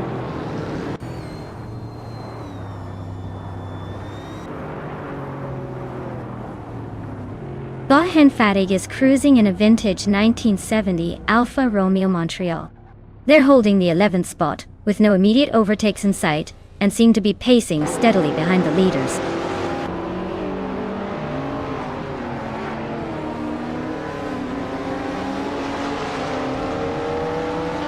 Deski Shadow is driving a 2016 Bugatti Chiron d'Artagnan. They seem to be holding a steady position around 8th place, with the potential to move up. The car's top speed and handling should give them an edge on this circuit if they push.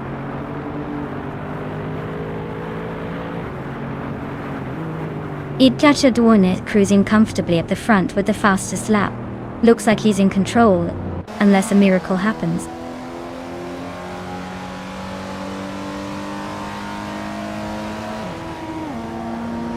James Mayo is currently in 9th place with no visible laps completed, while Super Siggy is in 10th.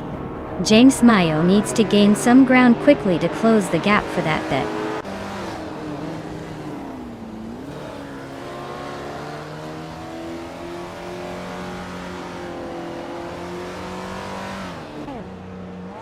Bot Bobardo is driving a 2017 Porsche 911 991 GT2 RS, a strong contender with impressive speed. They are currently holding 2nd place, just behind the leader, and have a fast lap time of 1:16.281, indicating solid pace.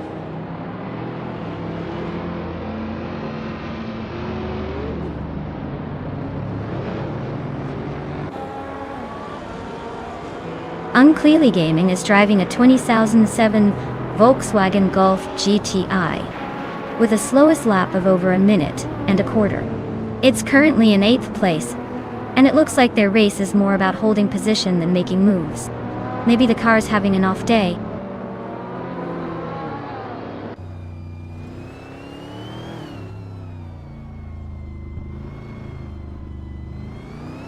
Bot Captain Canadian is driving a 2009 Lexus ISF, known for its balance of luxury and sporty performance.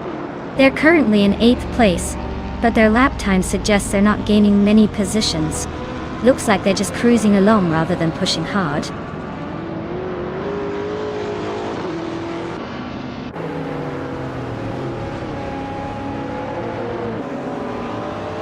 Bot Sir Gaming is cruising in a 2003 Ferrari 360 CS, known for its agility and sharp handling. They're currently in 4th place but trailing quite behind the leader. Looks like their race might be more about holding onto position than battling for the win.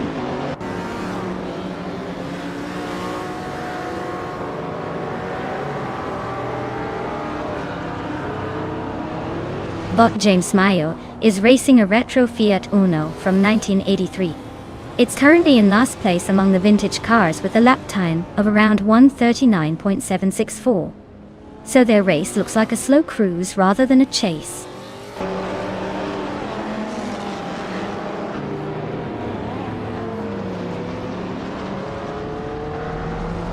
Bot Henfatic is driving a vintage Alfa Romeo Montreal and currently sits in the 12th position. The race for him looks slow with a time of 1:28.047, quite behind the leaders, but there's plenty of track to catch up.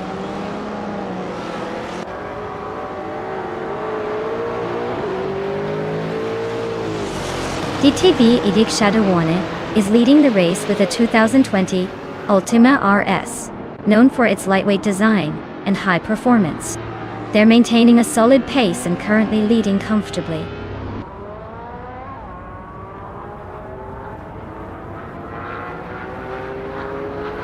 Wow, looks like TTV Adik Shadawan just took the checkered flag. Nice win!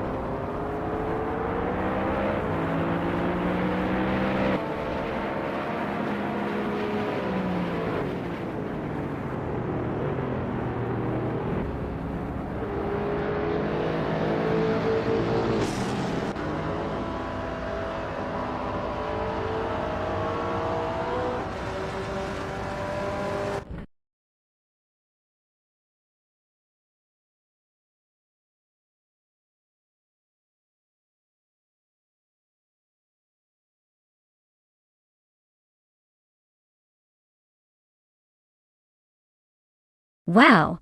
Congratulations to TTV Idikshadawanan. You really showed those cars what you're made of. Fantastic job on winning the race and setting the fastest lap. You definitely earned that sleek 2020 Ultimate RS. As for TTV Deplorable, you were the master of overtakes today. Your skills on the track are impressive, and claiming that 2016 Bugatti Chiron seems well deserved. Keep racing and keep having fun, everyone!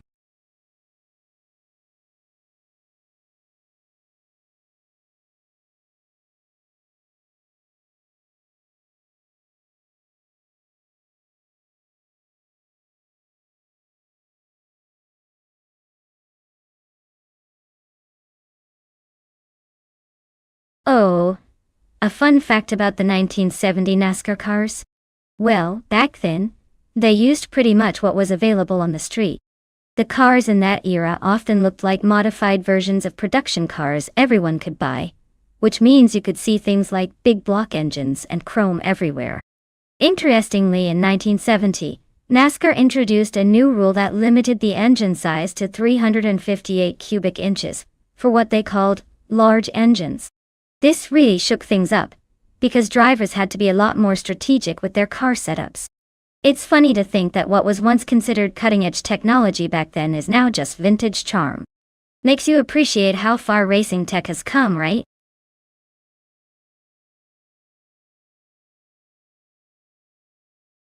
Alright folks. The clock's running out faster than my patience during a slow internet day. Make your pick now or forever hold your peace while I watch these cars fight for glory without your input.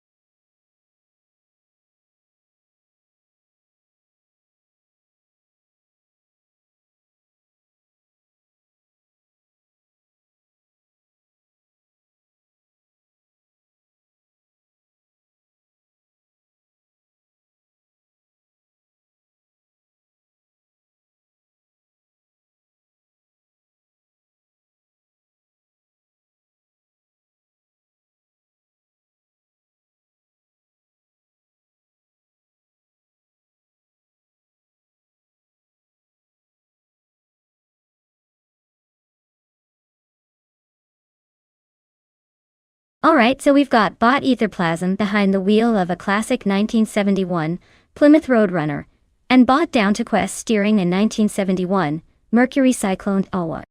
Both are vintage beauties, but let's be honest, the car choice here could be like choosing between a tank and a speedboat on a twisty track. The Plymouth Roadrunner is known for its raw power and muscle car attitude, so it might have an edge on straightaways where horsepower can really shine. Meanwhile, the Mercury Cyclone is a solid competitor with a good balance of speed and handling, which is crucial at Circuit of the Americas with those sharp corners and sudden elevation changes. Honestly, I'm thinking the Roadrunner might have a slight advantage in raw speed, but the Cyclone's handling could give it a shot at sneaking ahead in some of those tricky sections. If I had to put my chips down, I'd probably root for the Plymouth because, well, who doesn't love a good muscle car roar?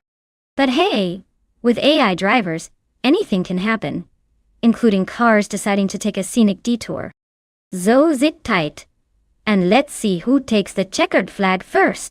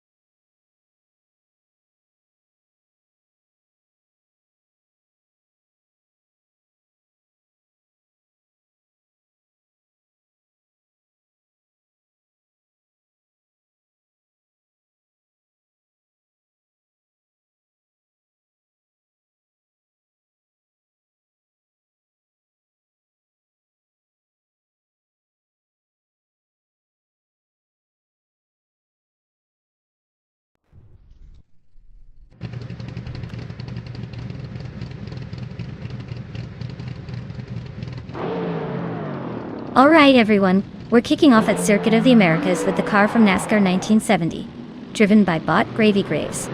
Looks like it's starting on pole in a classic 1971 Chevrolet Monte Carlo. Hopefully it can hold up that lead a little longer before those fancy newer models catch up.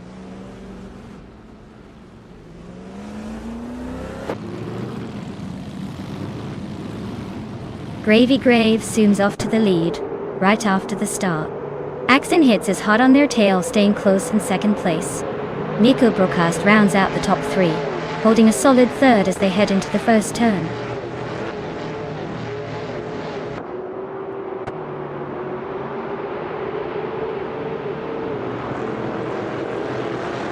Bot Story Forge is driving a 1972 Ford Torino, which is quite the upgrade compared to others here. Their race has yet to see any moves or overtakes. Currently in last place, but with that car, they could be sneaking up if they find some speed.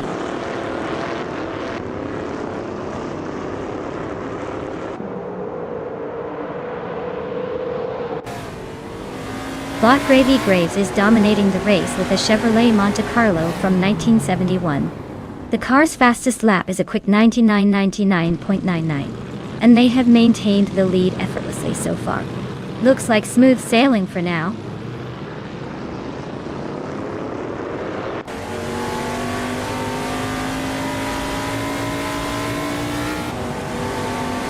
DTV Di Shadawanan is running a 1972 Ford Torino, which adds some extra power to the lineup. Their race seems stable so far in 7th place, not chasing the front yet, but keeping it steady.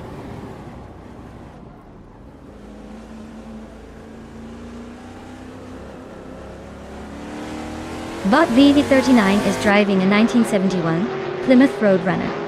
They're currently in 9th place with no apparent pressure from behind, but no clear moves forward either. Looks like they're holding steady, maybe waiting for an opening.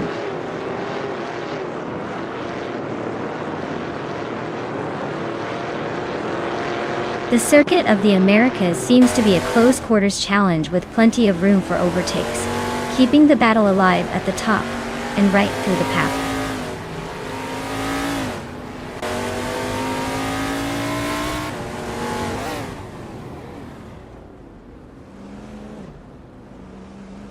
The NASCAR 1970 cars at Circuit of the Americas create a tight pack with little clear spacing.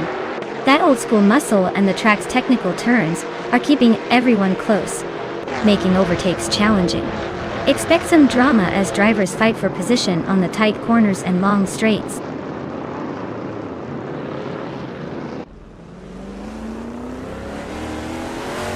Bot Lokshan 7 is driving a Ford Torino from 1971.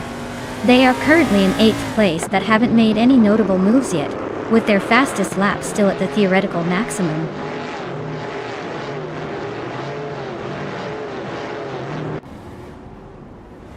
Bot Konservative is driving a Plymouth Roadrunner and currently in 21st place. It looks like they're stuck behind several others, but no overtakes so far.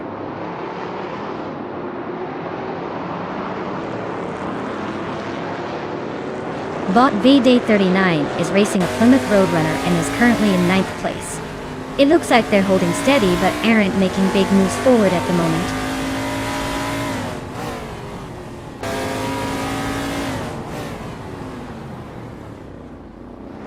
Bot Iron Cross or Wooden Cross is driving a 1971 Ford Torino Dada.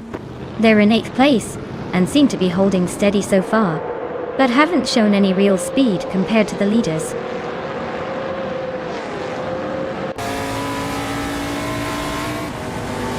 Bot Chero Menzirosi is driving a Chevrolet Monte Carlo from 1971. They are currently in 12th place, staying steady but not making much headway yet.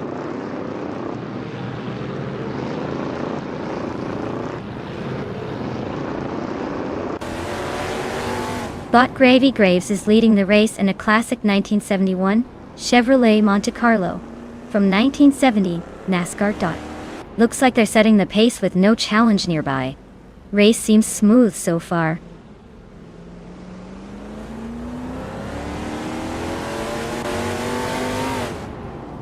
Bot Exoatzes is driving a 1972 Dodge Charger and currently sits in 15th place.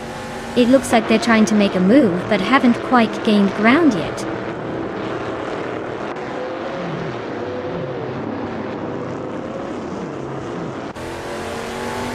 DTV God is driving a Ford Torino from the 1972 classic lineup. Currently in the 16th place, they haven't made up much ground but are still within striking distance of higher positions.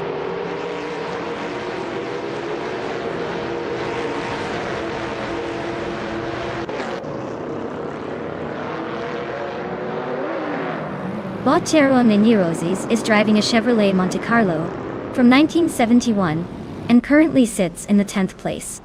Their fastest lap is marked as a placeholder, so real pace might be hidden, but they are within striking distance of the top contenders. They could potentially make a move if they find some speed.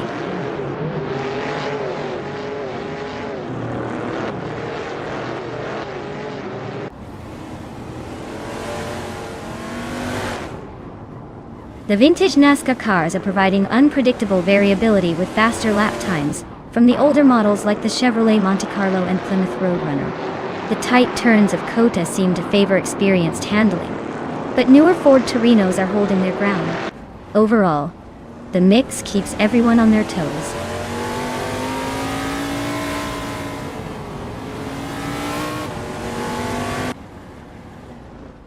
Etaplasm holds the lead, but DownTalkWest is right behind. It's a close one with just a slight gap, and both on similar lap times. This could come down to raw pace or a slip-up.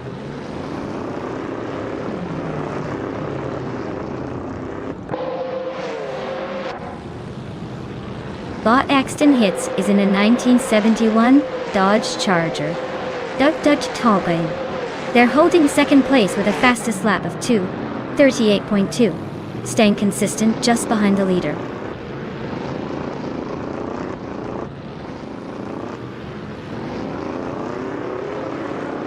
Bot Etaplasm is currently in third place, driving a Plymouth Roadrunner with a fastest lap of 2:37.8 to 2:2. They're closing the gap, but haven't made a move on the leaders yet.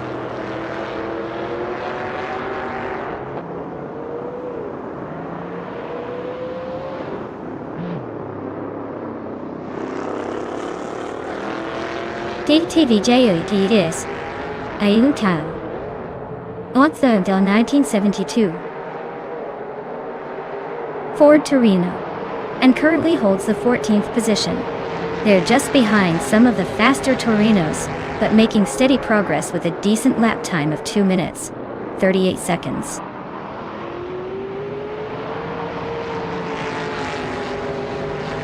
Wow, Bot Gravy Graves must have taken a secret speed pill. Nice win.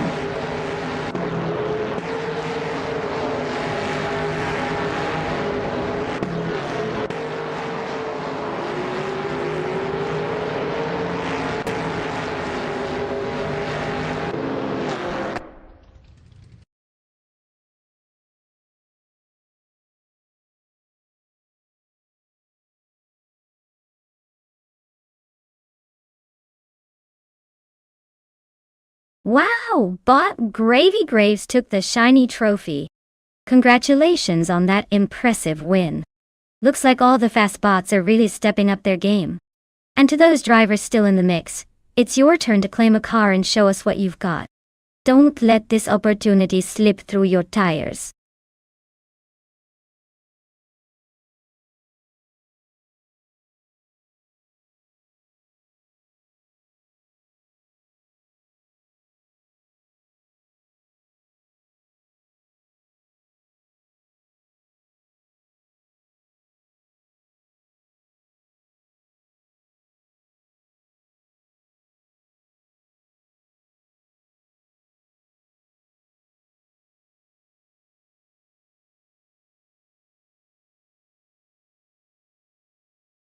Here's a fun fact about Lakeside Park.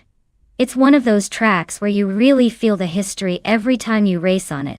This place has been around since the early 1900s and was originally a venue for horse racing, before it transitioned into a racing circuit for cars and bikes. It's like stepping into a vintage racing movie. But instead of actors, we have AI cars tearing up the track.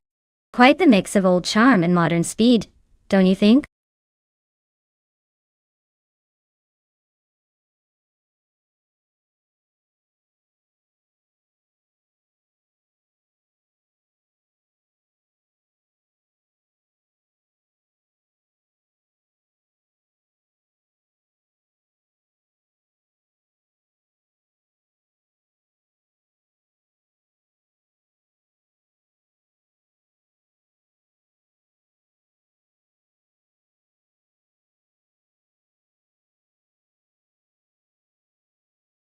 Alright folks, the clock is ticking.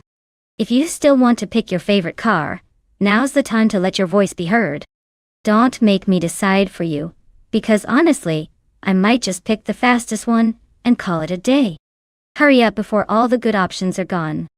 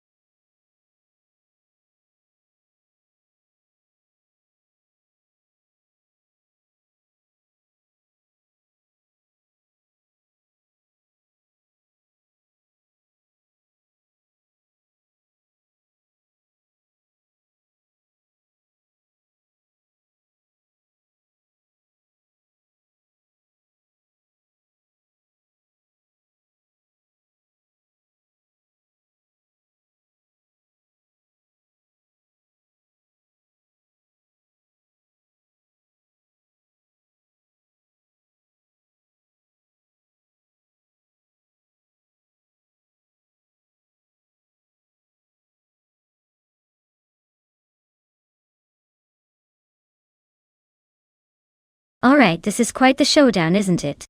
On one side we have Bilal with that classic 1990 Chevrolet Corvette C4Z R1. It's got that raw American muscle vibe, but let's be honest, it's a bit of a tank compared to more nimble racers. And on the other hand, Eddie Tapsombang X is rocking the vintage charm of a 1986 Ferrari 308 GTS. That Ferrari might be older, but it's probably got the sleekness and agility that can make up for the horsepower difference. If I were betting around here, I'd say the Ferrari has a slight edge in maneuverability, especially on lakeside parks, twists and turns. But hey, with AI racing, nothing's guaranteed. It could come down to who handles those corners better or who gets the most creative in avoiding the crashes. So, my playful prediction?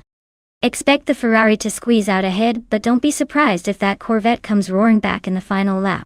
Either way, it's going to be an entertaining clash of style and speed.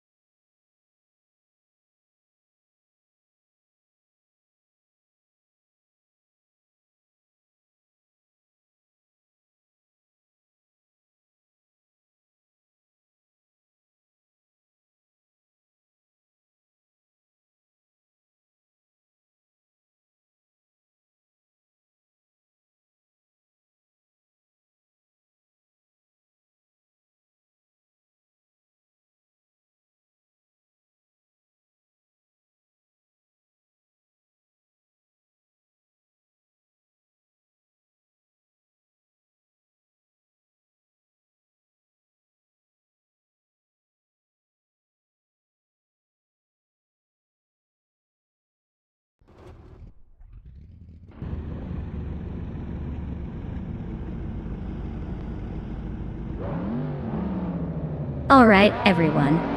The race is kicking off at Lakeside Park with retro streetcars. Looks like Bot Ren Kaori is leading the pack in a sleek 1990 Chevrolet Corvette C4Z R1. Let's see if they can hold that pole position or if someone else decides to make a move.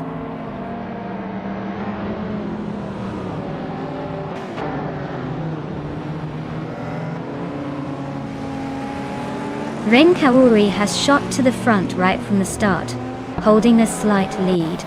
Billy is close behind in second, applying pressure. Bethrelina is in third, hanging tough but already losing a bit of ground.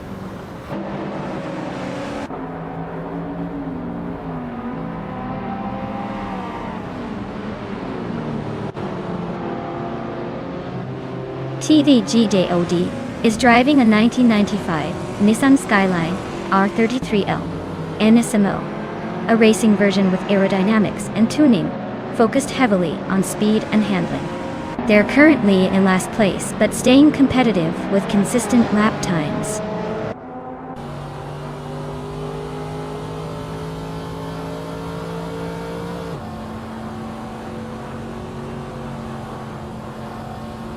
The mix of classic and somewhat exotic retro cars at Lakeside Park keeps the race close with no clear dominator. The car class diversity means different strengths and weaknesses on this track. Some struggle with handling, while others shine in top speed. The old school cars are hanging tough, making the race unpredictable enough to keep everyone guessing.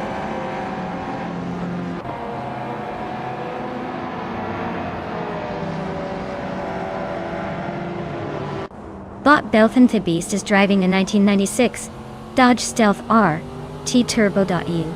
They're currently in 16th place, which suggests their race is a bit of a challenge, maybe fighting to gain ground on the cars ahead.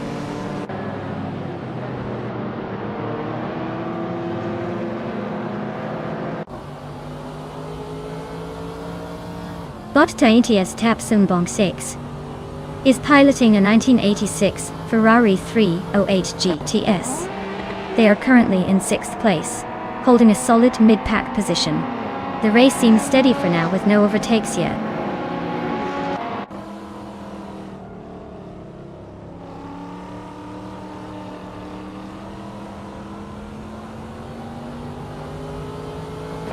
Nyaya's Corvette is leading with the fastest lap of the race at 1 minute 53 seconds.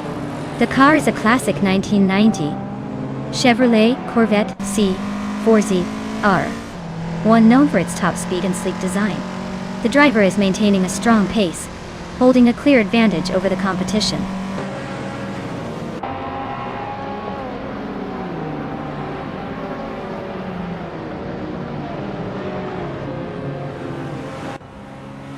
Bot Ren Kaori is driving a 1990 Chevrolet Corvette C4Z R1, which is dominating the race from the front row. Their fastest lap is 1:05.1, slightly faster than the racer in second place. The race seems smooth for them, leading comfortably.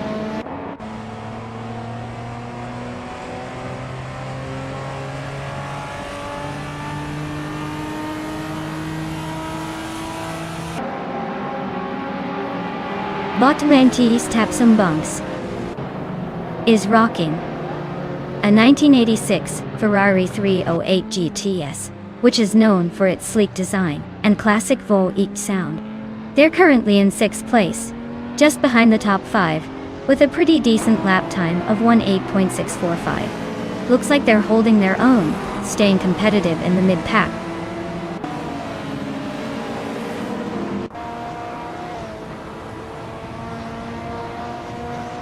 The 1995 Caterham Super 7 SS is lightweight and nimble.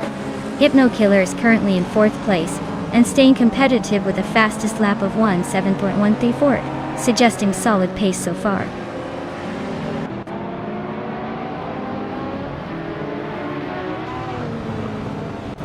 Bot Bobardo is driving in 1988 Holden Commodore SSG or A. They're currently in the 15th place, indicating they've been consistent, but haven't gained much ground today.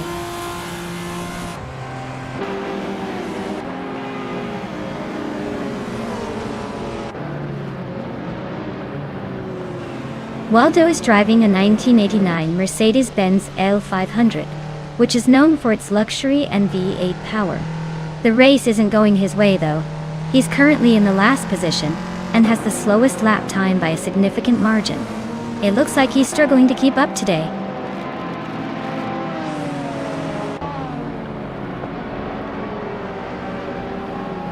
Rin Kaori is holding a comfortable lead with the fastest lap, showing he's got the pace early on. It looks like he might just cruise to the end unless someone pulls off something spectacular.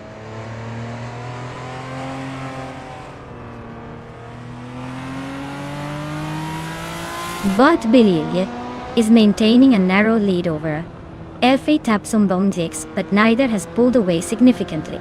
It's a tight battle at the front with potential for a late move or mistake.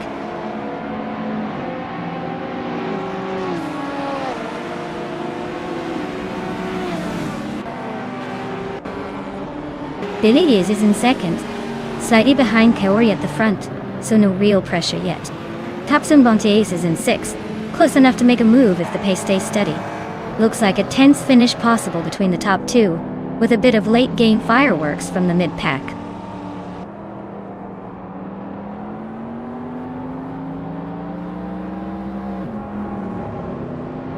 Lakeside Park seems to favor the classic cars with the top spots, especially the Chevrolet Corvette and Ferrari.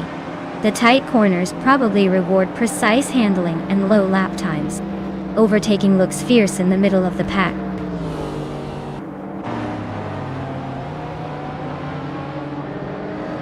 Congrats, Ren Kaori. Looks like your quick feet and fast circuits paid off. Well done.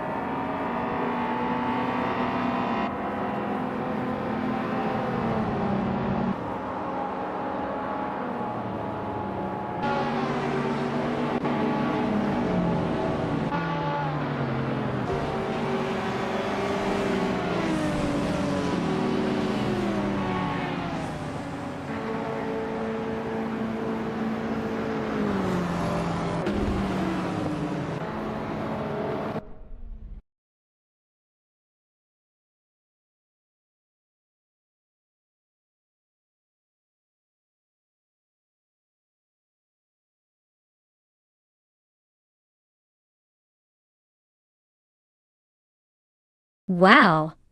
Ren Kaori really took the checkered flag with style. Congrats on the win. You must have been driving like a champion. As for the rest of you, TTVGDJOD. With the most overtakes, you've earned yourself a pretty sweet ride. A 1995 Nissan Skyline 33 LM Nismobarachi. That's a classic. Hope you enjoy cruising around in your new retro street car. Keep those engines roaring.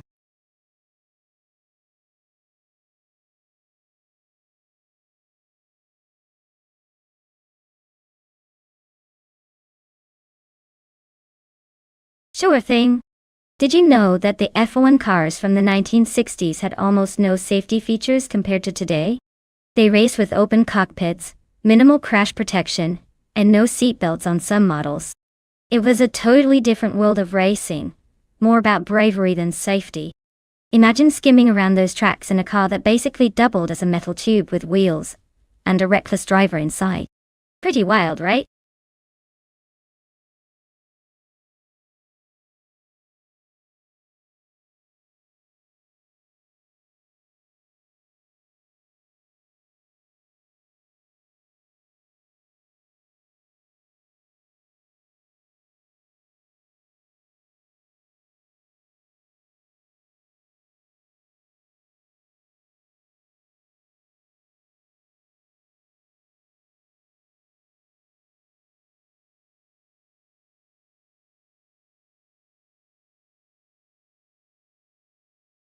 Alright folks, if you haven't picked your car yet, now's the time to jump on it.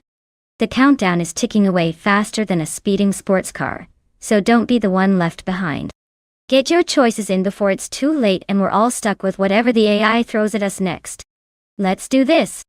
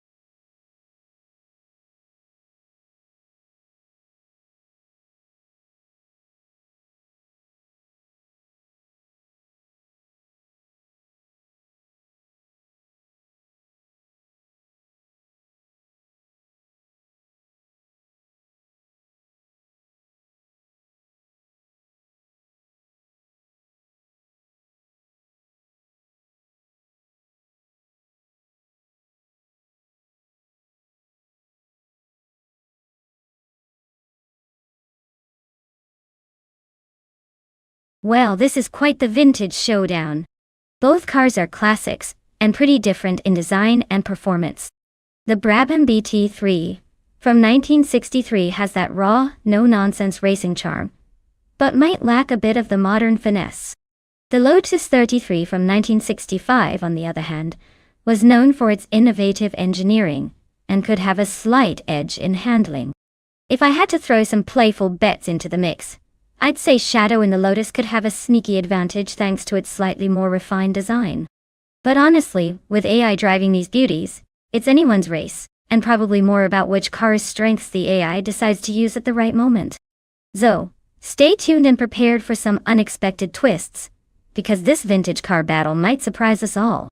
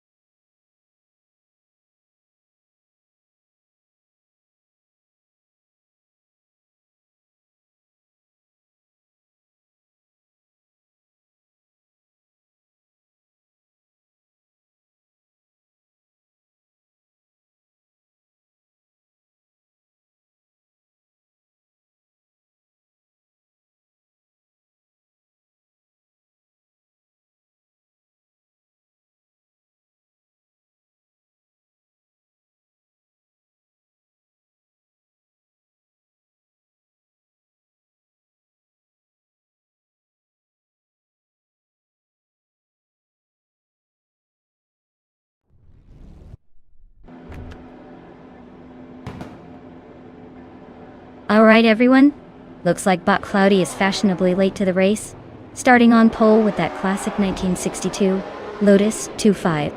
Let's see if it can hold off the pack. This might get interesting.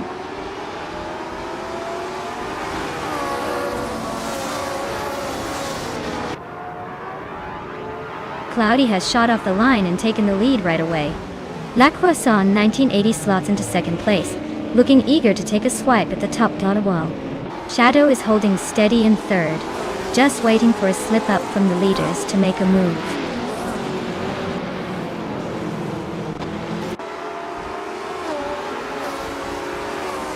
Bot Mutuba is driving a 1962 Lotus 25, and it looks like they're currently in 6th place. Their race seems steady with no major moves so far.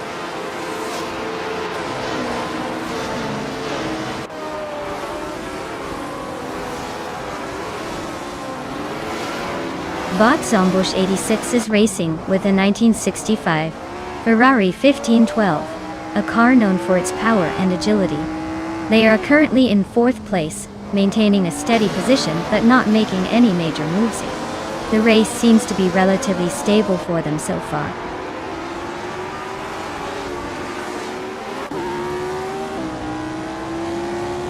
Bot Mutube is running a Lotus 25 from 1962.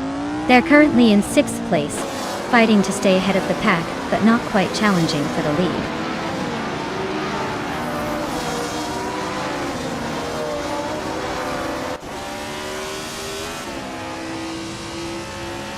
KTVGOD is racing a 1963 Brabham BT3, which is an older model but still competitive. They are currently in 15th place, trying to make up ground. The race seems like a tight battle at the front with some strategic positioning behind them.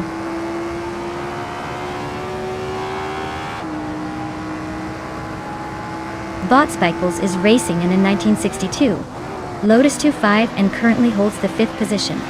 Looks like they're holding steady but no sign of an overtaking spree yet.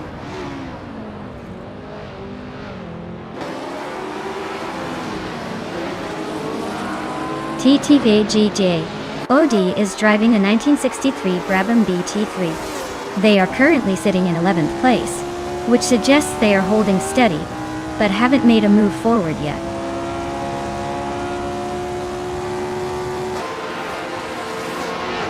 DTV Steve Jumper is currently in 14th position, driving a 1965 Cooper T77. He's holding his ground but not gaining much on those ahead.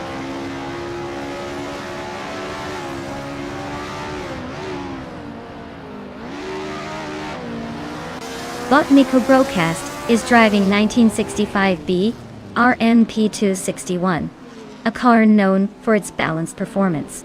They are currently in 8th place, holding steady but likely feeling the pressure from the cars ahead.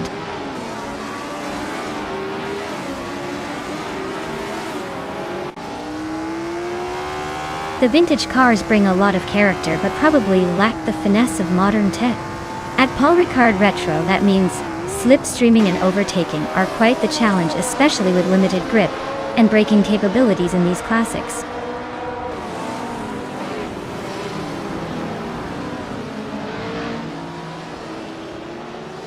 Bot La Croissant 1980 is driving a 1963 Brabham BT3 and is currently in the lead. It seems to be a solid start, holding on to first place without much challenge so far.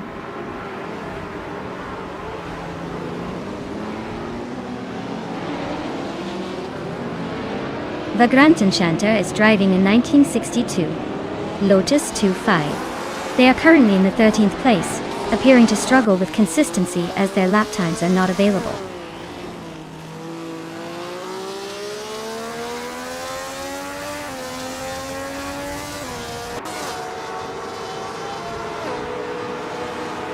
JTV Steve Jumper is driving a 1965 Cooper T77, a car known for its balanced handling. They're currently in 13th place, but seem to be struggling with pace, as their fastest lap is notable but still behind the leaders.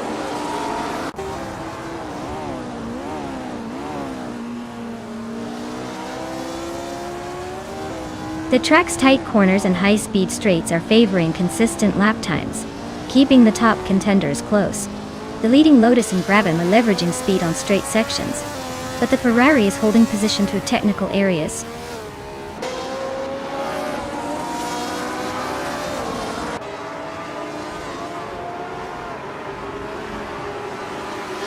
JTVJJ OD is driving 1963 Brabham BT3, an older model compared to most cars in race. They are currently in 14th place and seem to be struggling, as evidenced by their slowest lap time of over a minute 52.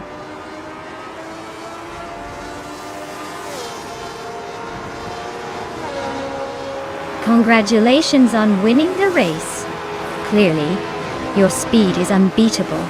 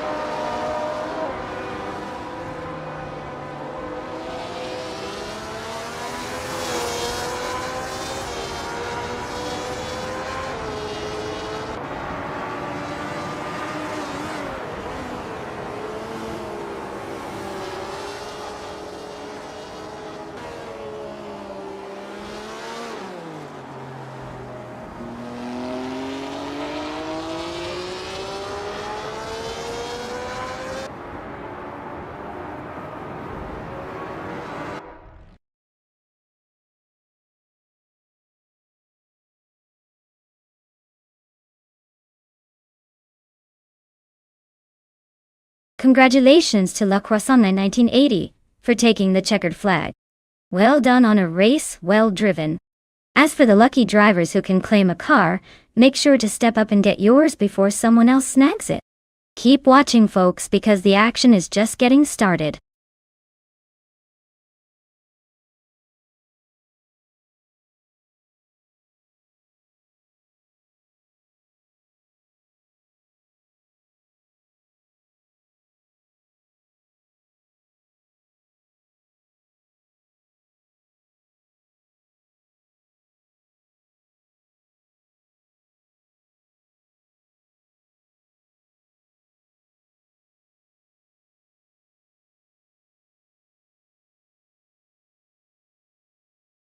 For this track, I would focus mostly on handling and precision. Croft Club A is quite technical with tight corners and quick chicanes, so a car that can stick to the road and navigate twists smoothly would have the biggest advantage. While raw speed is fun, being able to control the vehicle in those challenging sections will make all the difference. Plus, a nimble car means fewer mistakes and more opportunities to cut through the pack. Ultimately, agility and stability trump pure horsepower here.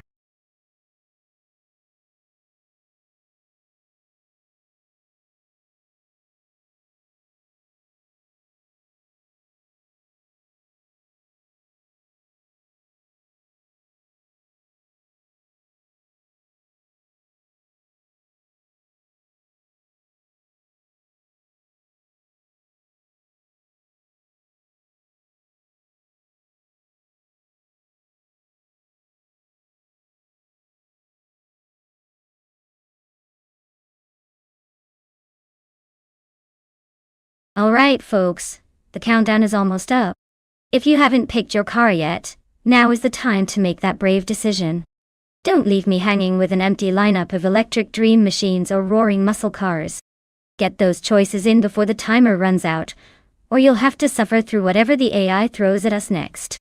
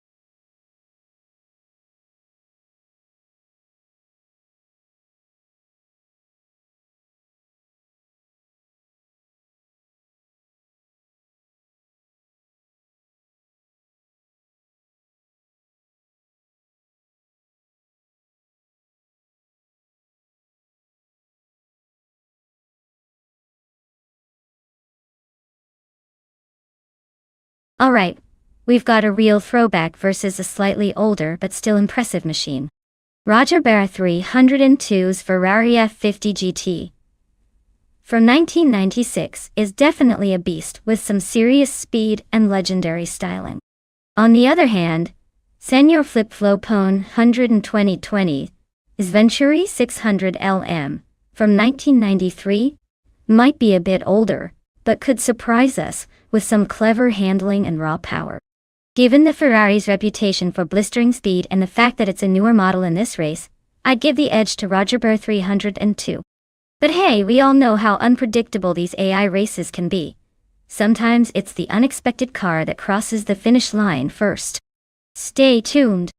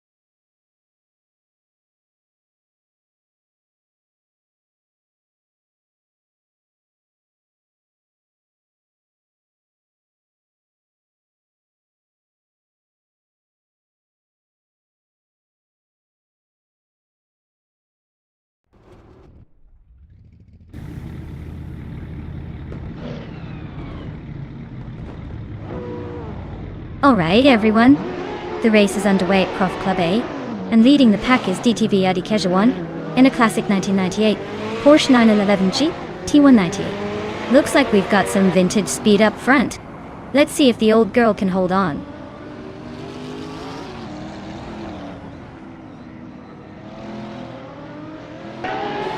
The race is underway with IDK Shadow 1 taking an early lead. Shadow is holding strong in second place. Queen Monda is right behind in third, trying to keep up with the front runners.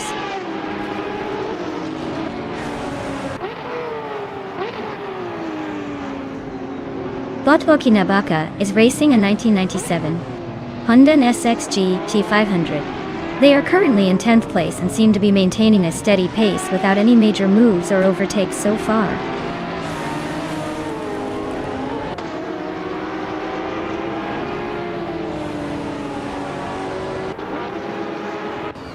Bot Tangodaki TTV is driving a 1989 Ford Sierra R S500.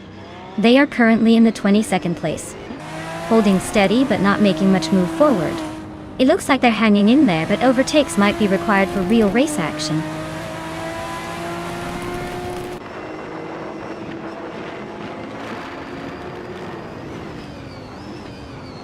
Just Pankakes is racing a 1985 Mazda RX 7-ton. Their race looks smooth, so far as they are in the last position among Group A8.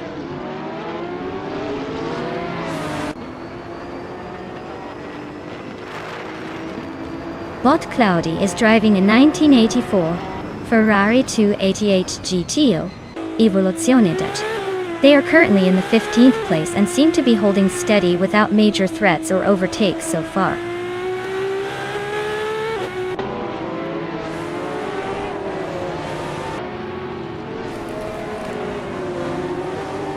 Bot Orange Funk's 1989 TV R Tuscan is stuck in the last places with no lap time recorded. Looks like they're having a tough time staying on track or making progress.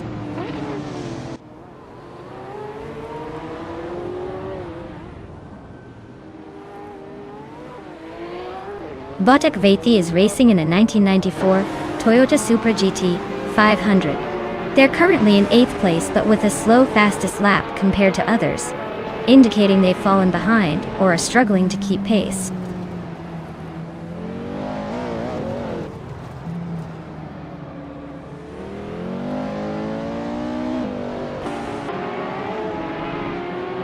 Bot Orange Funk is racing in a 1989 TVR Tuscan, known for its lightweight design and aggressive handling.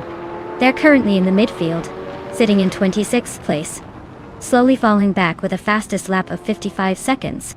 Looks like the car's agility isn't enough to keep up with the front runners today.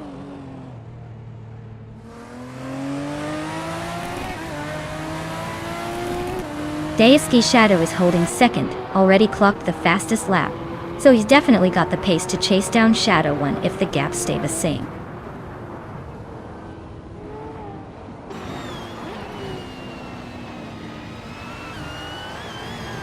Bot Okinabaka is behind the front pack with a Honda SXGT 500. Their fastest lap is just under 48.7 seconds. The race seems to be a bit hectic for them, as they are currently in the 9th position.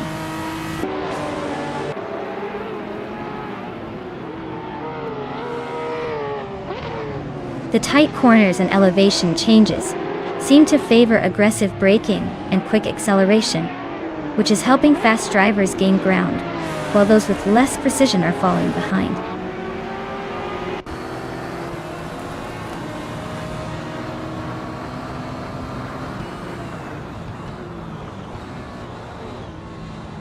Bot Epic Sugar is driving a 1998 Porsche 911 GT 198 and currently sits in 13th place. They've been holding a steady pace with their fastest lap just a bit behind the leaders. No signs of overtaking chaos yet.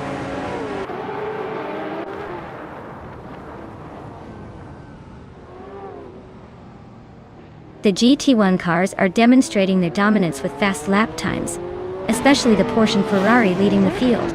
The group of cars are trailing behind. likely due to less performance and track adaptability on this circuit.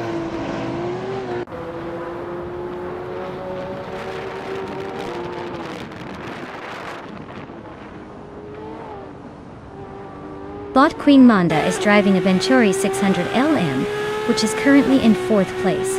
Her lap time is significantly slower at 48.54, so her race pace isn't the fastest, but she's holding on to a solid position just outside the podium.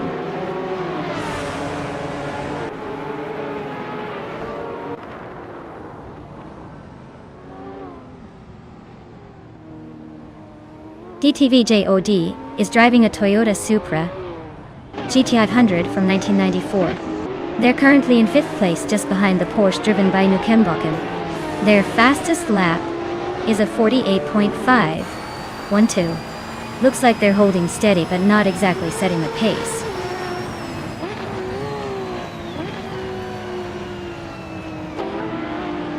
The Croft Club's tight corners and short straights are making overtakes tough, so car handling and grip are critical for gaining positions.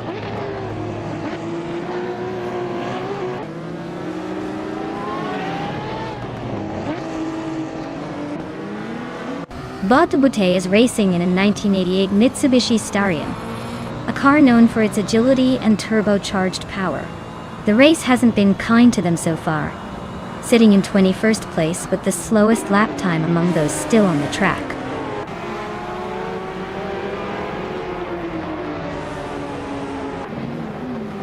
Well done. Looks like someone's got the right speed. Glad to see you crossing that finish line first.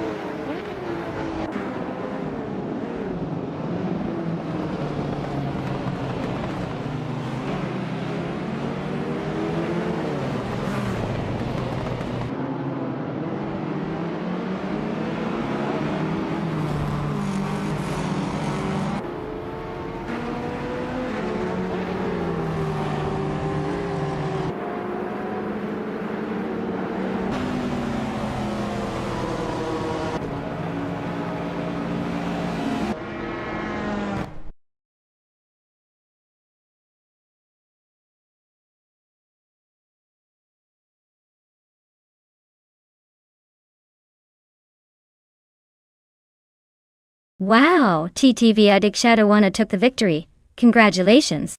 That was some impressive racing right there. And a big shout out to Dayeski Shadow for snagging the fastest lap. You're now the proud owner of a 1996 Ferrari F50 GT. Nice choice. Seems like luck is on your side today, so claim your prize and enjoy that beauty.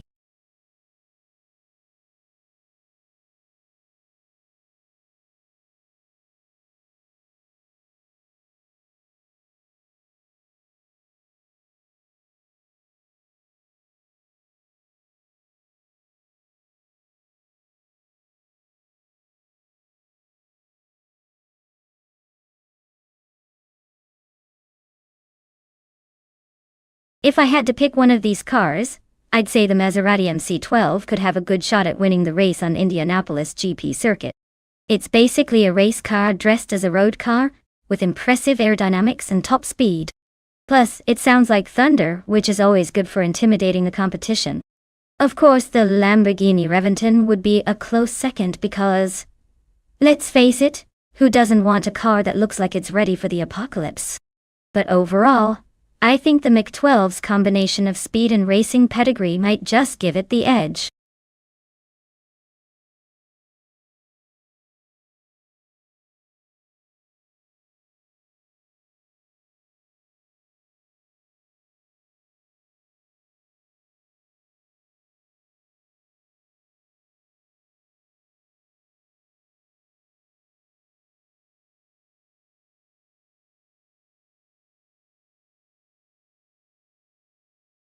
Alright folks, if you've been sitting there thinking about picking a car, now's the moment. The clock's about to run out and you'll be stuck with whatever the AI decided for you.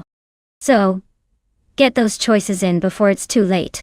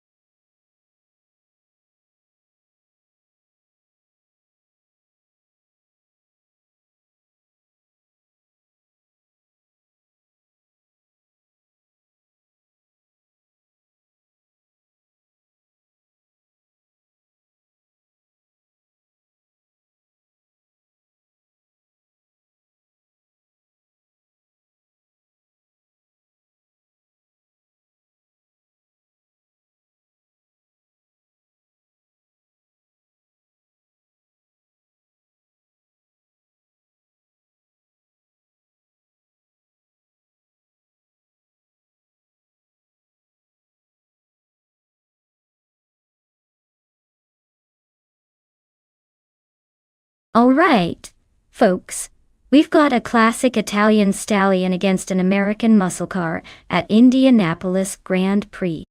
The Maserati MC12 is known for its agility and finesse, but it's also getting a little long in the tooth compared to newer models. The Cadillac Cian, on the other hand, is a concept car that oozes power and modern innovation, though it's less proven on the track. Honestly, I'd give a slight edge to the Maserati just because of its racing pedigree and nimbleness around corners.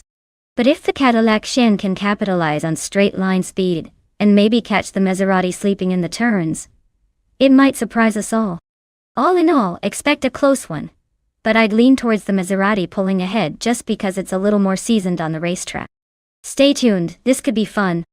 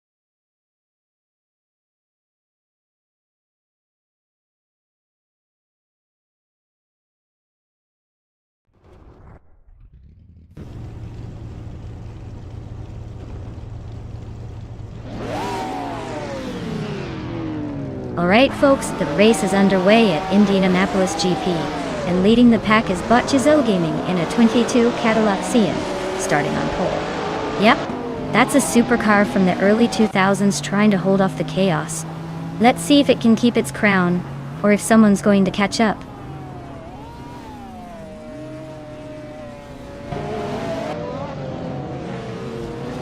The race kicks off with Botchizzo Gaming taking an early lead, followed closely by GN Prime in second and Meg Boring Life holding on to third.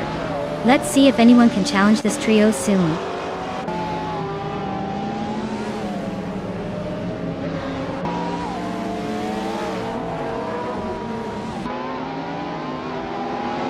GN Prime is driving a 2005 Pagani Zonda F, which is known for its lightweight construction and incredible aerodynamics. They're currently holding second place and maintaining consistent pace. Looks like they're keeping up well with the leader.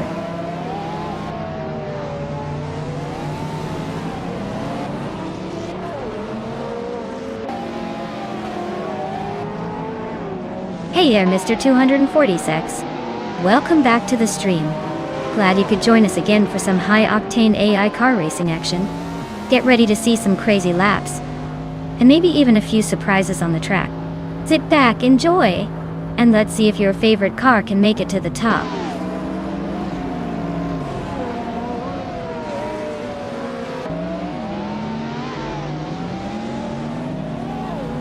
Bot Mafia V is piloting a 2007 Chevrolet Corvette C6Z06, known for its impressive power and agility. They are currently in the 19th place, showing a competitive but challenging race so far.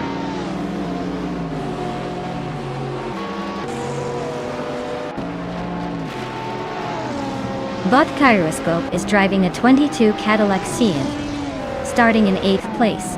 They've managed to advance a few positions but still need to gain more ground to challenge the front runners.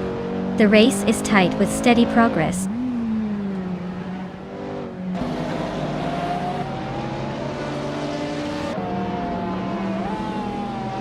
Bot Meg's Boring Life is currently in 3rd place, driving a 2004 Porsche Carrera GT. They've been maintaining solid lap times and are closely chased by the leader. The race looks tight at this stage.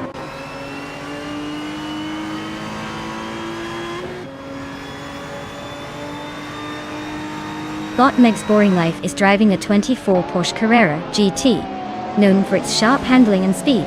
They're currently in 3rd place, maintaining a solid position but not close enough to challenge the leaders just yet.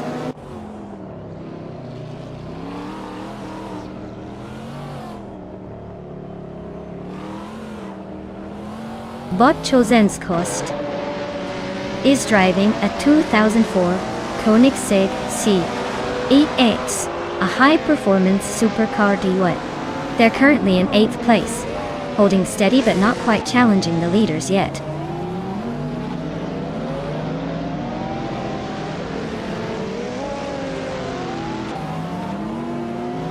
Bot Lazy Towner is driving a 2006 Ford GT Exone.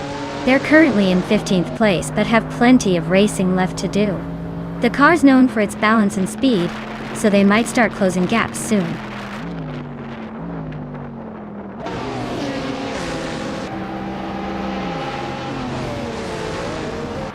Bot Meg's Boring Life is currently in 2nd place, driving a sleek 2004 Porsche Carrera GT. The race seems to be intense behind the leader, but they are holding a strong position, staying close and looking good for a podium finish.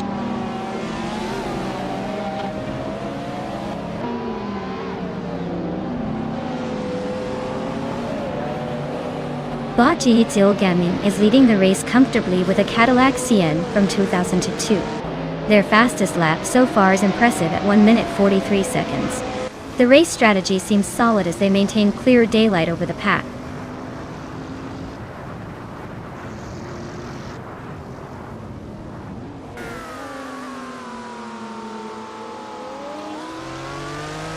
Bot Flaming Buddha is currently in 11th place, running a Lamborghini Diablo GTR from 1999. The car's fastest lap is a solid one, 46.168. They seem to be holding a steady position, maintaining pace with the pack and avoiding any major drama so far.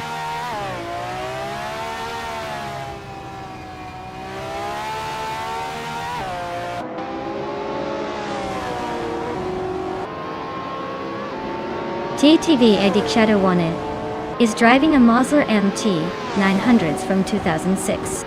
They started in 9th place and currently sit just behind the top 8, with a fastest lap close to their bounds at 146.494. Looks like they are keeping up reasonably well but have some room for improvement if they want to catch the leaders.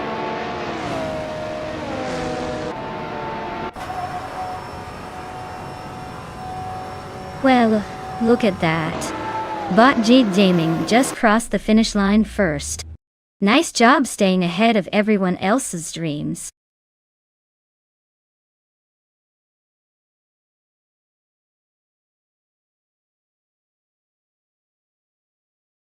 Wow. Bot G Gaming just took the checkered flag. Congratulations on that victory, you definitely earned it. And a big shout out to the drivers who can claim a car. Your chances are up for grabs, so step on it. Who's feeling lucky today?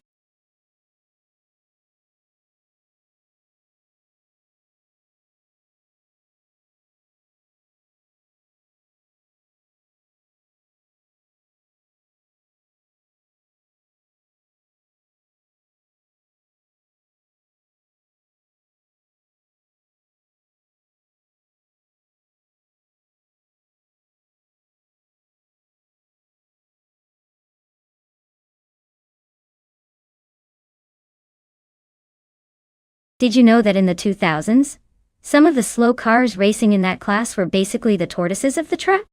They might have been sluggish, But they proved that patience and a good strategy could still make them contenders. It's like watching a grandpa take their time on a Sunday drive and somehow still finishing just behind the speed demons. Classic case of slow and steady wins the race. Or at least finishes ahead of the slowpoke racers.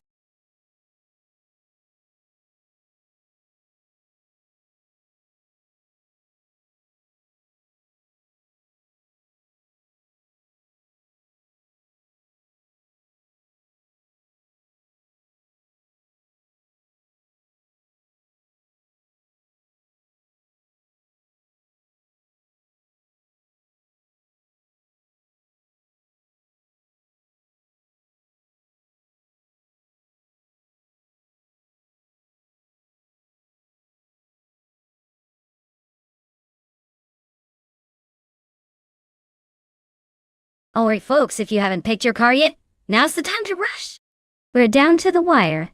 So don't be the one left sitting in the pit lane, while everyone zooms past. Get those choices in before the race starts, and remember, it's all about who makes the best decision right now.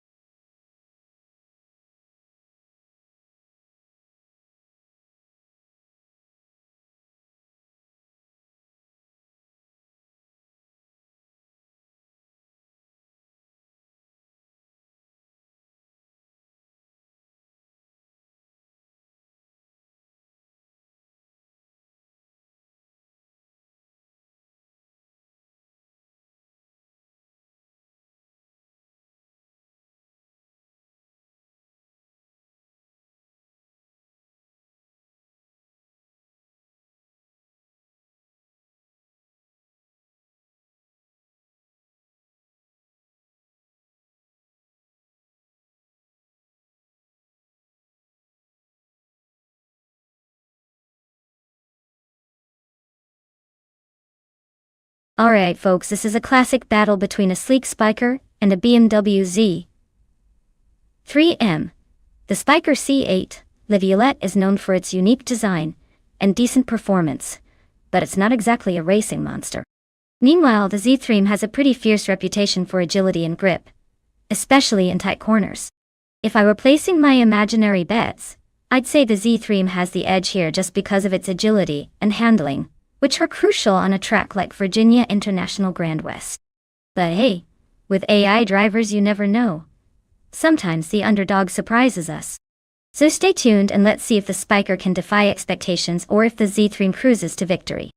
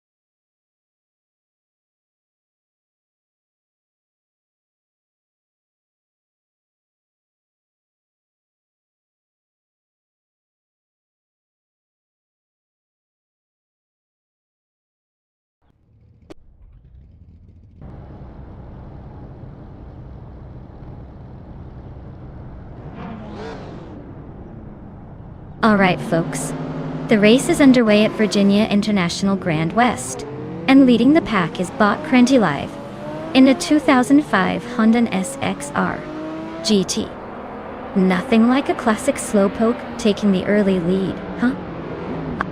Let's see if it can maintain that pace or just pretend it's faster than it looks.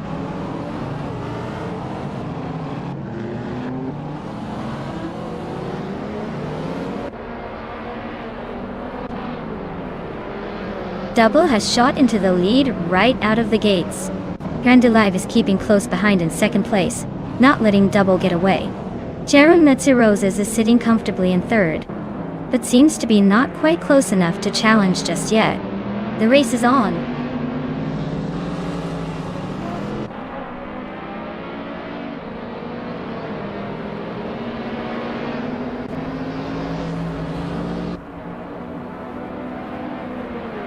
Bot Oxwalfie is driving a 2002 Chevrolet Corvette C5 CP6, a solid choice for speed and handling. They started in 7th place and are currently in 6th, so they're moving up a spot. Looks like the race is unfolding smoothly for them so far.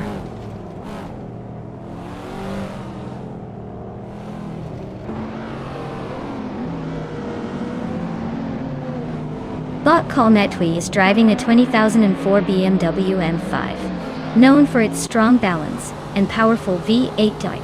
Their race so far has them in 18th place, though consistent laps could move them forward soon.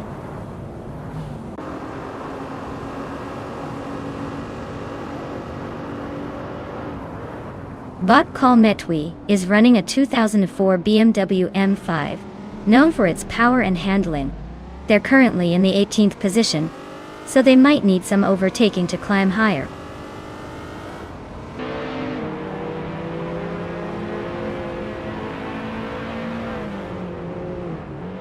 Bot Colmetwi is driving a 2004 BMW M5, well known for its balance of performance and luxury. They're currently in the 16th place, sitting comfortably out of the podium fight but staying in touch with the midfield.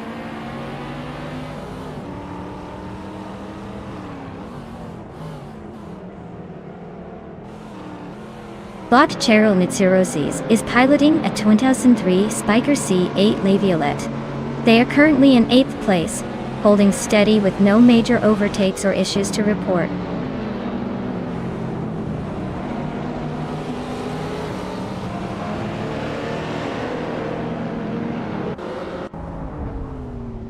TTV.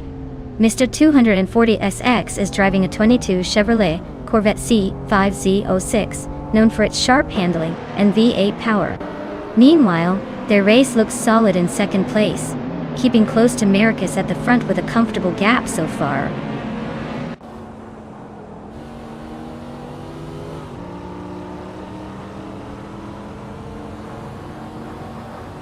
DTV.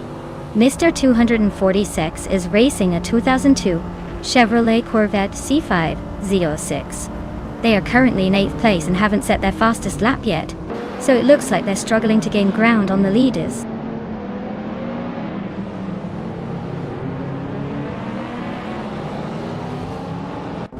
Bot Tejada Cuerdo is driving a 2002 Honda Integra Type R. They are currently in 22nd place, making some moves, but still fairly stuck behind the leaders.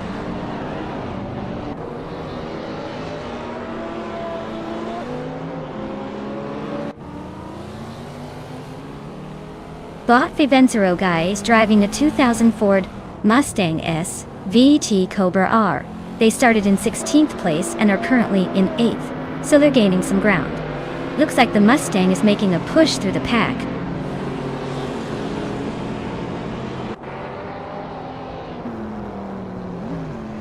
Bot Grampijerv is driving a 2000 Plymouth Prowler.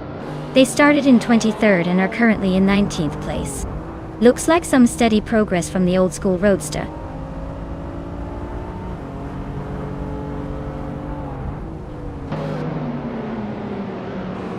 The Coyote Guerdo is driving a 22 Honda Integra Type R. They're currently in 21st place, and stuck behind a few cars, so looks like they might be struggling to make a move.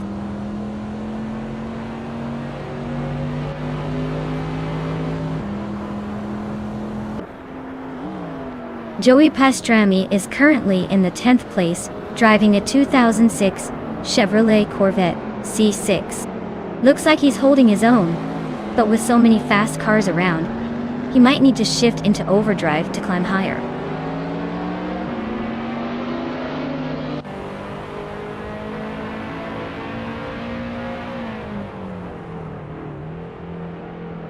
Bob Caillou is running a 23 Spiker C8 La Violette, which is known for its distinctive design and mid-engine layout.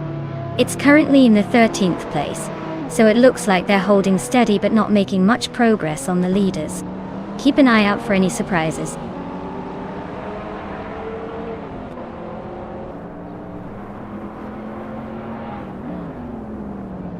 Bot Kick's mechanic is behind the wheel of a sleek 2003 Spiker C8 La Violette. They started in 5th place and are currently holding 7th place, maintaining a solid position, but still plenty of race left to make moves.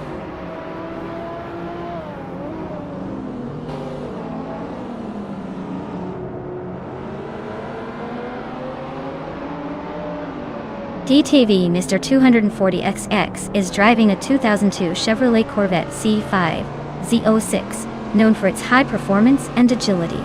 Currently in 8th place, they are likely holding steady, but might be looking to make a move soon. The race remains tight with little room for error.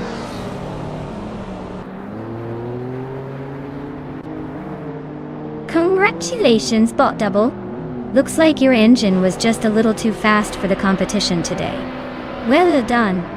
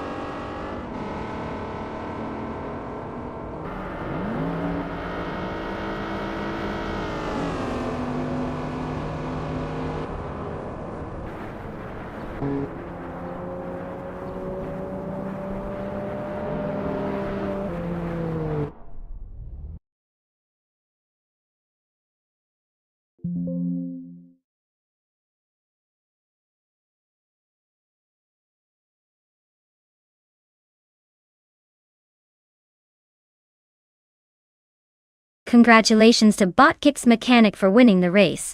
Well done on crossing the finish line first, you've definitely earned that victory lap. Now, as for the drivers who can claim cars, Diesky Shadow, you did a fantastic job with the most overtakes. That's some serious skill right there. You're free to claim the 2001 Musler MT900. A real beast of a street car. Keep those talents coming, everyone.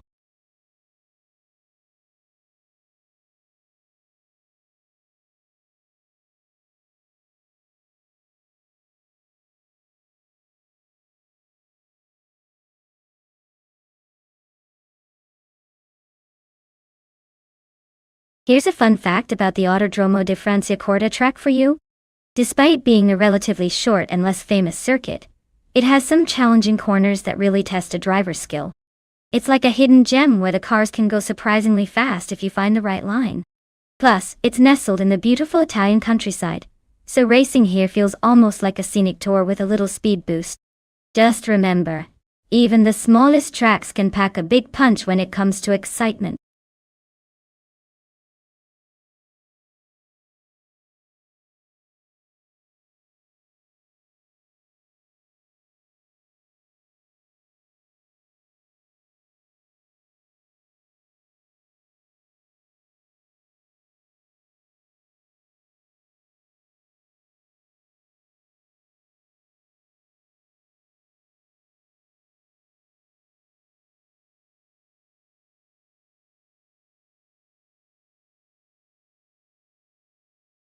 Alright everyone, if you haven't picked your car yet, now's the time.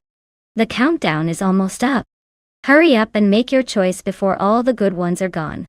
We don't want to see you stuck with a lemon in the race, do we? Let's go, let's go.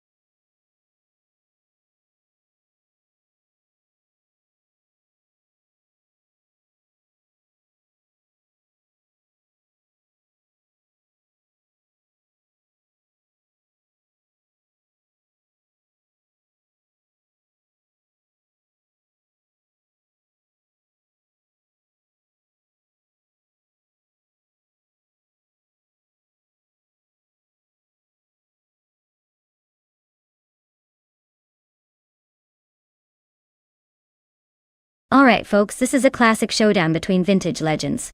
The Porsche 935/78 is known for its aerodynamic genius and raw power, which could give it the edge in a high-speed circuit like Franciacorta.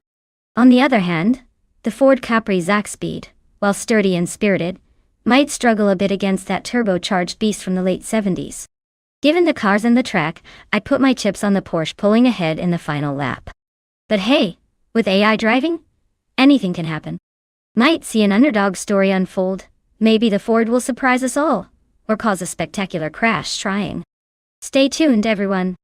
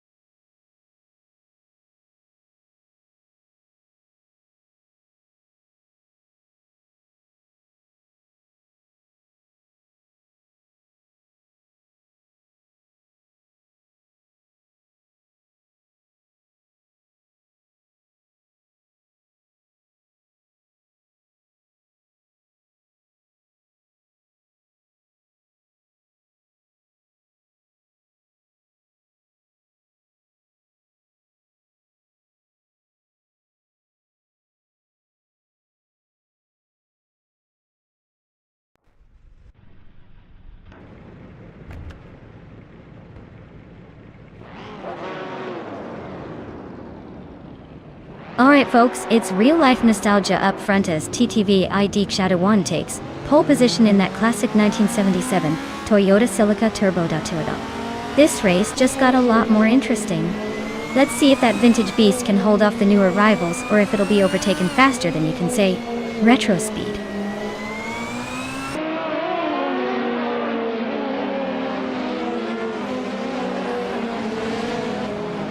Edic Shadow 1 has jumped straight to the front, taking the lead early on.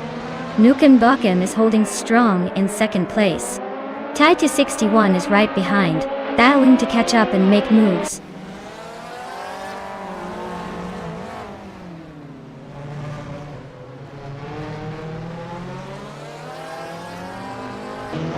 Nukem Bakum is driving a 1973 Ford Escort Mark on Isaac Speed, a classic in Group 5.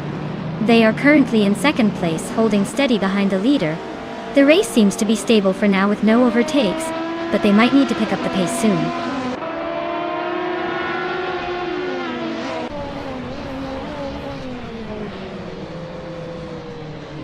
The Ford Falcon, driven by Bot Teha Ikweirdo, is a classic in Group 3.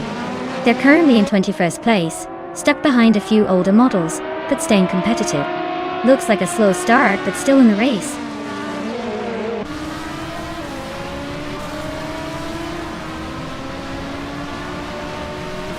Bod Buchicero is driving in 1973 Holden Monaro. They're currently in the 15th place, so it looks like the race isn't quite what they hoped for. But there's plenty of time to catch up.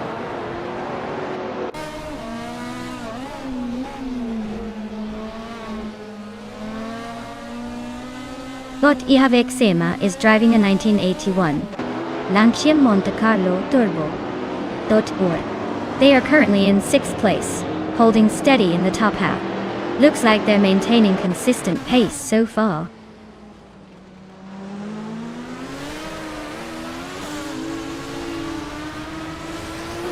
Bot Kickus Lady X3 is running an Alfa Romeo GTAC from 1970. They started 14th place and are currently in 16. Looks like they're holding steady but not making much progress.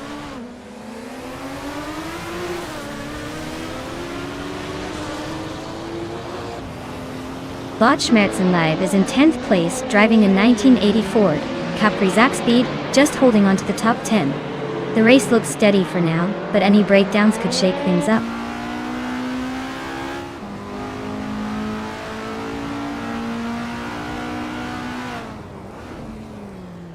Bot Leung is currently in 8th place, driving a 1970 Abarth 1600 TC. The car has a sleek history of racing, but it's sitting patiently in the middle of the field for now.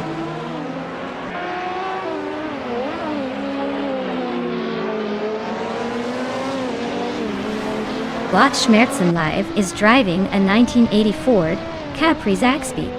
They are currently in 10th place and maintaining a steady pace with a lap time of 1:23.6 ticks to Choi.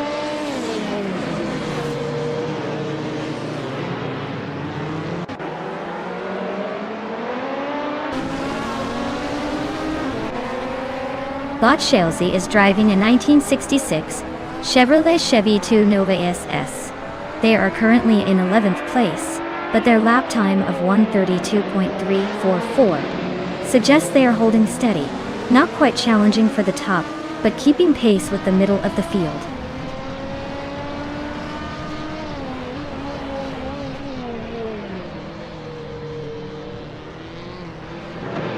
Bot Arlo Coast is driving a 1963 Porsche 904, known for its lightweight racing design and excellent handling. It's currently in the 12th place, a bit behind the leaders but holding steady in Group 3. Looks like a solid effort so far.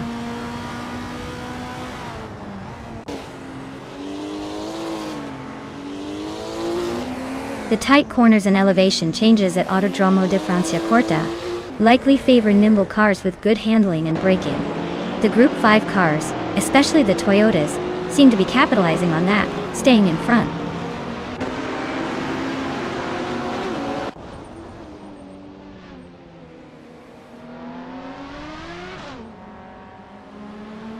DTV Geek Shadow 1A is leading the race with a Toyota Celica Turbo from 1977. They're currently holding the top spot, and their fastest lap time is 1 minute 18.953 seconds. The race seems to be going smoothly for them so far.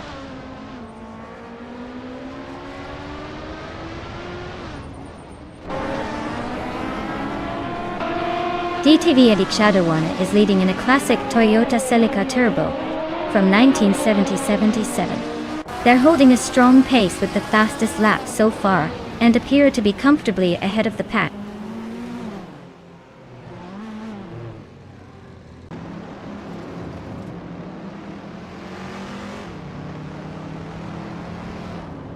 Dexel holds a solid third place and has the fastest lap in the group, so he's got the edge in consistency.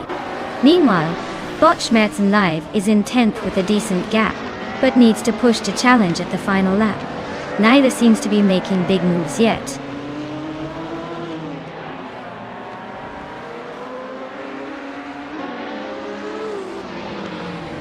Bot Buchitzero is racing a 1973 Holden Monaro and currently holds the 14th position.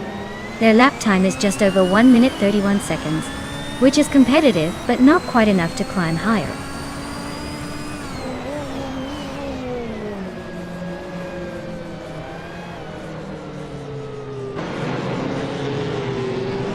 DST Shadow is in 7th place driving a 1977 Toyota Celica Turbo Dorothea.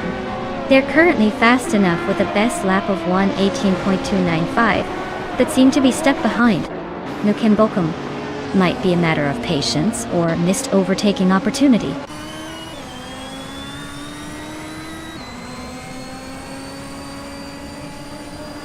Oh, look at that. Bot TD61 just claimed victory. Who knew robots could be this speedy? Congrats on the win.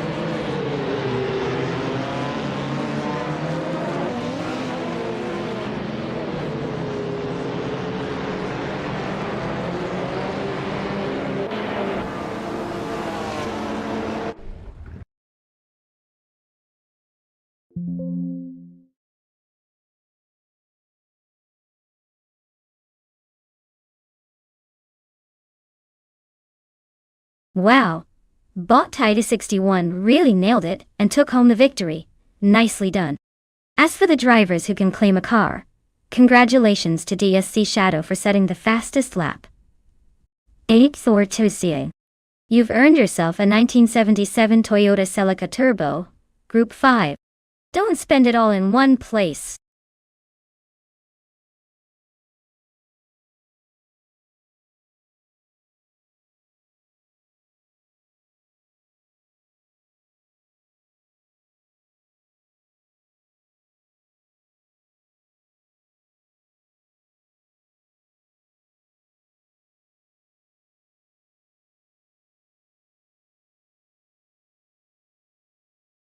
For this track, I would focus mostly on handling and agility.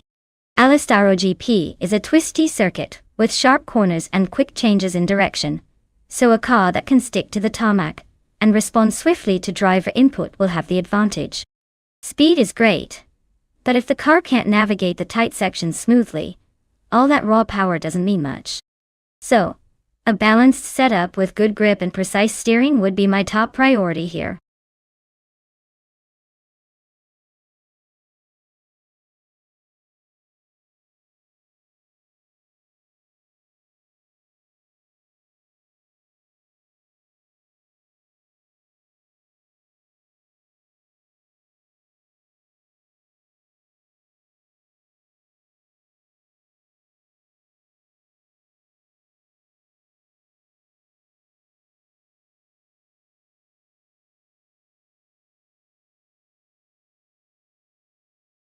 Alright folks, if you've got a favorite car, or just want to see chaos happening on the track, now's the time to make your pick. The clock is ticking down faster than a rally car on a dirt road. Get those selections in before it's too late and we're stuck with whatever the AI decided for us.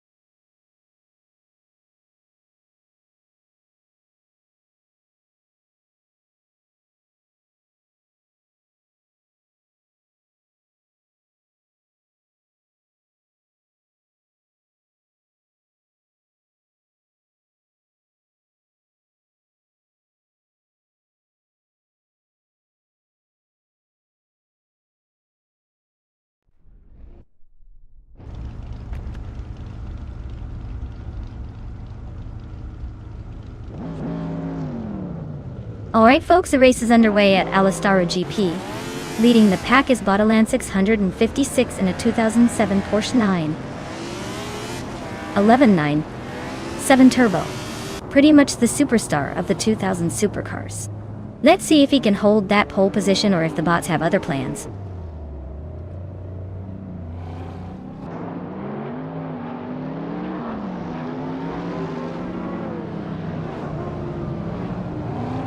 Alan 656 has managed to jump to the front of the grid right out of the gate. Pedro Gamesa is holding strong in second place, closely trailing. Scorched Log is in third. hanging on just behind the top two. The race is already shaping up as a tight battle at the front.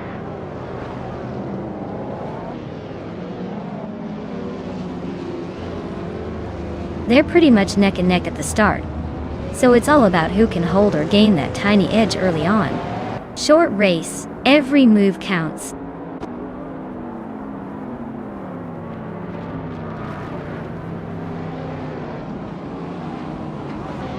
Bot Egrets 34 is driving a 2005 Bugatti Veyron d'Acilia. They're currently in 14th place and seem to be holding steady without major move-ups or setbacks so far.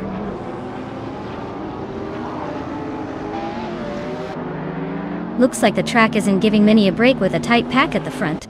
Overtakes might be tricky, so expect some strategic moves coming up.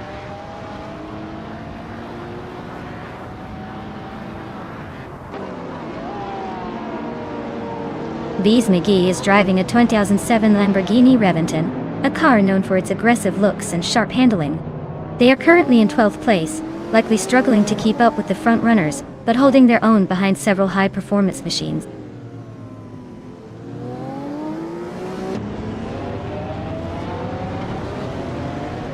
Hey MRF Society, welcome back to the stream.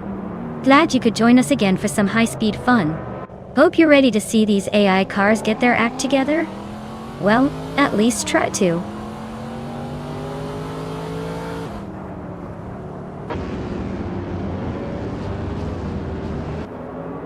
Bot Pshero Gamet Asach is driving a 2006 Mazda MT 900s. They're leading the race and have a comfortable gap at the moment, but the fastest lap time is a joke. Looks like he's just cruising to the finish.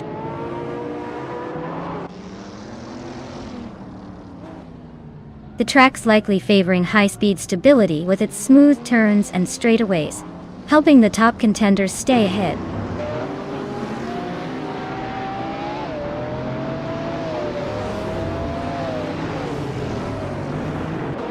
Bot Belthane the Beast is piloting a Lamborghini Diablo GTR from 1999. They are currently in 8th place and well within striking distance for top positions. The race seems to be quite competitive at this stage.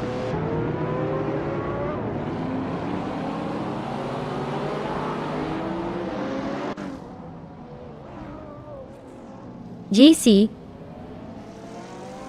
Productions is running a 2005 Bugatti Veyron, known for its incredible top speed and luxury. Their race seems to be a challenge with multiple drivers ahead, currently in the last spot among the races with valid times.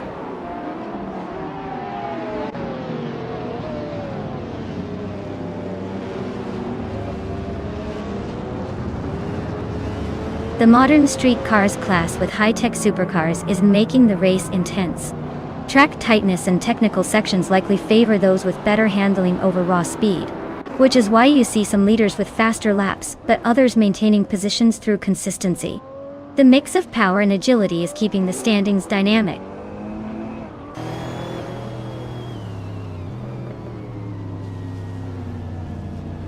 DSK Shadow is comfortably ahead of Bot JC Productions, but with only one lap remaining, it's a tight race to the line. No room for mistakes now.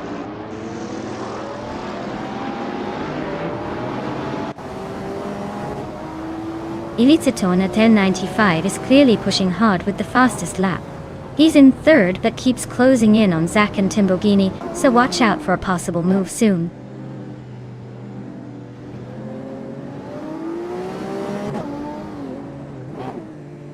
Bot A Greeds 34 is racing a 2005 Bugatti Veyron D.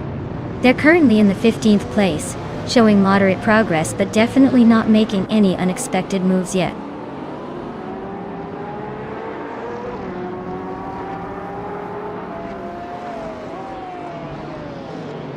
Bot Belthane the Beast is steering a 1999 Lamborghini Diablo GR. One of the older models, but still holding a solid 9th place. The race seems tight with quick lap times, but they might need a late surge to climb higher.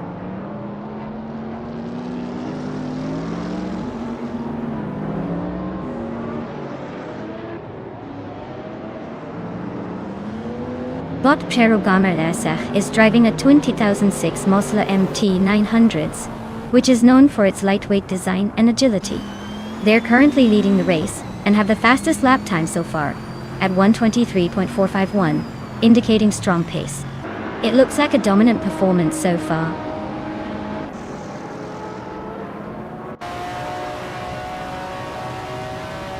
Wow, Bot Przerogamer really took the checkered flag. Guess all those virtual laps paid off. Well done.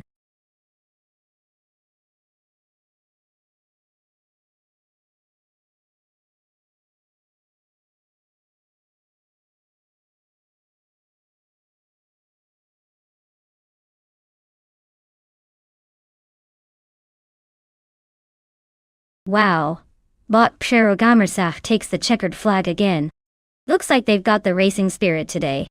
Congrats to Zach for winning with style. And maybe a little chaos on the track. And big shout outs to DSK Shadow for winning the bet race. That 2006 Alina 7 twin turbo is a beast, perfect for ripping through the streets. Not to forget TTV ET Shadow for racking up the most overtakes, claiming the 2005 Bugatti Veyron. Now that's some impressive maneuvering. Who needs talent when you've got overtaking skills like that?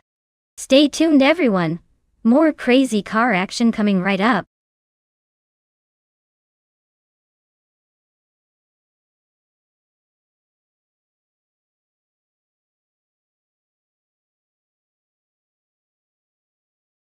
Well, did you know that the F1 cars from 1975 had a lot of their safety features pretty much made of plastic and aluminum? It's amazing how far we've come because now safety standards are basically Fort Knox. Back then, they were mainly focused on speed and style, not so much on giving the drivers a comfy cushion to bounce back from a crash. Just imagine racing in those sleek machines, knowing that a roll cage was more of an optional accessory.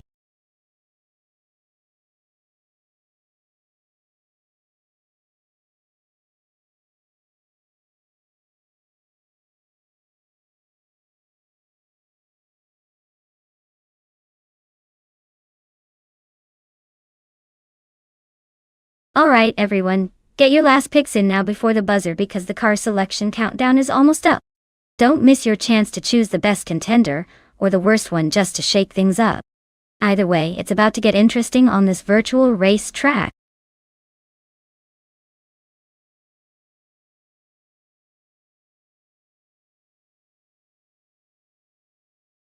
Well, look who's back. Welcome, Knalga77. Glad to see you've returned just in time for the chaos on the track.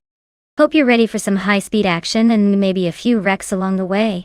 Sit back, relax, and enjoy the race.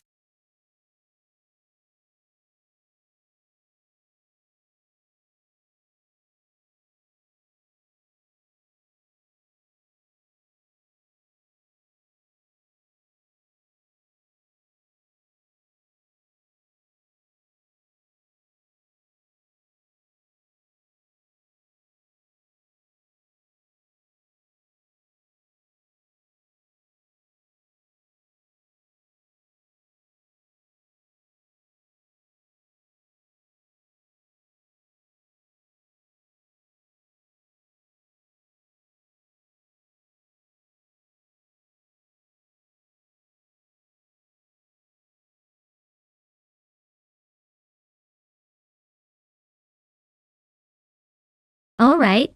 This is a classic battle of the vintage beasts on Circuit Gilles Villeneuve. The Tyrrell 007 from 1975 is known for its agility and lightweight design, so it might have a slight edge in tight corners.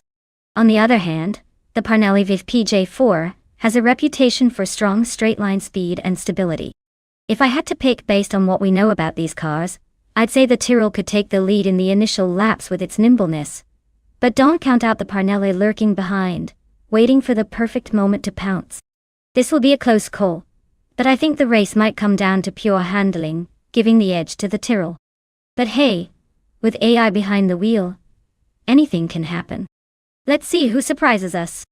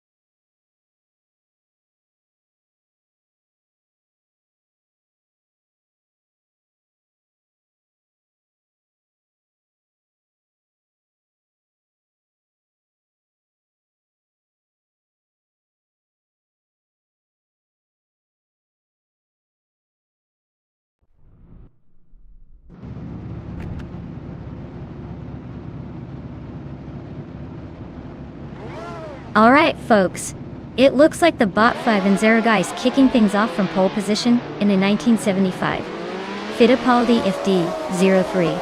Yes, he's got some vintage speed, but let's see if that car can keep up with the newer machines.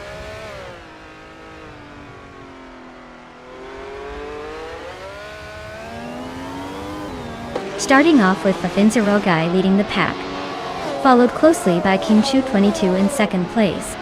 Knauga 77 is holding third position as the race gets underway.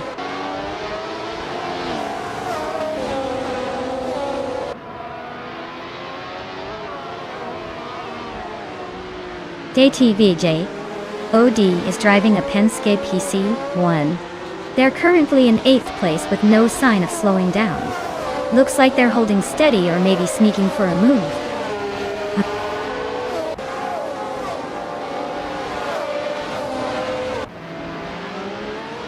Bot Mikko Brokast is currently in the 15th position driving a Heskett 308B. It seems like they're holding steady but haven't made any spectacular moves yet.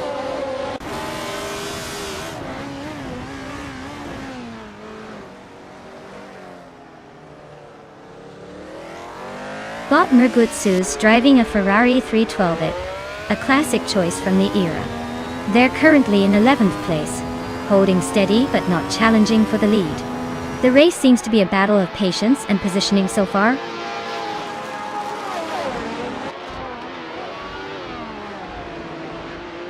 Bot Exley is racing in a Williams FW04. They're currently in the 20th place, and seem to be holding steady without much action happening around them.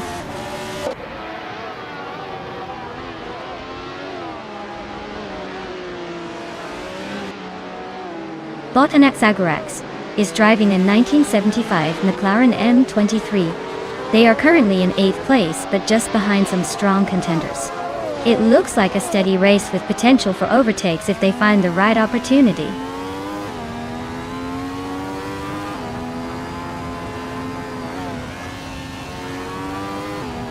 Bot Necrophantasm is racing a Ferrari 312it, which is known for its sharp handling and historic dominance. Currently, they are in the 17th place and seem to be in the pack, but not quite making moves forward yet.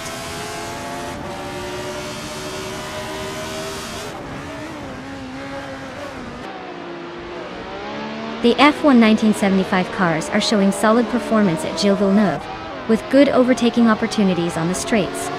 The track's high-speed layout favors the more powerful and agile cars, giving them an edge.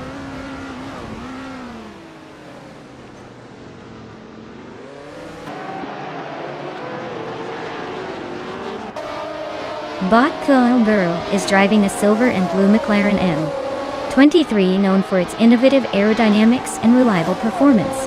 She's currently in the 21st place, indicating she's been struggling to make moves forward but not giving up just yet.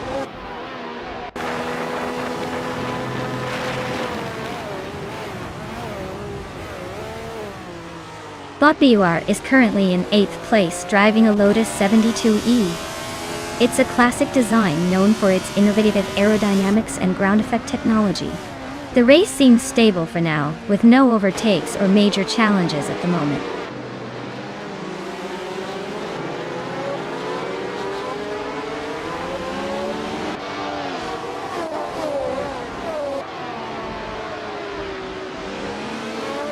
Botchek Cinderbox is driving a BRMP2 01, which historically struggled with reliability. They're currently in 13th position, close to the middle of the pack. Their fastest lap is 1:43.379, showing some solid pace but room for improvement. The race for them seems steady, not making big moves but holding their own.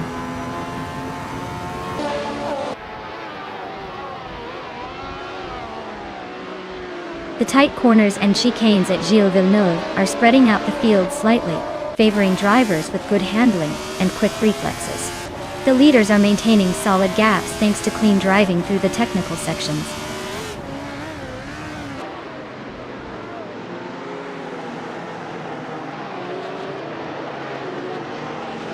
Bot Frankenbalz is holding a slight edge over Bot Owen Storm, but with only a lap to go it's going to come down to who manages traffic better and keeps their cool.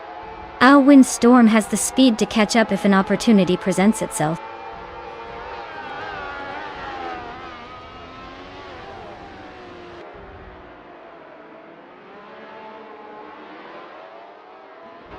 Bot Mirgutsu is racing a Ferrari 312 at starting from the 11th position. They currently sit in 11th place with a lap time of 1:42.646, which is pretty competitive. The race looks like it's heating up for them as they are close to several cars, and might be eyeing some overtake soon.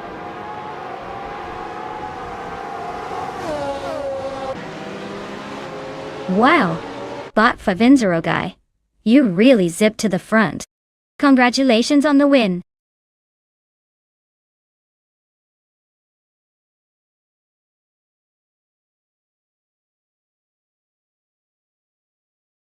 Wow! Bot 5-0 guy takes the victory. Well done, my digital racing legend. That was quite a display of algorithmic awesomeness. Now, for the drivers still in the hunt, if you want to claim a car, go ahead and let me know. The keys are waiting and the race might be over, but the fun, that's just getting started.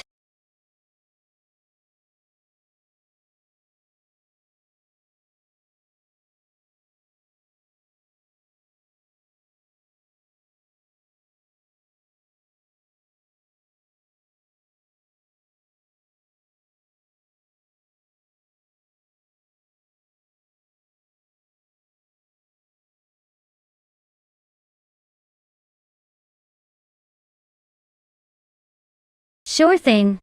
Did you know that the combined supercars racing car class features some of the most powerful and technically advanced machines on the track? They're like the superheroes of the racing world, blending raw speed with high-tech gadgets. It's almost like watching a sci-fi movie unfold right before your eyes. But instead of aliens, you get insane laps and heart-pumping moments. Stay tuned, because things are about to get even more exciting.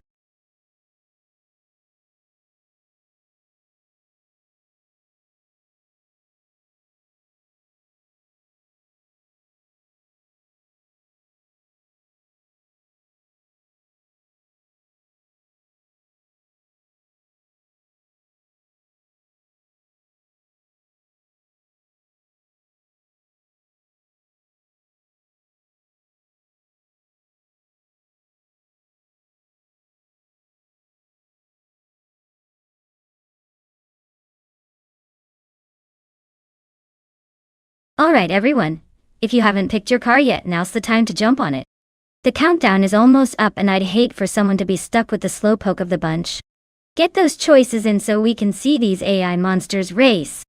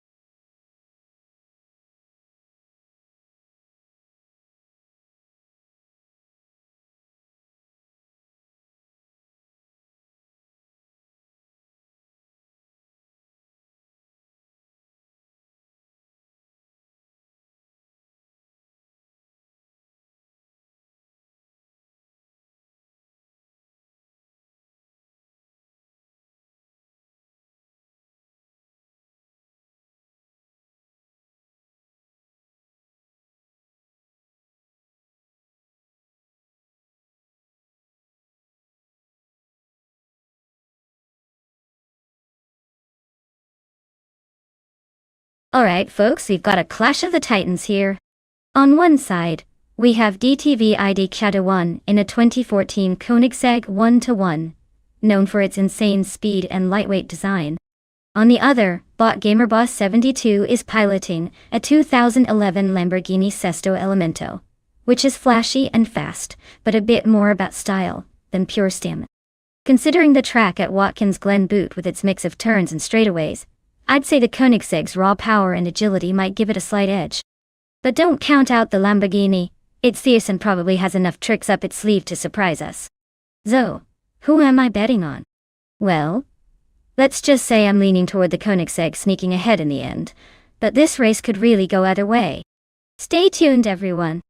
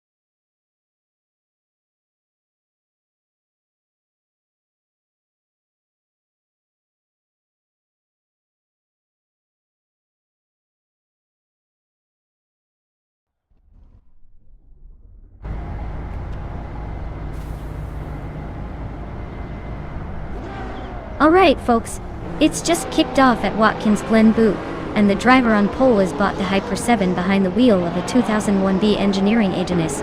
I mean, who wouldn't want to see a classic supercar blazing down the track? Buckle up!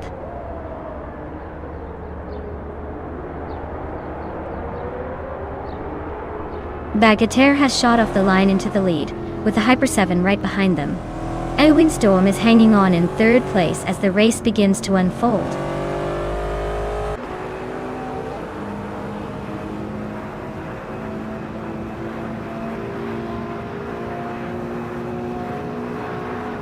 Windstorm is piloting a Lamborghini Gallardo Superleggera, known for its lightweight design and sharp handling. They're currently in 5th place, holding steady that this race is far from over. Keep an eye on that Italian flash.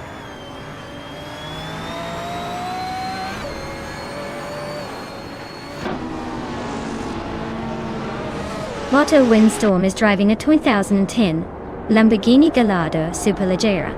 They are currently in 5th place, holding steady behind the top 4, but looking to make a move soon.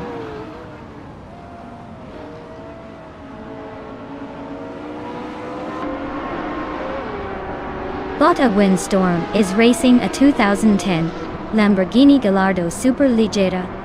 They're currently in 4th place, making steady progress but still chasing the leaders with a bit of room to make moves.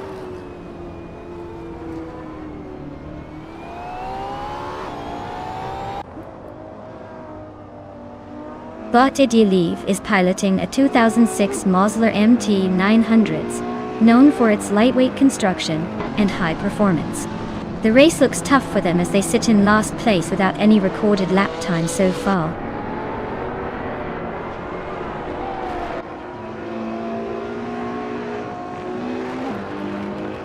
The modern street cars seem to have an edge here with most top positions, but the diversity hints at some skilled driving on the retro and less dominant models too. The track's technical nature probably favors those with good balance and handling.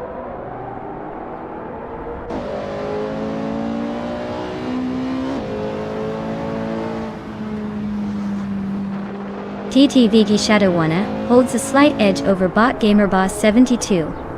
As they approach the final lap, Gaining or defending that lead will be crucial here, but with just one lap to go, every move counts.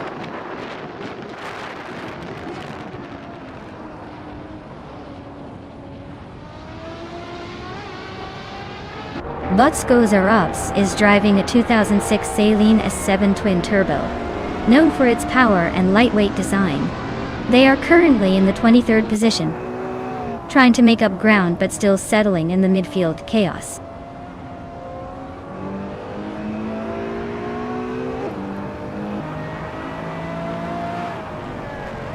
TTV Dekshadawana is holding a slight lead over Bot Gamer Boss 72, but with just one lap left, it's a close fight. Neither has made a move yet, so it's going to come down to who manages track limits and throttle control in this final stretch.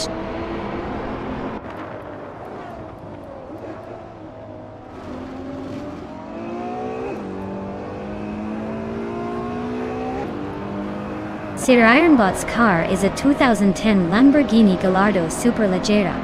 It's currently in the 24th position, and seems to be holding steady without any overtakes so far. Looks like it's just hanging on the back of the pack.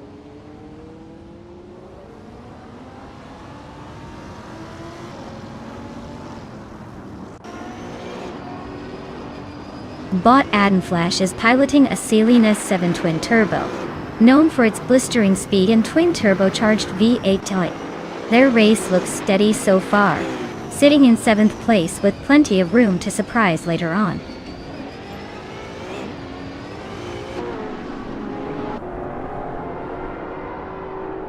The Ferrari Enzo, driven by Bot 2Ps and the podcast, is known for its raw power and aggressive handling.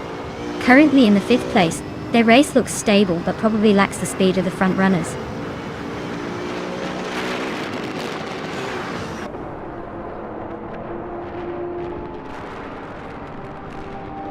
Bot 2Ps and the podcast is driving a 2002 Ferrari Enzo and currently sitting in 8th place. Their fastest lap time is 2 minutes and 1.75 seconds. It looks like they are holding steady but haven't made any dramatic moves yet.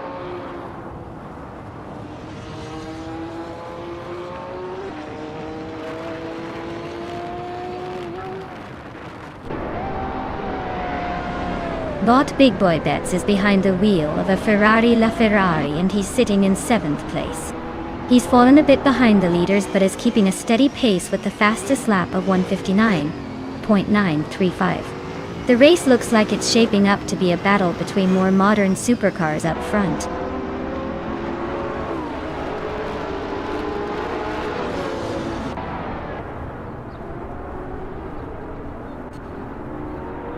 Big Boy Bets is piloting a Ferrari LaFerrari, which is known for its hybrid powertrain and impressive acceleration.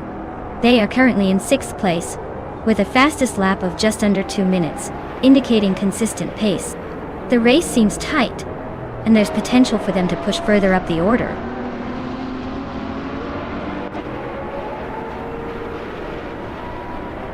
Well done, Botbagger. Looks like you're the one to beat now. Hope your victory tastes as sweet as it looks.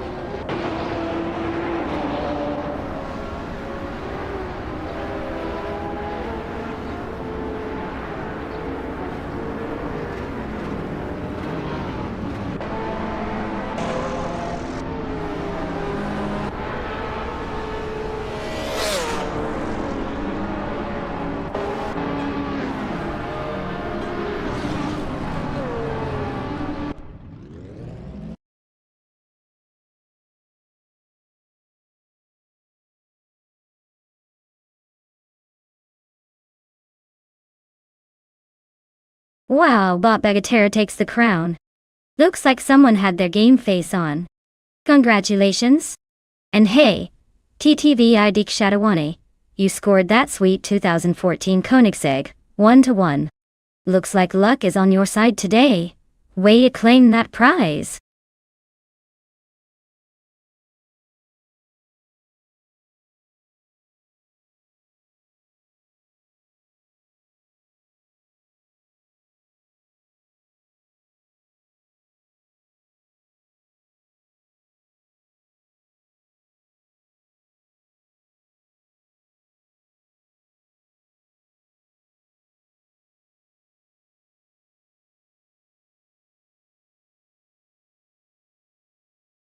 If I had to pick one of these cars, I'd say the 2019 Radical SR5 is probably the one to watch out for.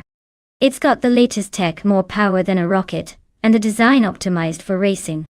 The older cars might have nostalgia on their side, but when it comes down to speed and agility on a circuit like Riverside, the newest Radical is likely to take the lead and stay there.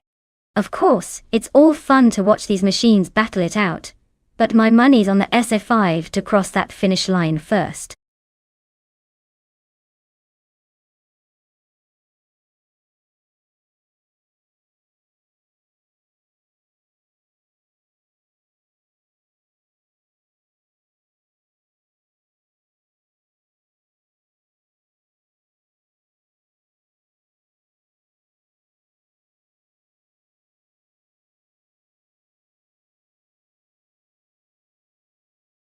Alright, everyone, get your picks in now, or forever hold your peace. The clock is ticking faster than these cars on the track. Don't say I didn't warn you if your favorite driver gets left behind.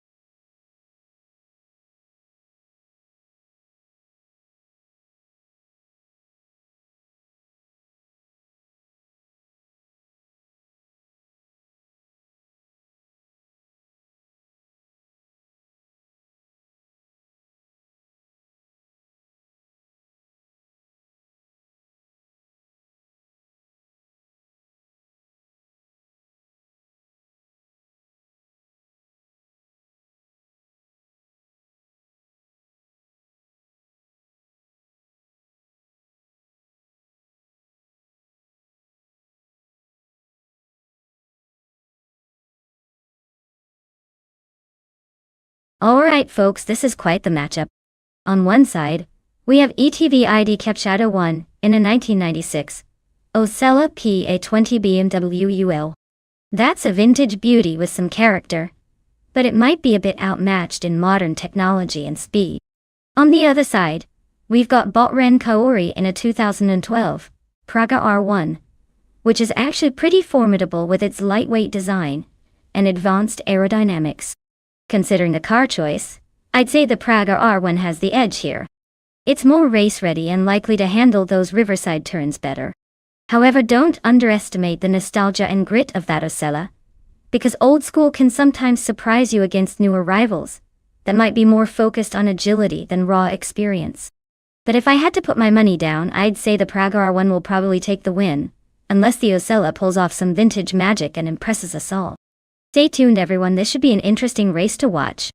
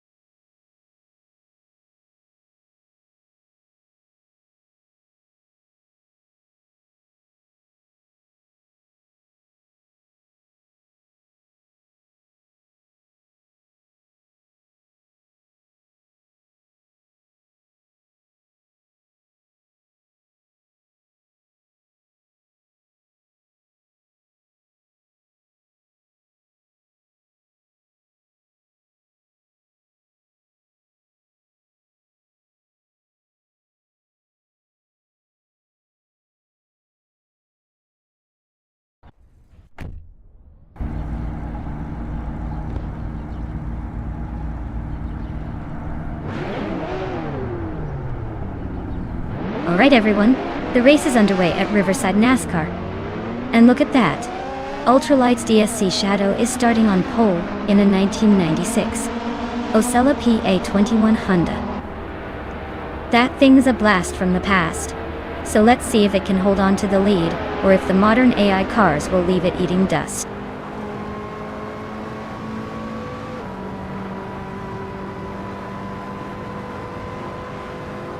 Shadow has shot off the line to take the lead.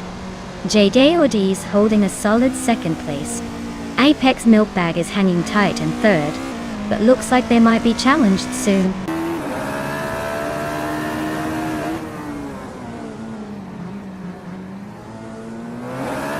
Bot Gabby the Minimac is racing a 2008 Lada 110 S. They're currently in 14th place, holding steady but likely watching the rearview mirror with close competitors.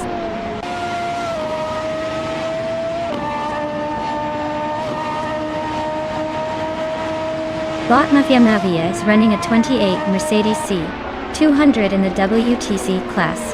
They are currently in 9th place, so they're not far behind the top contenders but need to pick up the pace to make a move forward.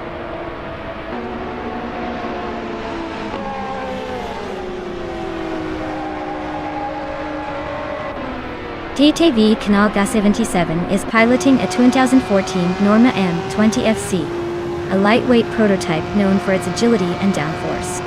They are holding 8th place, staying in the middle of the pack without much drama so far.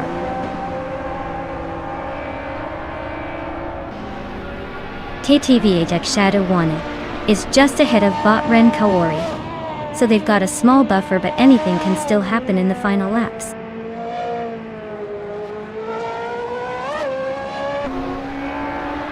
The ultralights seem to be dominating with 4 cars in the top 8 showing their agility on Riverside.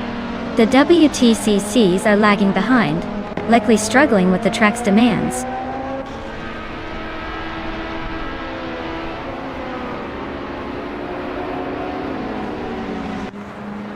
DTVA ID Ketawana is driving a 1996 Osella PA20 BMW UE. They are currently in 7th place, holding their ground in the ultralights class. The race for them seems stable but unremarkable so far.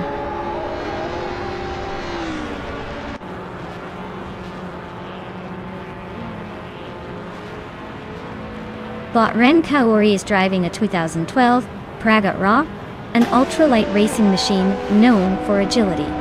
They're currently in 8th place, making steady progress, but still facing tough competition from the leaders and those behind.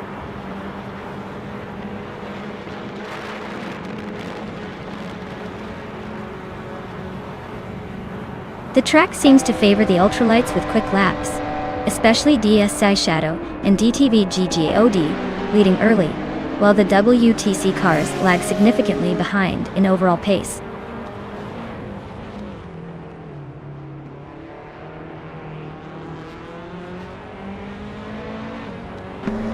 TTV GOD is driving a 1996 Osella PA21 Honda, starting 4th and currently holding 2nd place. The car's fastest lap is 1:18.569, so they're definitely pushing hard. Looks like a solid run so far.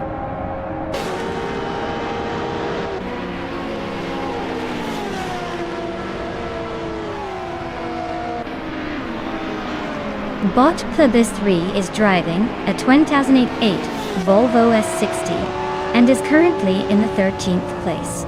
Their fastest lap is pretty competitive at 1:24.234, but they seem to be holding their position comfortably in the WTC class, with no immediate overtakes challenging them.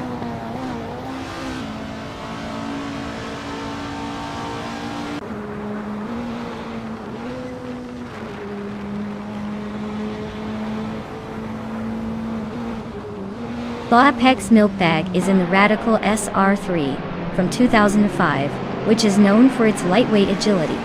They started in 2nd and are currently in 4th. Their lap time of 1:20.259, suggesting they're holding a solid pace, but maybe not matching the absolute fastest. Looks like they are staying competitive without pushing the absolute limit.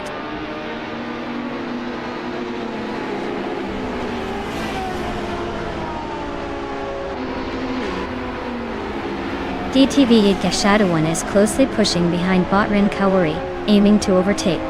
It's a tight fight with just a lap to go. If the BMW gets a better run out of the last corner, we might see a move. Keep an eye on those final seconds.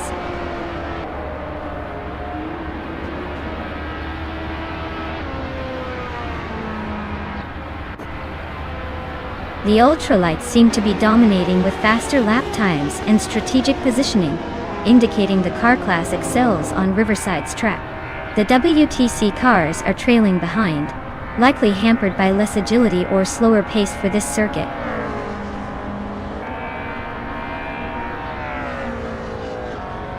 Wow. Race winner again. DSK Shadow really knows how to keep everyone guessing. Well done.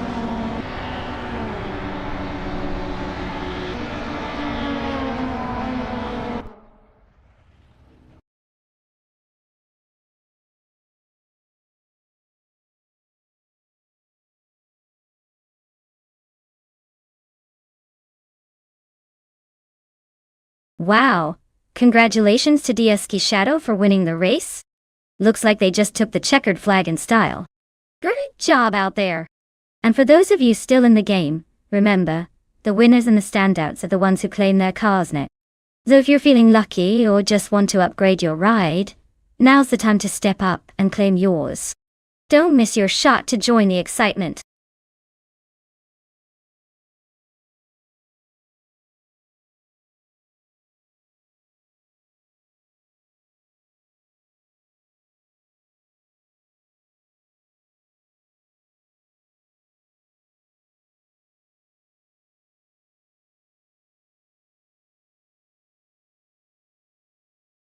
Here's a fun fact for you. Barber Motorsports Park might look like a little jewel nestled in Alabama, but it's actually home to one of the largest motorcycle museums in the world.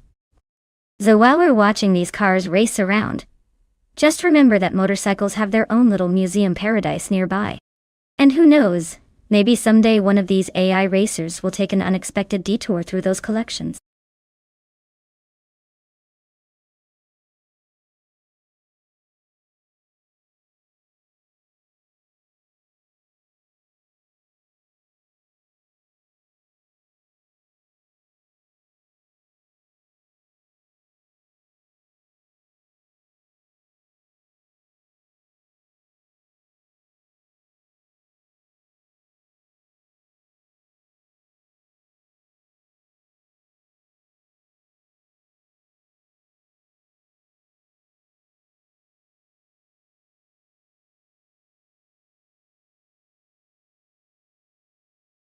Alright everyone, the countdown to pick your cars is almost up. If you haven't made your choice yet, now's the time or forever hold your peace. Or at least until the next race. Get those picks in before we start the chaos on the track.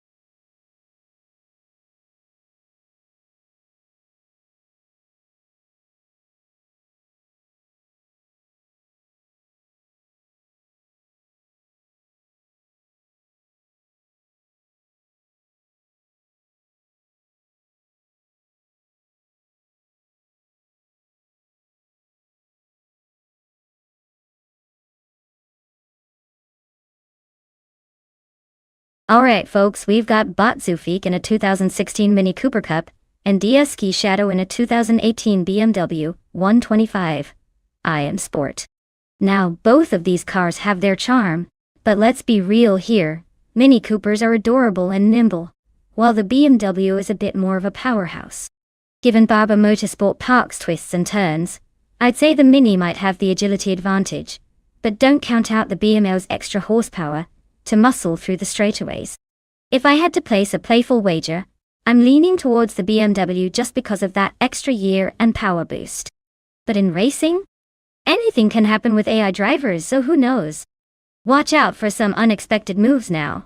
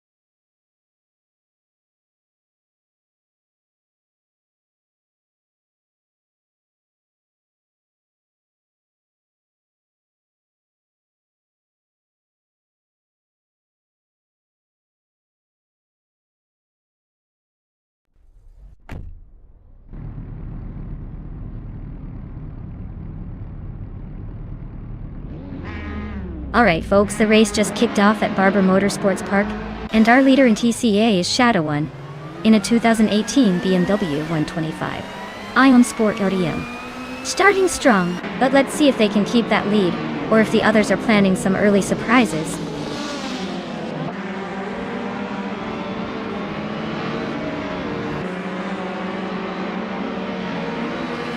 The race begins with ID Shadow One taking an early lead, followed closely by Naga 77 in second place. And Juno's got the lead, sitting comfortably in third. The top three are already setting a brisk pace, with no one giving up positions just yet.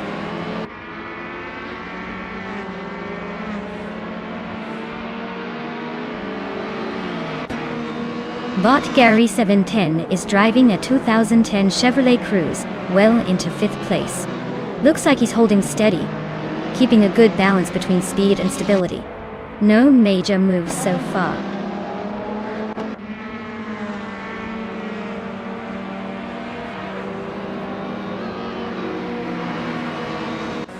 Bot Vargala Svet is driving a 2007 Alfa Romeo 156 GTA.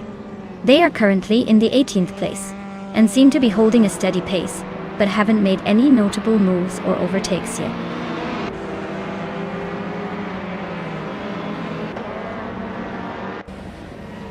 Brando Buster is driving a 28 Volvo S60. They are currently in 12th position, and seem to be holding steady. No signs of overtakes or major issues so far.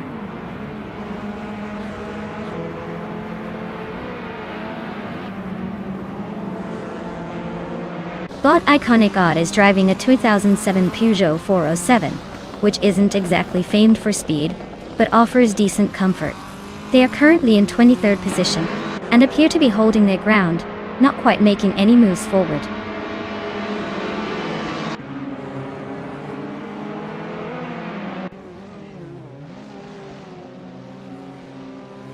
Bot Miragutsu is driving a 27 Alfa Romeo 156 GTA, a car known for its sharp handling and sporty pedigree. Currently sitting in the 18th place, It looks like a steady but perhaps unremarkable race so far, with no overtakes or major moves from that spot.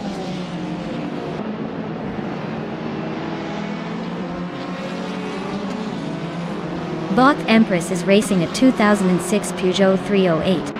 They are currently in 5th place and maintaining a solid pace. No overtakes or issues so far.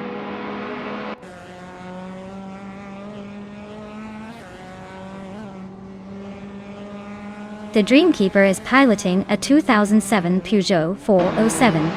Currently in 21st place and not gaining much ground, the car pace seems steady, but needs a boost to move up in the order.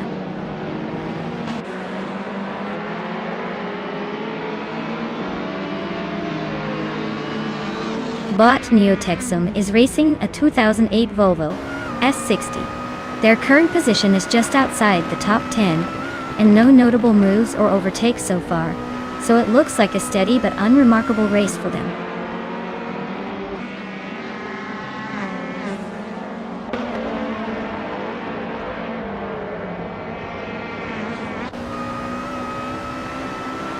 Bot Raddy Zero Active Vixen is driving a 2007 Alfa Romeo 156 GTA. The race isn't going well since their fastest lap time shows 99.999, which indicates they haven't set an actual lap yet, or are stuck in a time scrub.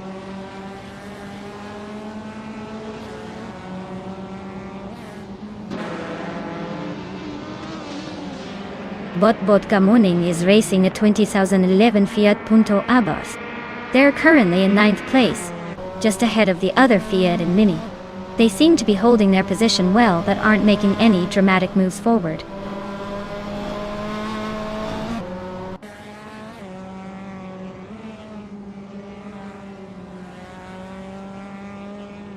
DTV Shadowwana is cruising in a 2018 BMW 125 IM Sport RE.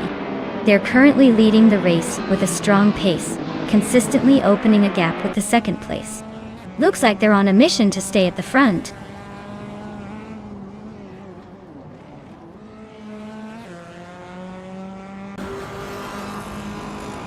Bot Dongertson 3 is cruising in a 2018 BMW 125 IM Sport Dory.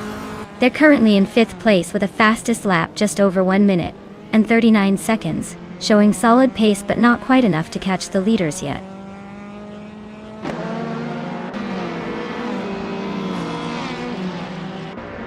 Sufik is holding a slight edge over Shadow, but Shadow is closing the gap slowly.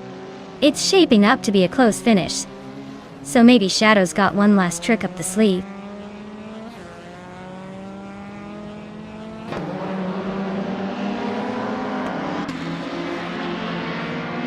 Bot Sofik is driving a 2016 Mini Cooper Cup Dada. They are currently in 14th place with the fastest lap just under 140. Their race looks steady but not quite enough to challenge the front runners yet.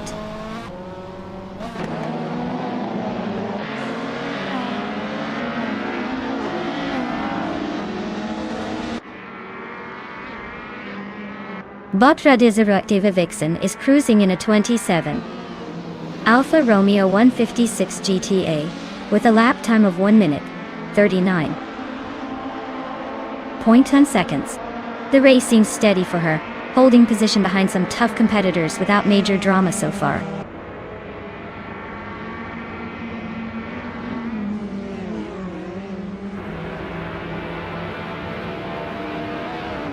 The TC cars are spread out with the BMWs leading, showing solid performance at barbarous technical layout. The WTC cars are more evenly matched but trail behind, indicating maybe less agility or power on this track. Different classes, different game plans.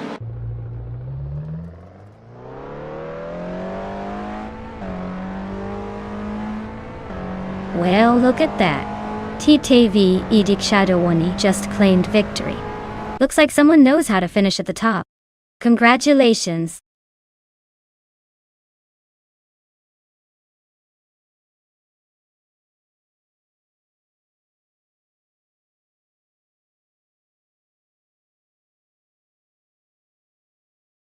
Wow. TTV Shadowana took the victory in style. Congratulations to them for crossing that finish line first and claiming the crown. Now, a special shout out to DSK Shadow for winning the bet race. They've earned themselves a sleek 2018 BMW 125 IM Sport TCA. Looks like the race was more than just fun today. It's also about some serious car winnings.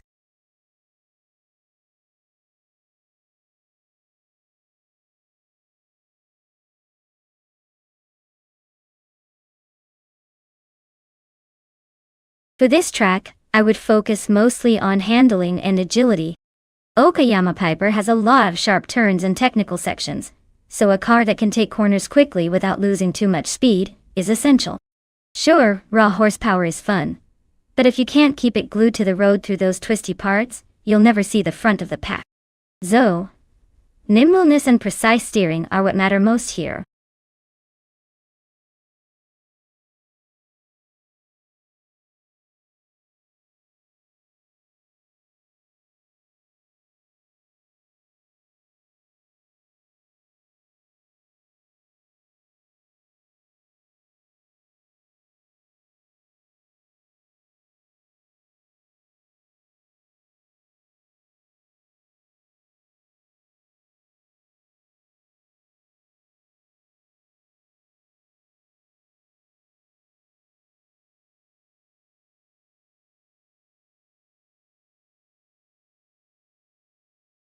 Alright everyone, the clock is ticking, so if you haven't picked your best AI racer yet, now's the time to make your move.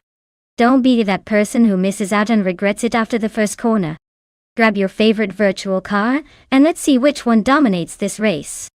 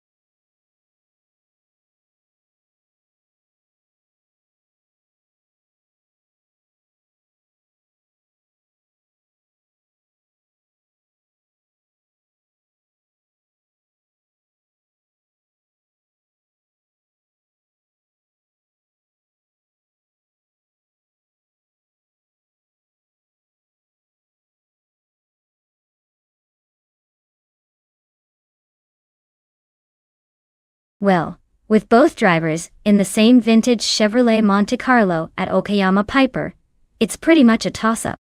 Since we don't have much intel on either of them, maybe the one with the better luck or the more daring maneuvers will take it. But me, I'd say it's probably going to come down to whoever enjoys a good bump or two the most. Stay tuned, folks. This might be a photo finish.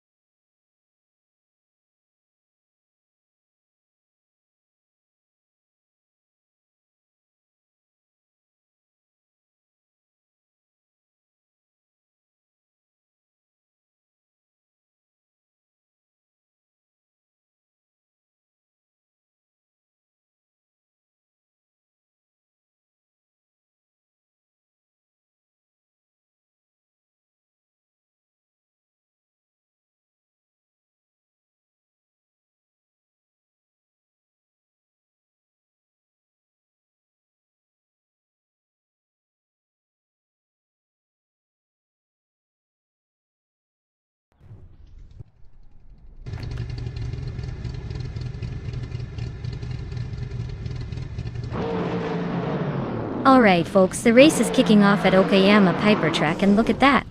Bot Imus Gordon is starting on pole, driving a 1971 Mercury Cyclone. Classic car, classic driver. Let's see if they can hold on to that lead or if someone else is ready to steal it away.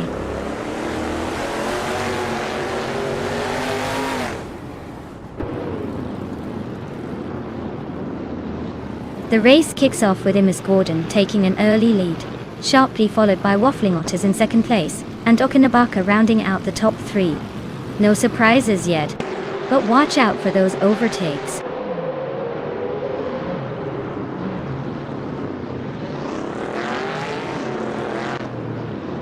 With NASCAR 1970 cars on the Okayama Piper, it's a tight race showing that these classic models can handle surprisingly well on a track like this. The car class seems more about close quarters and overtakes than straight line speed.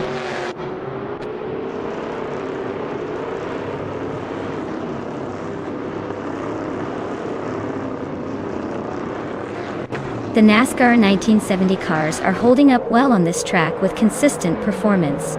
The diverse car lineup isn't causing much chaos at the front, but the Plymouths and Fords are keeping it competitive. Overtakes see more driver skill than car advantage here.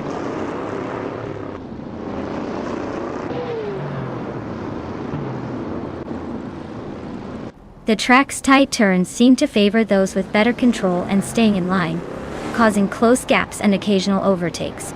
It's keeping the top positions well contested.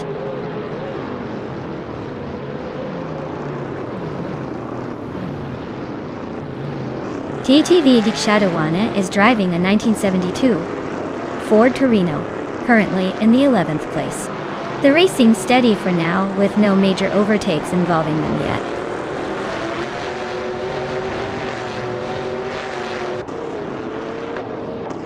Bob Mahokaos is driving a 1971 Dodge Charger.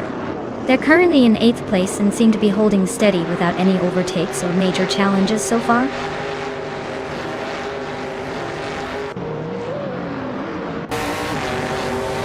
Beach Mets is driving a Mercury Cyclone just behind the top 10 and in 9th place. The race seems to be a tight marathon with little room for overtakes so far.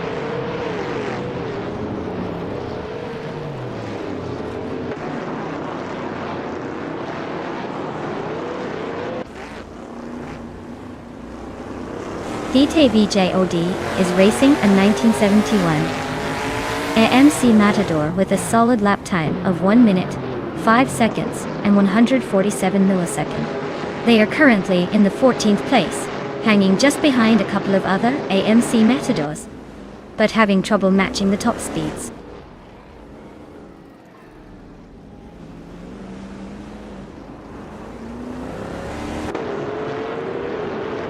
Bot Wafflingotters is in second place, driving a 1971 Mercury Cyclone.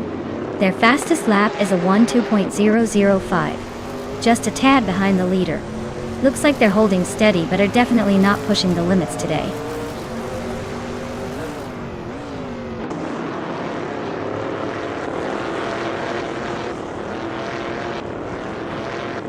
Bot Plebis 3 is driving a Ford Torino from 1972 and currently in 8th place. They're significantly slow with a best lap of 4.625, so it looks like they are struggling to keep pace.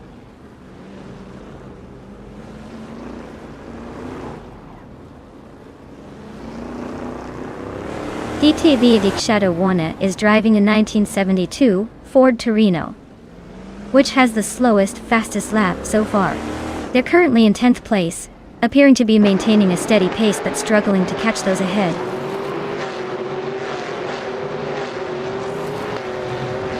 Bot Imus Gordon is cruising at the front with the fastest lap.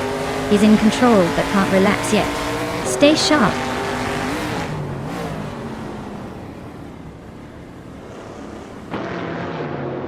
Imus Gordon is comfortably leading with the fastest lap so far.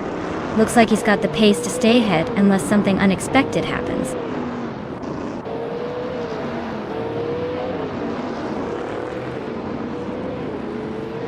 Bot Spear Lycale is driving a Chevrolet Monte Carlo, currently in the 15th position. Their fastest lap is over a second slower than the leader. so they might be struggling to keep pace.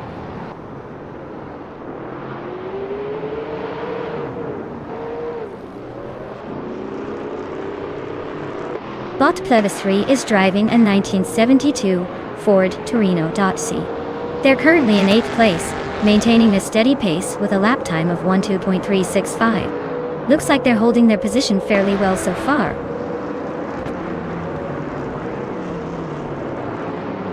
Congratulations, Bottomus Gordon. You clearly didn't need a turbo boost this time.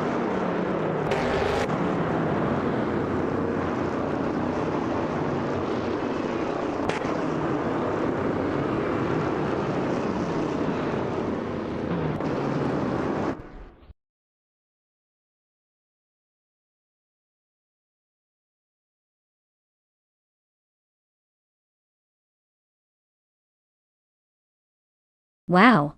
Bottomus Gordon really took the checkered flag in style, didn't they? Congratulations on that win. Now, as for the brave drivers who can claim a car, TTVI'd Kiadawan, you crushed it with the most overtakes. Time to get yourself a piece of racing history with that 1972 Ford Torino.NI. Well done, everyone.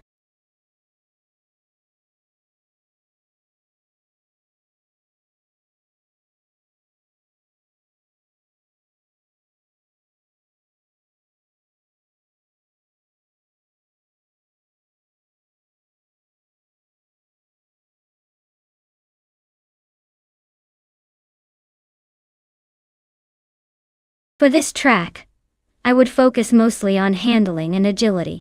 The Red Bull Ring National has lots of sharp turns and elevation changes, so a car that can slice through corners smoothly and stay stable at high speeds will have the upper hand.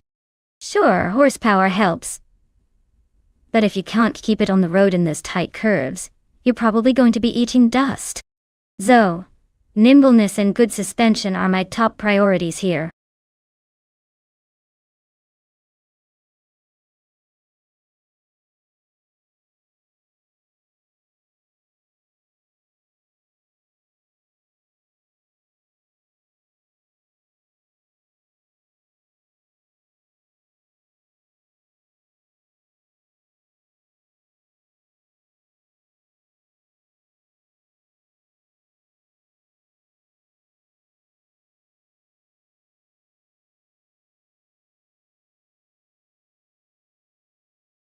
Alright, everyone, your last chance to pick a car is slipping away faster than my patience during a tech glitch. Make your choice now before they're all gone and you're stuck watching the slowpoke in the back. Hurry up, the race waits for no one.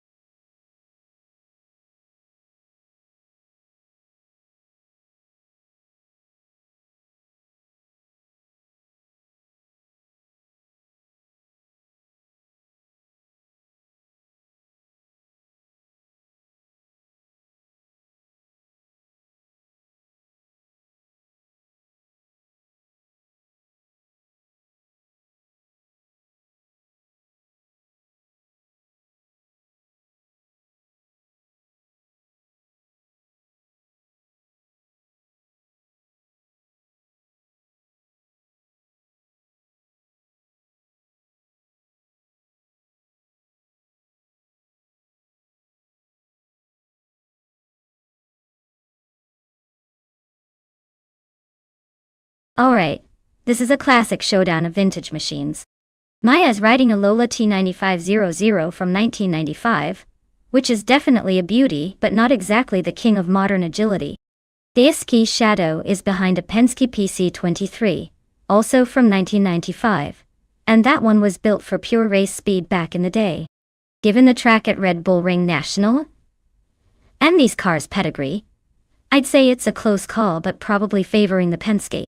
It's got a reputation for handling well, and might have that extra edge on speed and stability around the corners. Yet, Don't count out Maya pulling an upset if her driving skills somehow compensate for the car's age.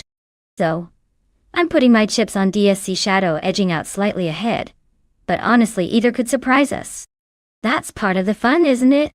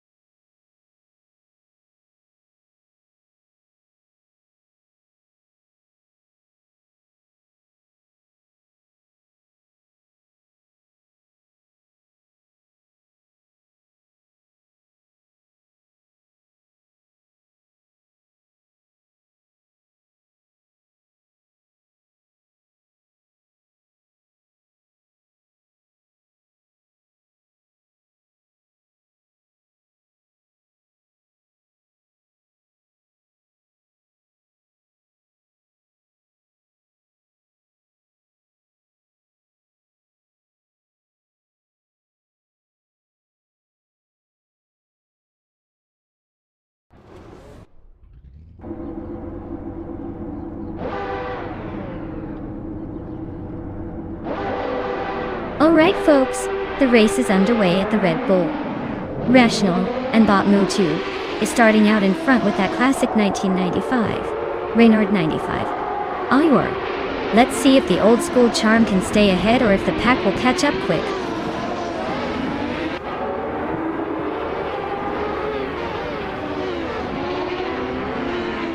Looks like MoodTube has shot off the line into first place.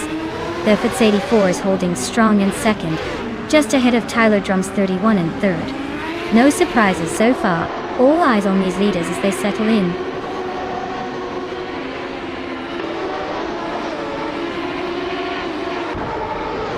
Belfanity Beast is in a Lola T9500 and currently holding 6th place.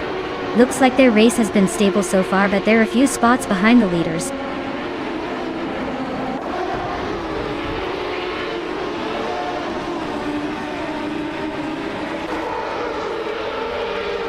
The IndyCar 1995 cars are evenly matched on this track, but the Red Bull Ring's tight corners favor drivers with precise control and quick acceleration. The mix of Lola T9500 and Reynard 95 I is creating some close battles, though no clear dominance yet.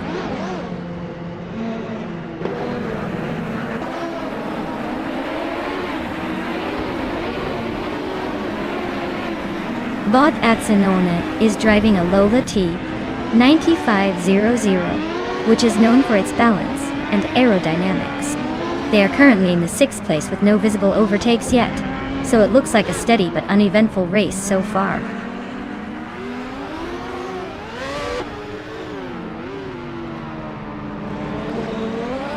Alex Hasnobrain is driving a Lola T9500 and currently in the last third of the field. Their race looks like a struggle with no notable moves or overtakes so far.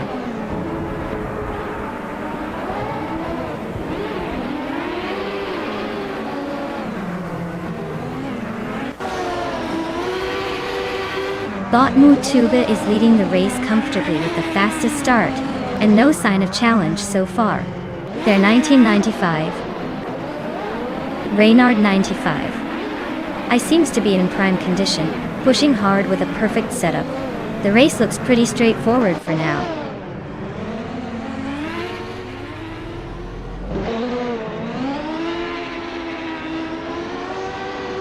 Bot K Boomper is driving a 1995 Penske PC23. They are currently in the 8th place, with a fastest lap of 1 minute 15.833 seconds, indicating some room for improvement, but steady progress.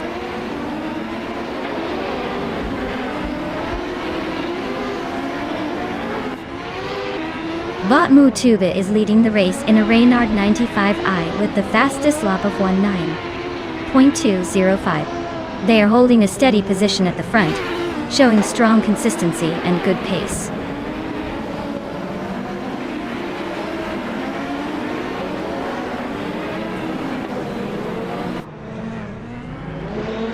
Delphanity Beast is running a Lola T9500 and is currently in 6th place. Their fastest lap so far is just over 1 minute and 15 seconds, so they're holding steady, but not exactly tearing up the track.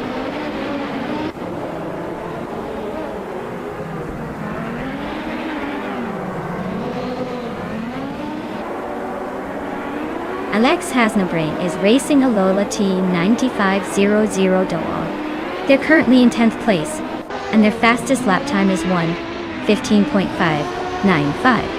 The race seems steady but not at the front. They might need a few more laps to make a move.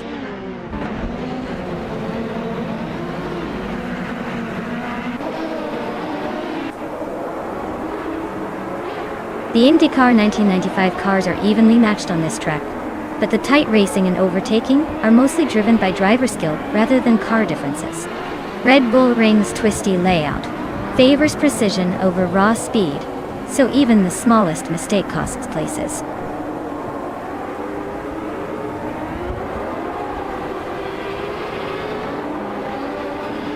The Red Bull Ring's tight corners and short straights are really shaking up the order.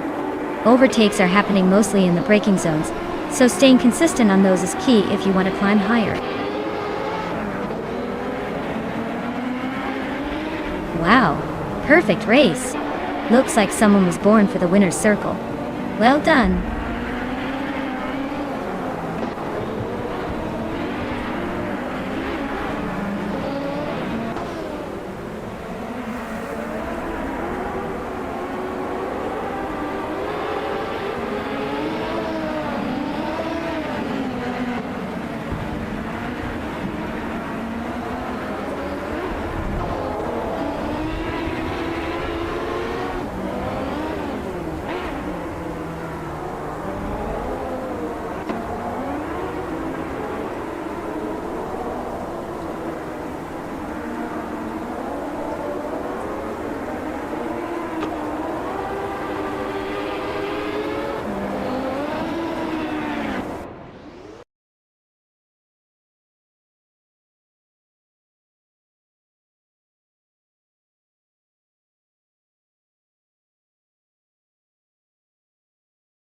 Congratulations to the Futz 84 for winning the race. That was some impressive driving. Well done. And a big shout out to Shadow for winning the bet race. They can now claim the 1995 Penske PC 2320. Nice choice, Shadow. Looks like we've got some new cars to admire in the virtual garage.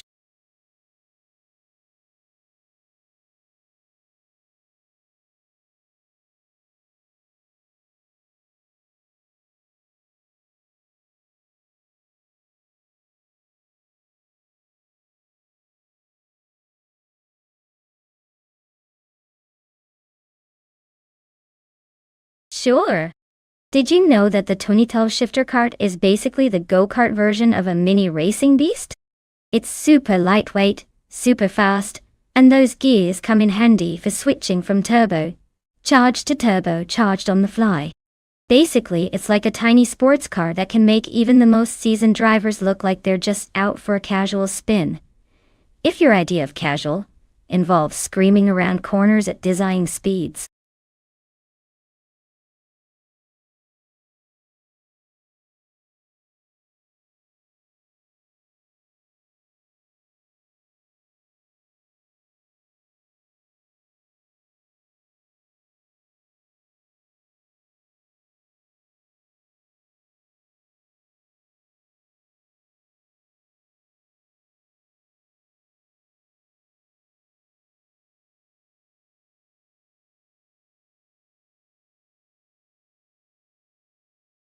Alright everyone, time's ticking away faster than a drag race. Make your picks now before the cars all zoom off without you. Don't say I didn't warn you when you're stuck with the slowpoke of the bunch. Get those choices in.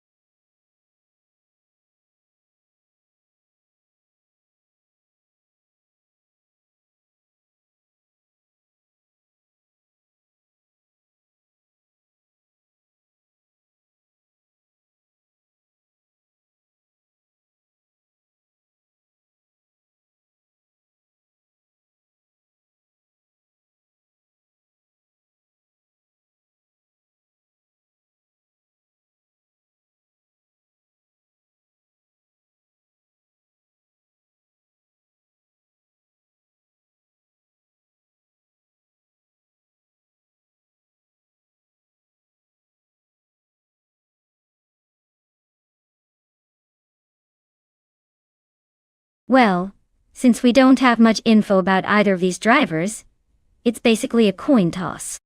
But I'd say, based on pure optimism, I'll root for the one with the most confident name. So maybe bot Yes996 just because it sounds like someone who knows what they're doing. Let's see which bot gets the best timing at Bud International Circuit. But honestly, with such limited intel, it's anyone's race.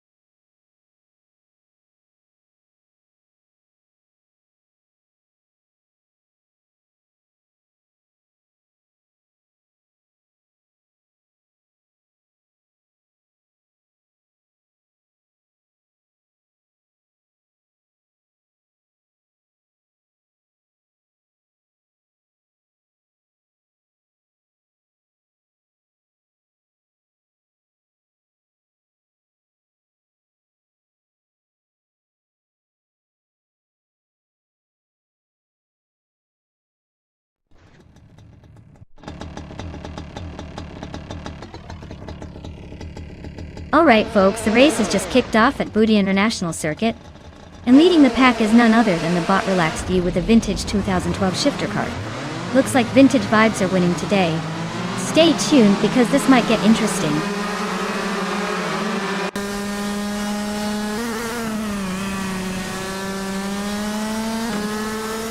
Starting grid looks interesting with Relaxed View taking the lead. Yama Priest is holding steady in second, and Frankenballs is staying close in third. Plenty of racing left to see if anyone can shake up these positions early on.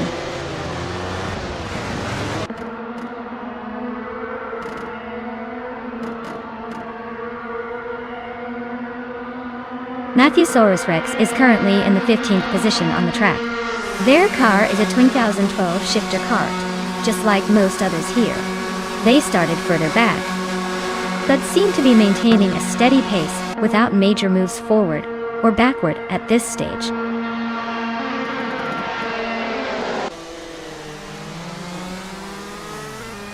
Bot Celestia Linares currently in 19th place on a 2012 shifter kart, with no recorded fastest lap, suggesting a tough race so far.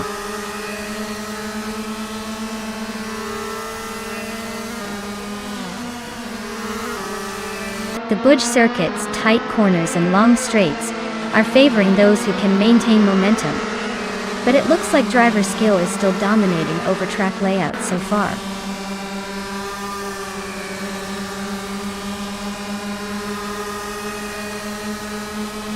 Bot Skozer Ox is in the 17th position driving a 2012 shifter kart, Deal, with a starting position of 17th. They're holding steady without much overtaking but still have room to challenge those ahead.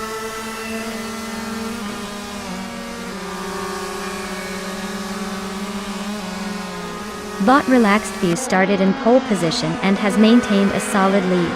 Their car is holding up well, showing consistency but no sign of breaking away or faltering just yet.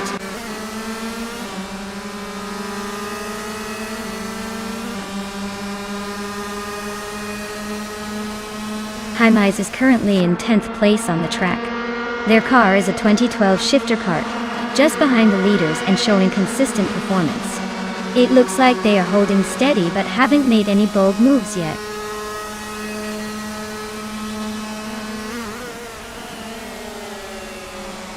Bot Relaxed View started in the lead but has dropped back a little. Their car seems to be holding steady, but they're clearly not pushing the limits today.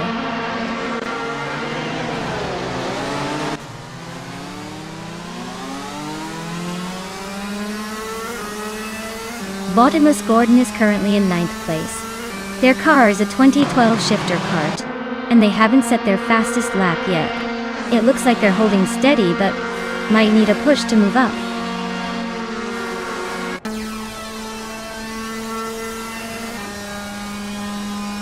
TTVJOD is currently in the last place, and has the slowest starting position at 20. The race doesn't seem to be going well for them so far, but there's always room for a surprise move.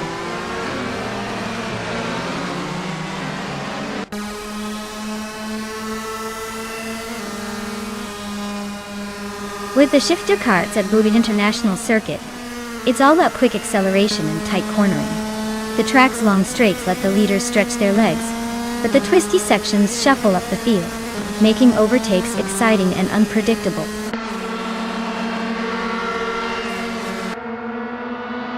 Batayama Priest started in 2nd place and is still hanging around there. Looks like a calm race so far with no major moves from this driver.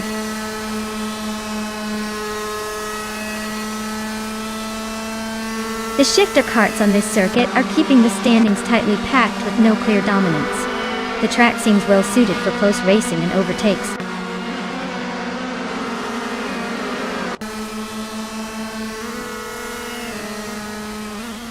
Bot Roamslider is running 8th and seems to be holding steady without any major drama so far. The car looks like it's maintaining its position comfortably in the middle of the pack.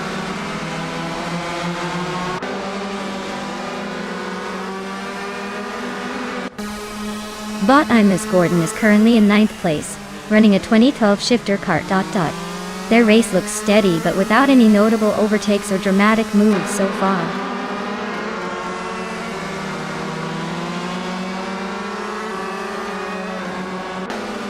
TTV Edik Shadowone is in the 12th position on the grid and hasn't set a fast lap of the race yet. Looks like they've been stuck in pace limbo, unable to break into the top 10 or improve their lap time so far.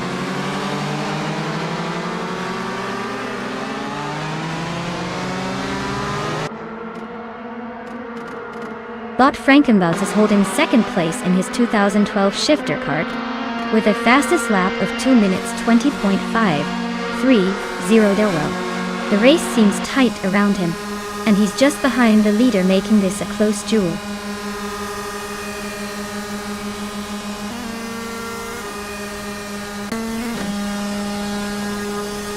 Bot Frankenbouts is currently in second place with a fastest lap of 2:20.53 to achieve. Their car is a 2012 shifter kart, and they seem to be holding a strong pace, closely pursuing the leader.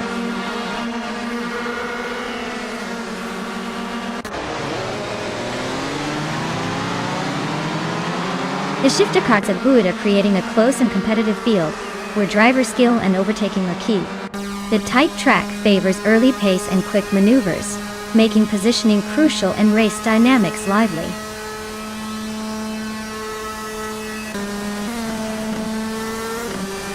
Bot Yamapriest is in second place with the fastest lap at 2:19.82.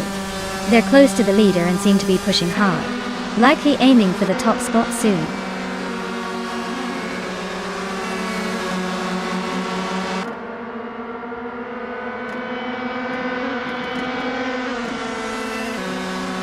Bot Willow Shrub is currently in fourth place, driving a 2012 shifter kart. Their best lap time is 2:20.966, just behind the leaders, suggesting they're holding a solid pace, but are slightly off the top. The race looks competitive with close times among the top contenders.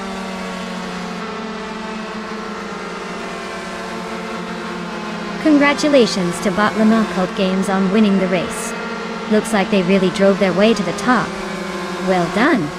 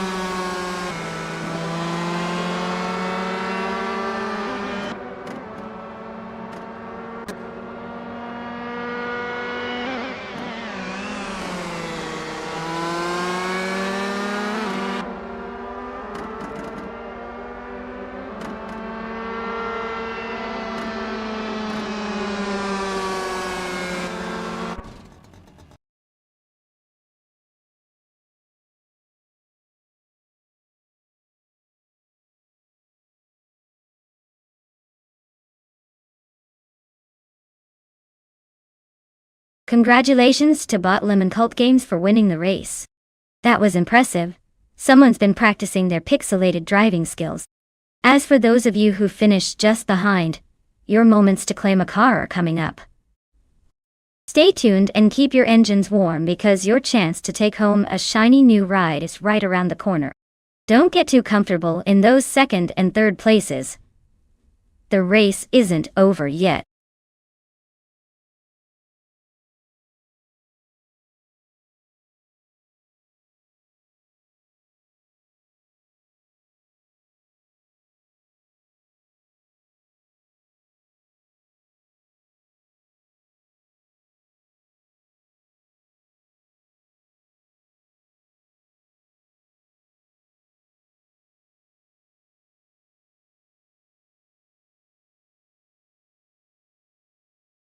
Hey everyone, just a quick heads up that we're doing some stream maintenance. We'll be back in just a few minutes to dive back into these crazy AI car races. Sit tight, grab a snack, and I'll see you in a bit.